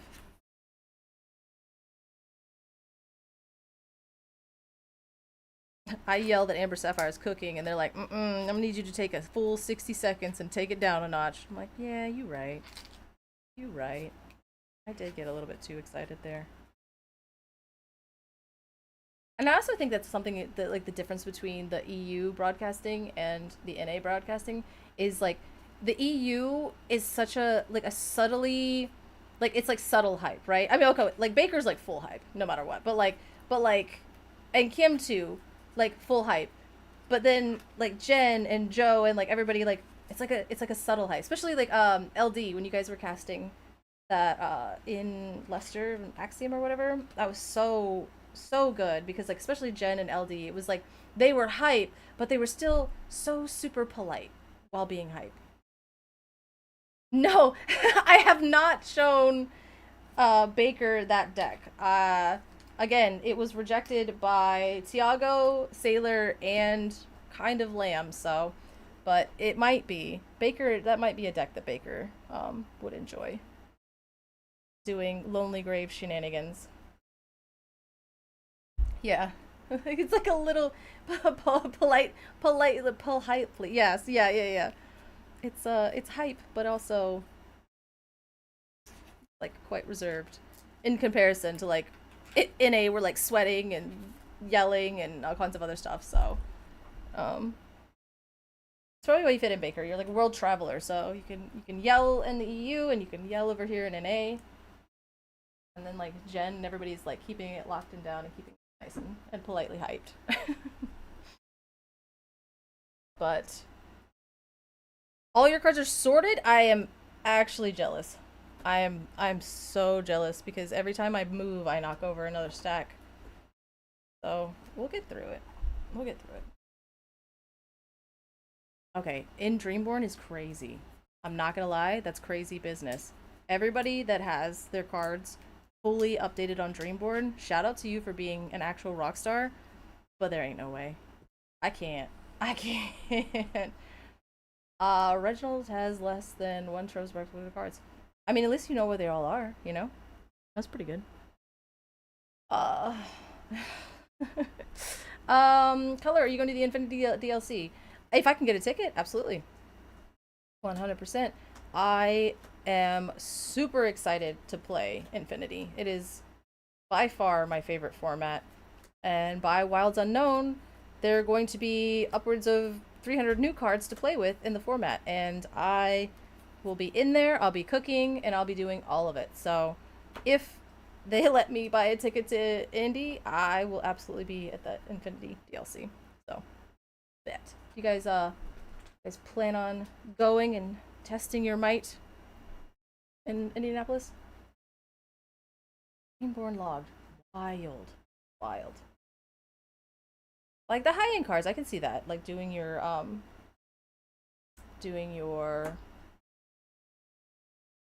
like enchanteds and stuff. So you're like, haha.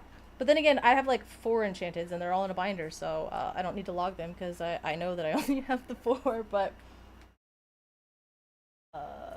I get it. I understand the worth of it, right? Because you're like, oh, do I have this card? I look it up. Boom. I don't have 4 of this card. For me, like, do I have 4 of this card? And then I look through 6 Trove boxes and my center console of my car, and I'm like, oh, I guess I don't.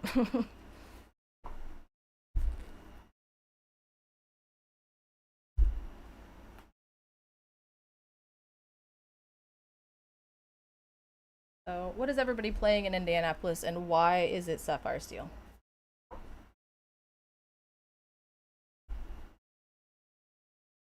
Alright, everybody just give me your full 60 right now. Which, actually, to be fair, you can't have your full 60 because we're still missing an entire set. Collectors give you ups and downs value. I know I have all the other cards. I buy too much. Oh, okay. Oh, so that's what you use. Amethyst Steel, always. I mean, listen. Amethyst Steel Infinity? Okay. Okay. I mean, it's probably better than...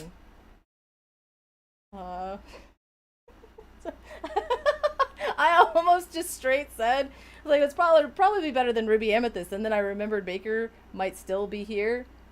But maybe not. Maybe he bounced, so I'll be able to get away with that comment. Let's see. But, would be playing Ruby Steel if you went.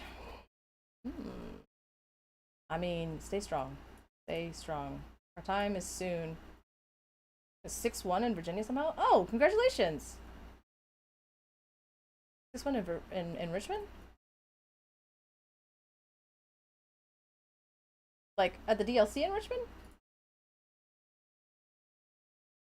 So my next question is, why'd you stop playing? We went 6-1. Oh, in Infinity. Oh, okay. I was like, I thought you meant like the main event. You went 6-1. I was like, you could have kept playing more rounds, right? So in Infinity, that's pretty good. I mean, wasn't the prizing kind of like actually cracked for those side events? Oh,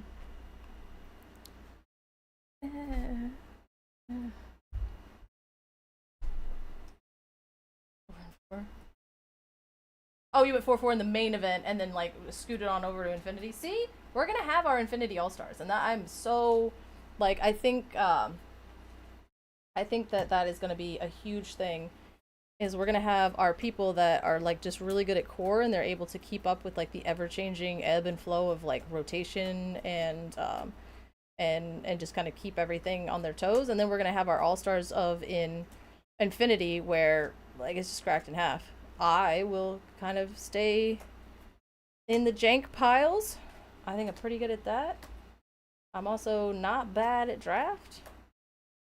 So we all have our strengths, and I think that's cool that we have multiple format options now.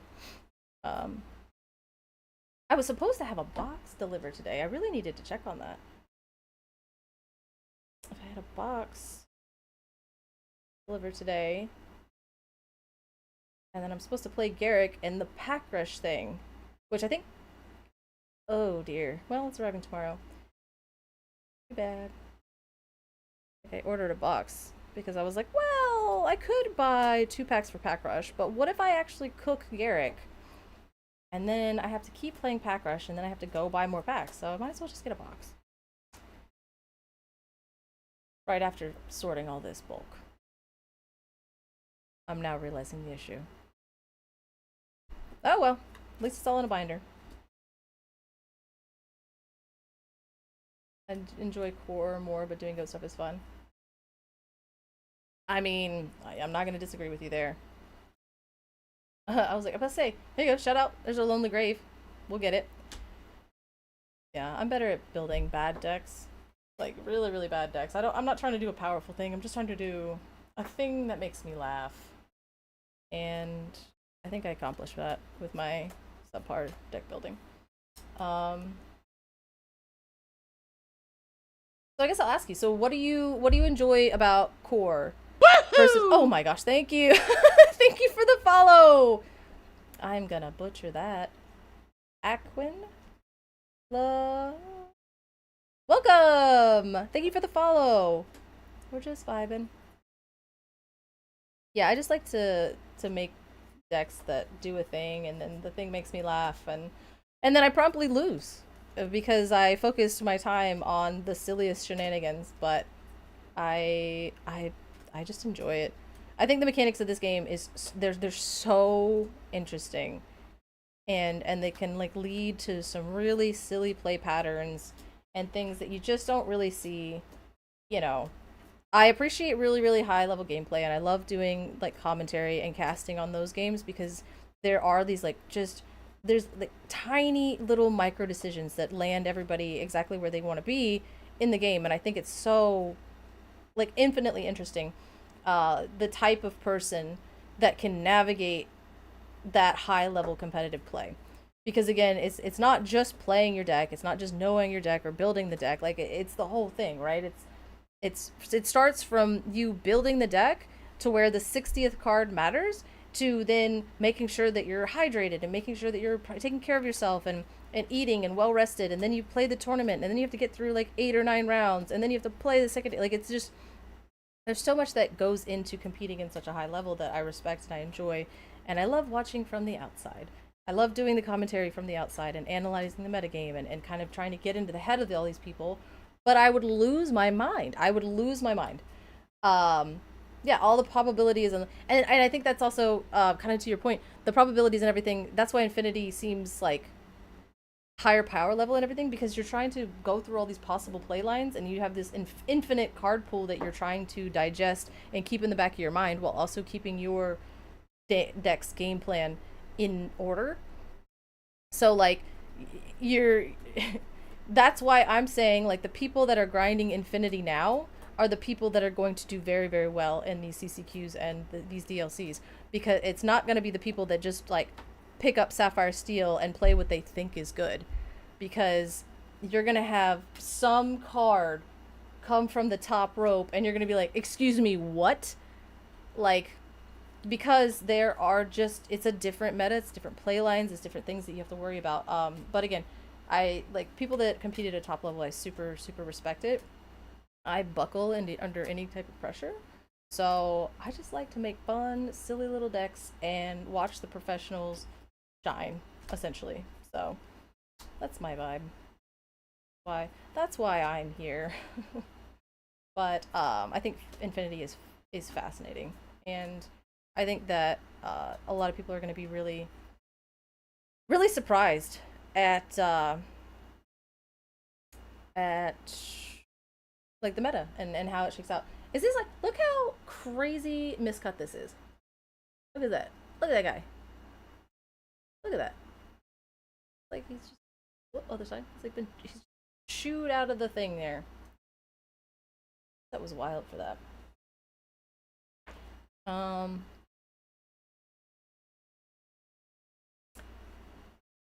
I don't know. Okay, this is another thing too. Like now, I'm like, now that we have you here, but I don't know, Baker, if you're still here, how are the players feeling about playing? Because I think it was we were looking at it before, guys. Let's see if I can find it.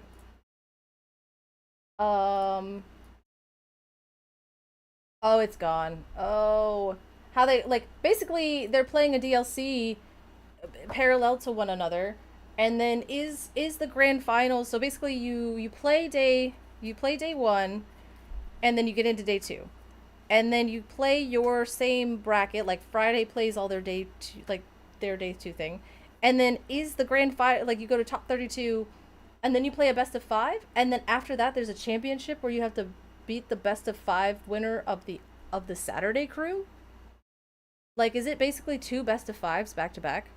I need that information, because if that's actually the case, if that's how you get your Worlds invite in Ghent, that is unhinged levels of crazy. Like, that is beyond insane.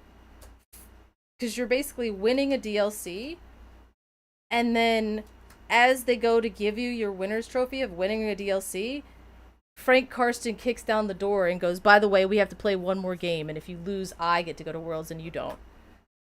Like, because the Friday person, if I'm understanding it correctly, the Friday person goes through and wins all the way out and does and wins their grand finals, and then there's a Saturday person that's also doing a DLC at the same time, and like, and that's what I'm saying.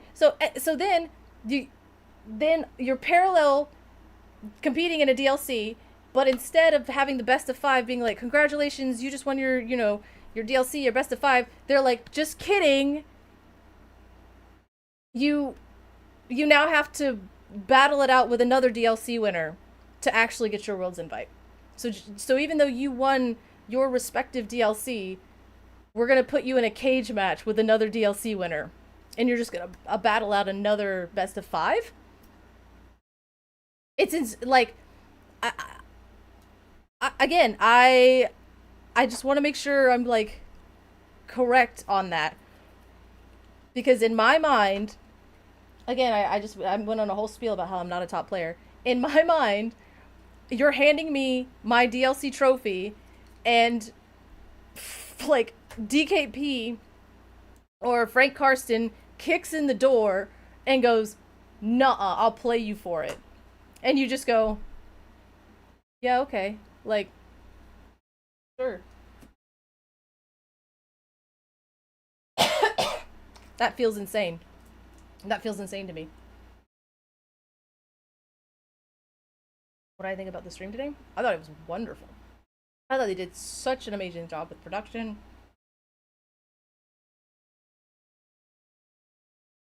Sorry, my allergies are really bad right now, so sometimes I get kicked in the teeth by the allergies.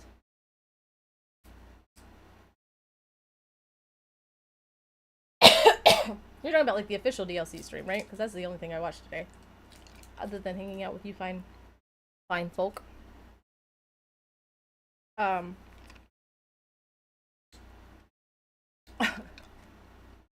Jen was wonderful. Rebecca was lovely. Kim was like beautiful and enthralling as always. Allergies. Getting choked up just thinking about it. Just kidding. I'm actually getting fried by pollen right now. Shout out to nature trying to kill me. No, I always feel like, I mean, maybe this is just like bias because I don't live there and maybe grass is always greener on the other side, but I always feel like the EU streams are just like so top notch, like every single time. I'm always like, oh, look what they get, and oh, look at this, and like it's so clear, and then it's always it functions, and like everything goes on so well, and the chemistry between all the casters is just flawless. So again, I don't know what was going on behind closed doors, but they actually made it look extremely seamless and natural, and like it flowed really, really well. And if there were hiccups or if anything was on fire, it was not apparent. So it was really good. It was really good. So I'm glad that it definitely came through.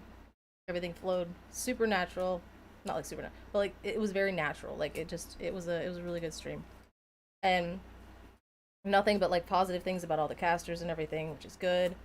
And like I think it even to some point it was like a dogs meta, and I felt so bad because I think it was like maybe it was Kim and Joe, or maybe it was Jen and Joe, I don't know. And they were like, are the casters uh like gaslighting us? Like, why are they lying to us? Like, why is it? And I'm like, listen, they know, but they're still doing their best to like make this exciting and be like let's just take a second and realize like how much effort is being, and they and everybody was like, no, they're doing a great job, and like, you know, I'm like, either maybe it's just EU people are just like nicer than than the than NA people.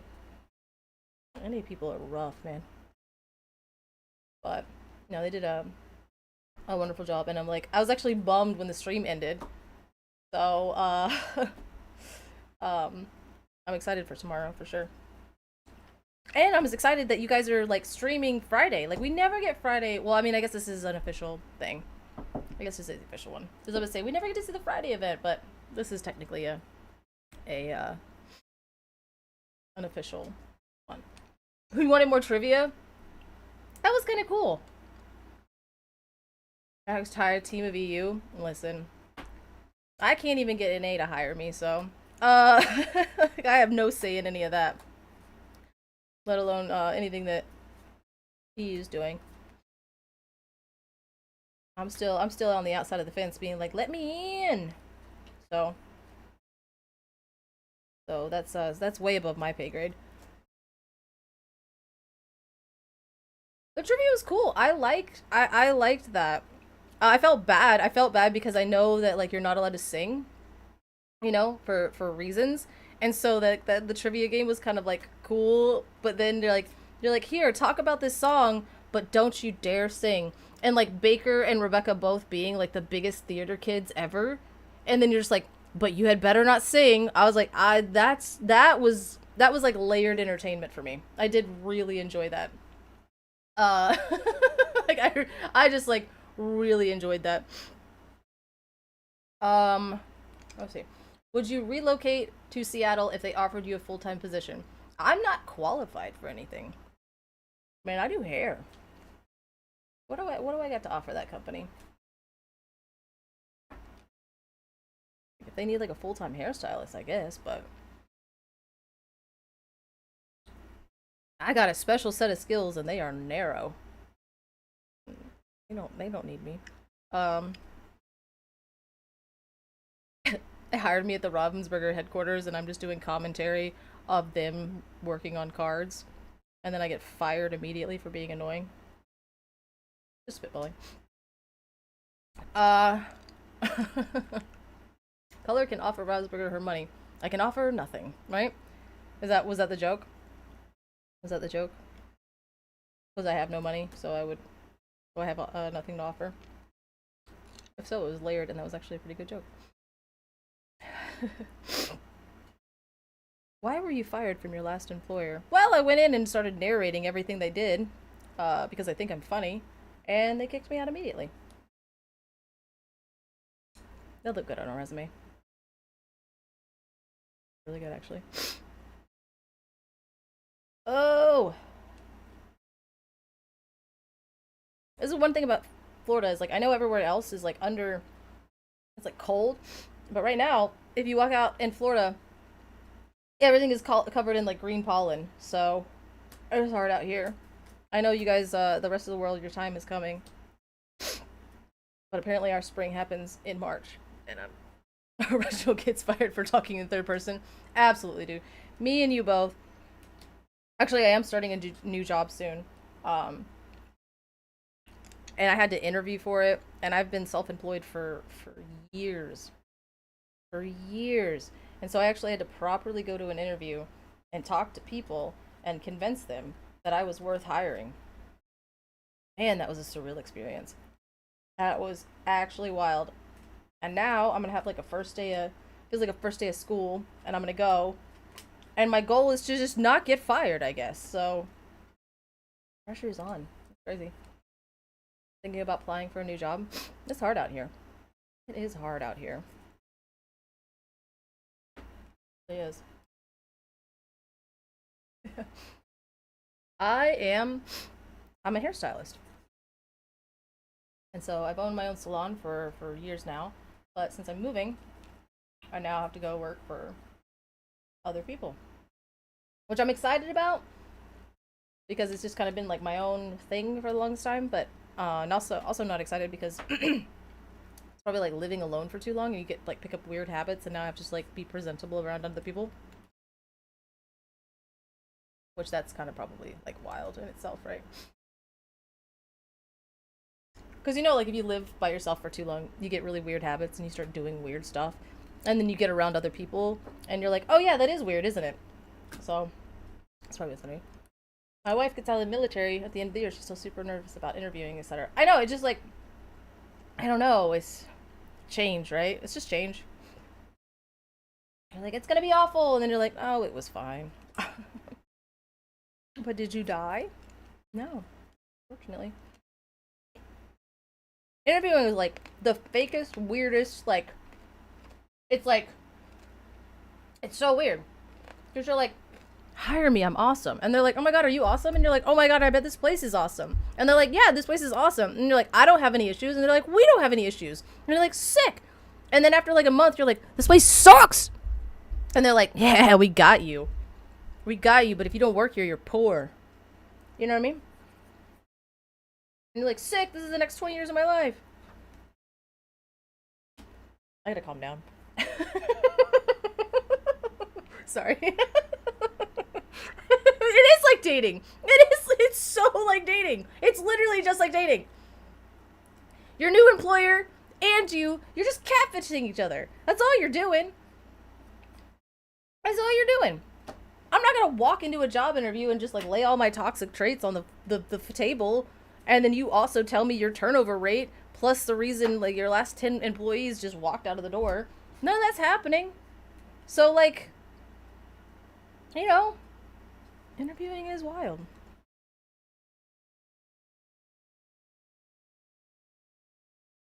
Only one Worlds Invite again. Winners will face off in a bracket for Worlds Invite in a best of 5 match. That is every time I see it, it seems more and more unhinged. And Baker, if you don't get you got to do like a W like a wrestling thing. You're like, and your winner of Friday's pod, and then you have the Saturday winner being like, hold up, and then like the music stops, and he's like, you, one more match, and then you have the championship thing, you know, like he comes in from the top rope and he's like, no, I'm the winner. I get the world. I don't know. Make a whole thing of it. I don't care. You guys are better at the wrestling vibe thing than me, but I feel like there's an opportunity there for some shenanigans. And now that I'm hearing myself say that out loud, I'm starting to realize why I haven't gotten hired. It is crazy. Like, you have to do an entire DLC and then play best of 5 to actually get it. Yeah. It's crazy. It's crazy. But okay. So there's two different ways to think about this, right? We have the one side where you get that far and I think, and this is what I keep thinking about, like, you get that far and then you lose, right? You lose and you are the person that went to the championship, like the finals of the Ghent DLC, and you lost. You still get to go to the championship, like the regional one, but you don't get your Worlds invite. Which is kind of, literally, it's actually awful. It's terrible. Or now the other side of it, you're the person that wins. You literally, you ran a DLC gauntlet, and then the other person ran a DLC gauntlet, and then you beat a DLC winner. So technically now you're at Worlds, and you're more qualified than all the other Worlds qualified, right? Because not only did you win a DLC, but you won a match against a DLC winner in all technicality, right? So going to Worlds and being that person, you're like the most terrifying person there. Because not only did I play an entire weekend and win my DLC, I then turned around and played a best of 5 against a literal DLC winner and cooked him, and now I get to be at Worlds. I don't know. I'd be terrified of that person. Because I remember, again, I think I mentioned this before, I remember talking to Fungus and Sky after the DLC, and they were both actually fried to their core. So I think if I looked either one of them in the eye and said, hey, we have Frank Karsten waiting in the back. You need to play a Fungus. You have to play best of 5 against Frank Karsten right now. I think he would have just cried. Or maybe not. Again, DLC winners are cut from a different cloth. So maybe he just like slaps himself in the face 2 times and then just goes up there and gets it done. You know what I mean? Who knows? Maybe that's what separates the champions. You know what I mean? I do. I agree. I think they both should get the Worlds invite, but I mean, maybe that's just me, but yeah, like, or maybe like, hey, you guys both won your Friday and Saturday DLC. Come back next week and let's play a fresh game, right? Like, I don't know. Again, but I'm also like the type of person, like, again, here's my anxiety at play. Like, like every time I watch JDZ eat an Uncrustable whole, I start to like, I have to like make sure he has like a glass of water or something. So like, you guys are enjoying him down in Uncrustable, and I'm thinking about like what it's going to be like to have to perform like CPR on this grown man choking on a peanut butter and jelly sandwich. So my brain is not champion material. And so Fungus and Frank Karsten and Scott, like all of these like DLC top players, they are. So they'll probably be fine, right? You got to play a best of 5 after you win a DLC. They're going to be fine.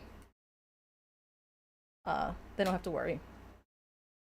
Because their brains are already set up to be winners. So you just keep winning, right? Just keep winning. That's all. It doesn't matter. You just won a whole bunch. Just keep doing it. And then you go to Worlds.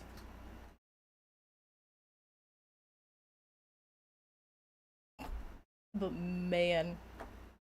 Oh man, that's crazy. That is crazy. See.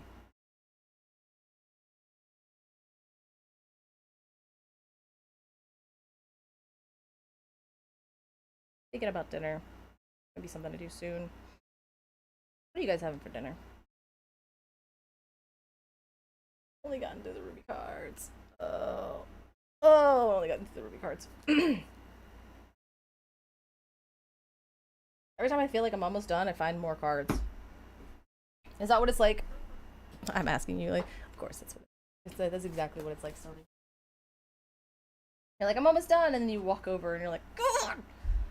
Carne asada burrito. Oh, that sounds good. Did you make it, or did you order it? Smoked pork chops with roast Brussels sprouts? What? That sounds good. Oh, you made it? Oh, that sounds really good. That sounds really good. Smoked pork chops and roasted Brussels sprouts? Like, what is it? Is it like Thanksgiving at your house? That sounds delicious. People just eat hot meals like that? I'm just kidding. Kidding. Going to sleep. Must be again at 8 a.m. and it's now 5. Jeez, go to bed. And why is Baker awake? Oh my goodness. Oh my goodness. Yes, good luck, and thank you so much for stopping by, and I will absolutely be in chat, trying not to get myself timed out as many times as I did today, so I appreciate you. You got this. Tell everybody they're doing an amazing job, by the way. And if you want to make it weird, hug, like, Kim and everybody for me.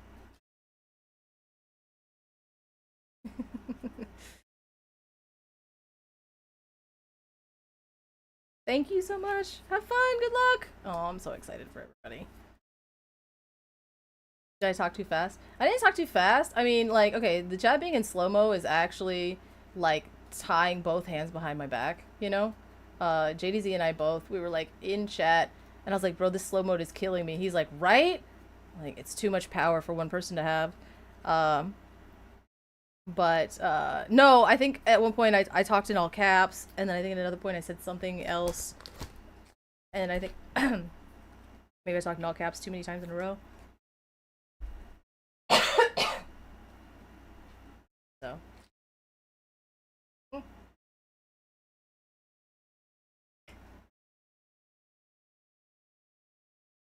Can't win them all.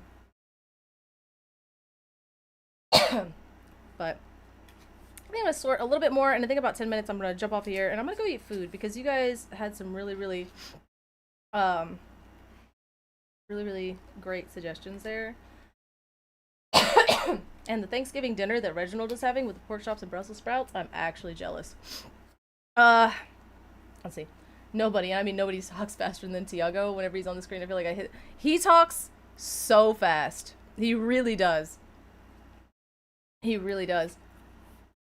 I'm like, I can't hear that fast. I bet I'll die. I'm losing a battle with pollen right now. I'm gonna go. Do you have a smoker? That sounds good. I'm probably gonna have some soup. That I'm losing a fast and hard battle with nature at this moment. Get some tea.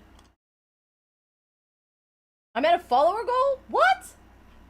That sounds exciting. Oh, wow. Thank you guys. Appreciate that. Yeah, I'm probably going to, can't say that word. That does sound good, very good. I am going to try to stream on Monday, but I also have to move, so, he's so good, though, but when I see him, he looks 22 and 40 at the same time. I really want to meet him in person and be amazed. Oh my god, that's so funny. He would crash out if I told him that. That's so funny. I think he is, like, 22. I like, Tiago is an actual baby.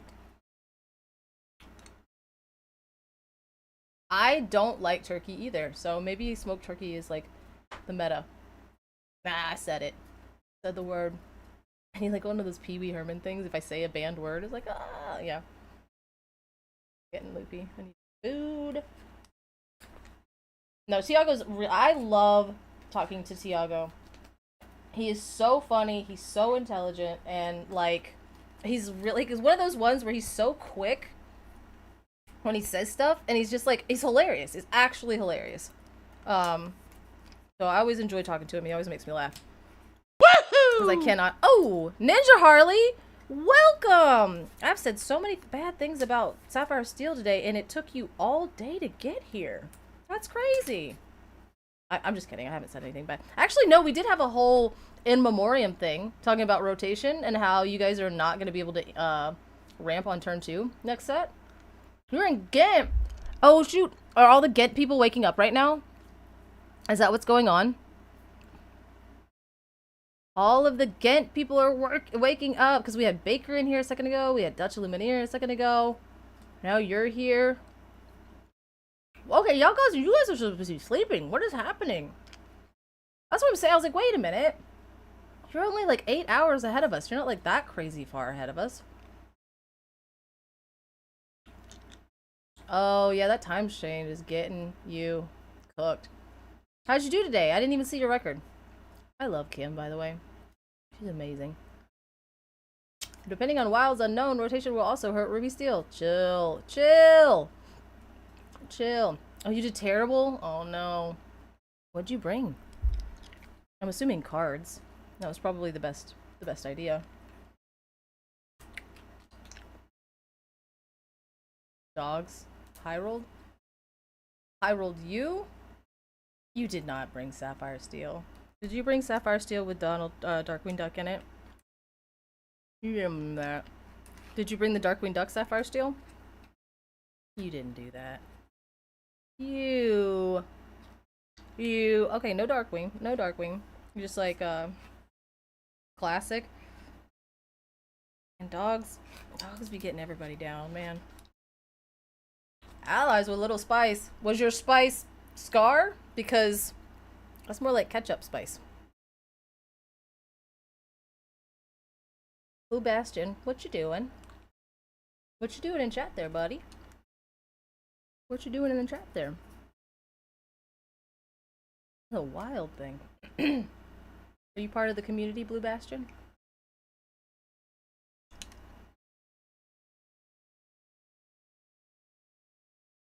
Oh, yeah. The fairy godmother. Yep. I have yet to see her in all her glory, and I'm sad about it. Blue Bastion, I don't know you well enough to know whether you're kidding or not, but I'm happy for you. Or my condolences. Whatever makes you happy, man.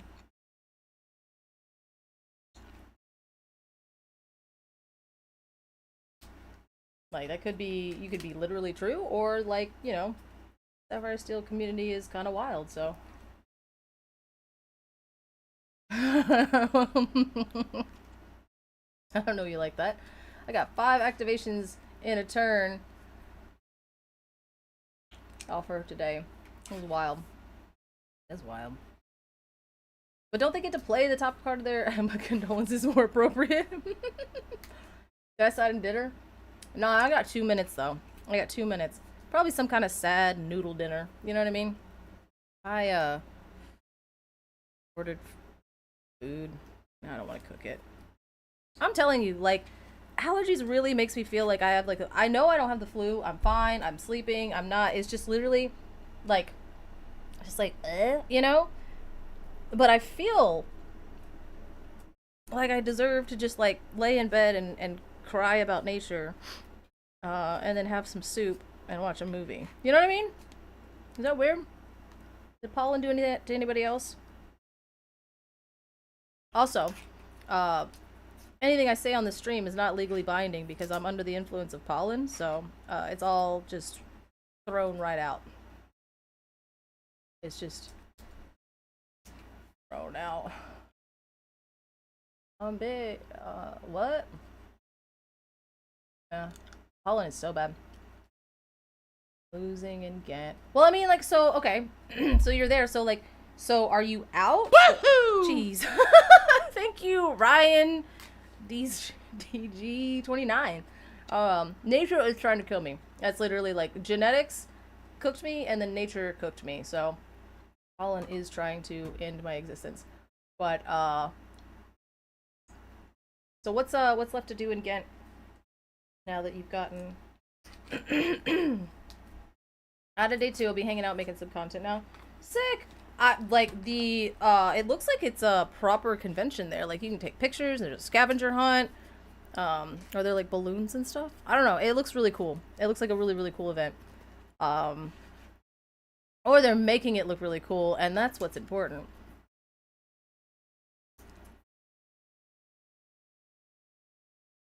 But I love that. So, alright.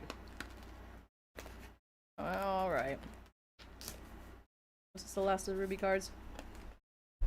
There's no water bottle fill stations. Wow. Stay hydrated. But at your own cost. That's not cool. That's not cool. I mean, is that like a convention center thing? Oh, okay. Oh. You are actually, you're probably the only reason I've even slightly stayed hydrated today. Isn't that terrible? Alright. Alright, we're almost done with these cards. And then, oh wow, you guys are getting me. And then I'm gonna go have thing. Oh, I wanna click on this. Do you mind if I share it? Oh, I might accidentally share it. And we're clicking on a random link that Ninja hardly sent me. Why are you gonna look so angry? This is like listen, you look just as mad as Simba. You look just as mad as Simba. I'm having noodles, man. I was trying to think of something good, but I'm cooked. I'm having noodles. Need noodles and a cookie. You're tired? Yeah, I mean, yeah, like what's the I was just saying, you and Simba have about the same vibes. So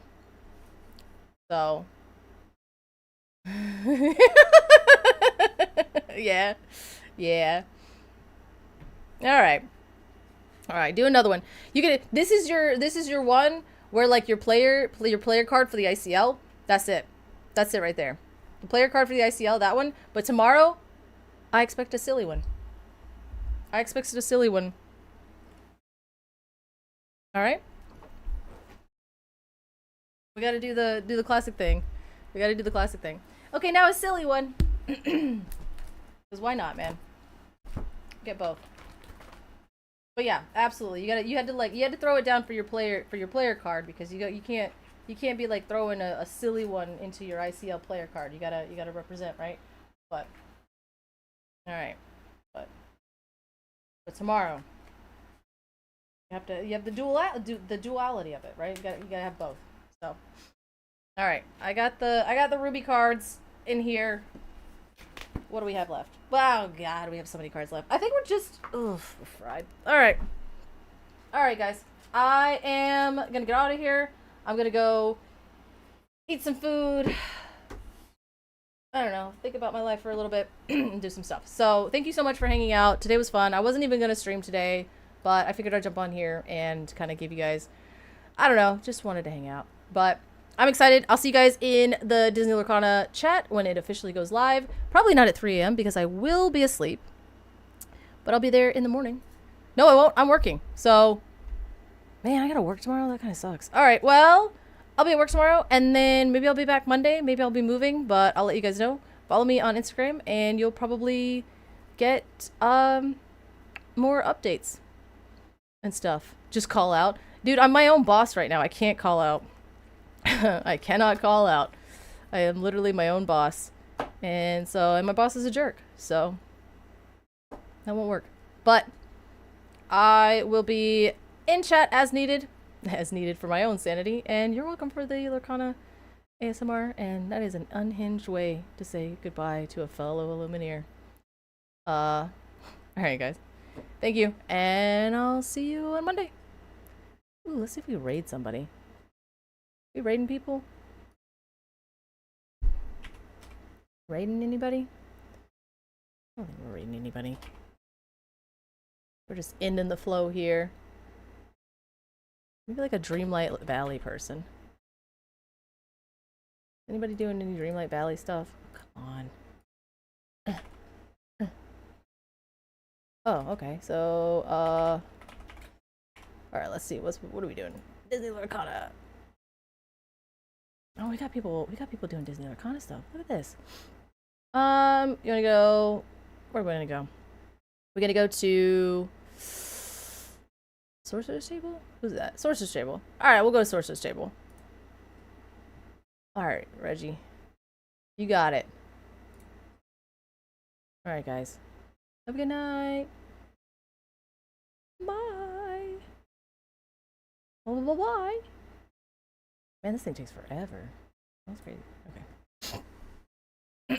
4, 5, 6, 7. The new chicken bacon ranch street chalupas at Taco Bell. Add immediately.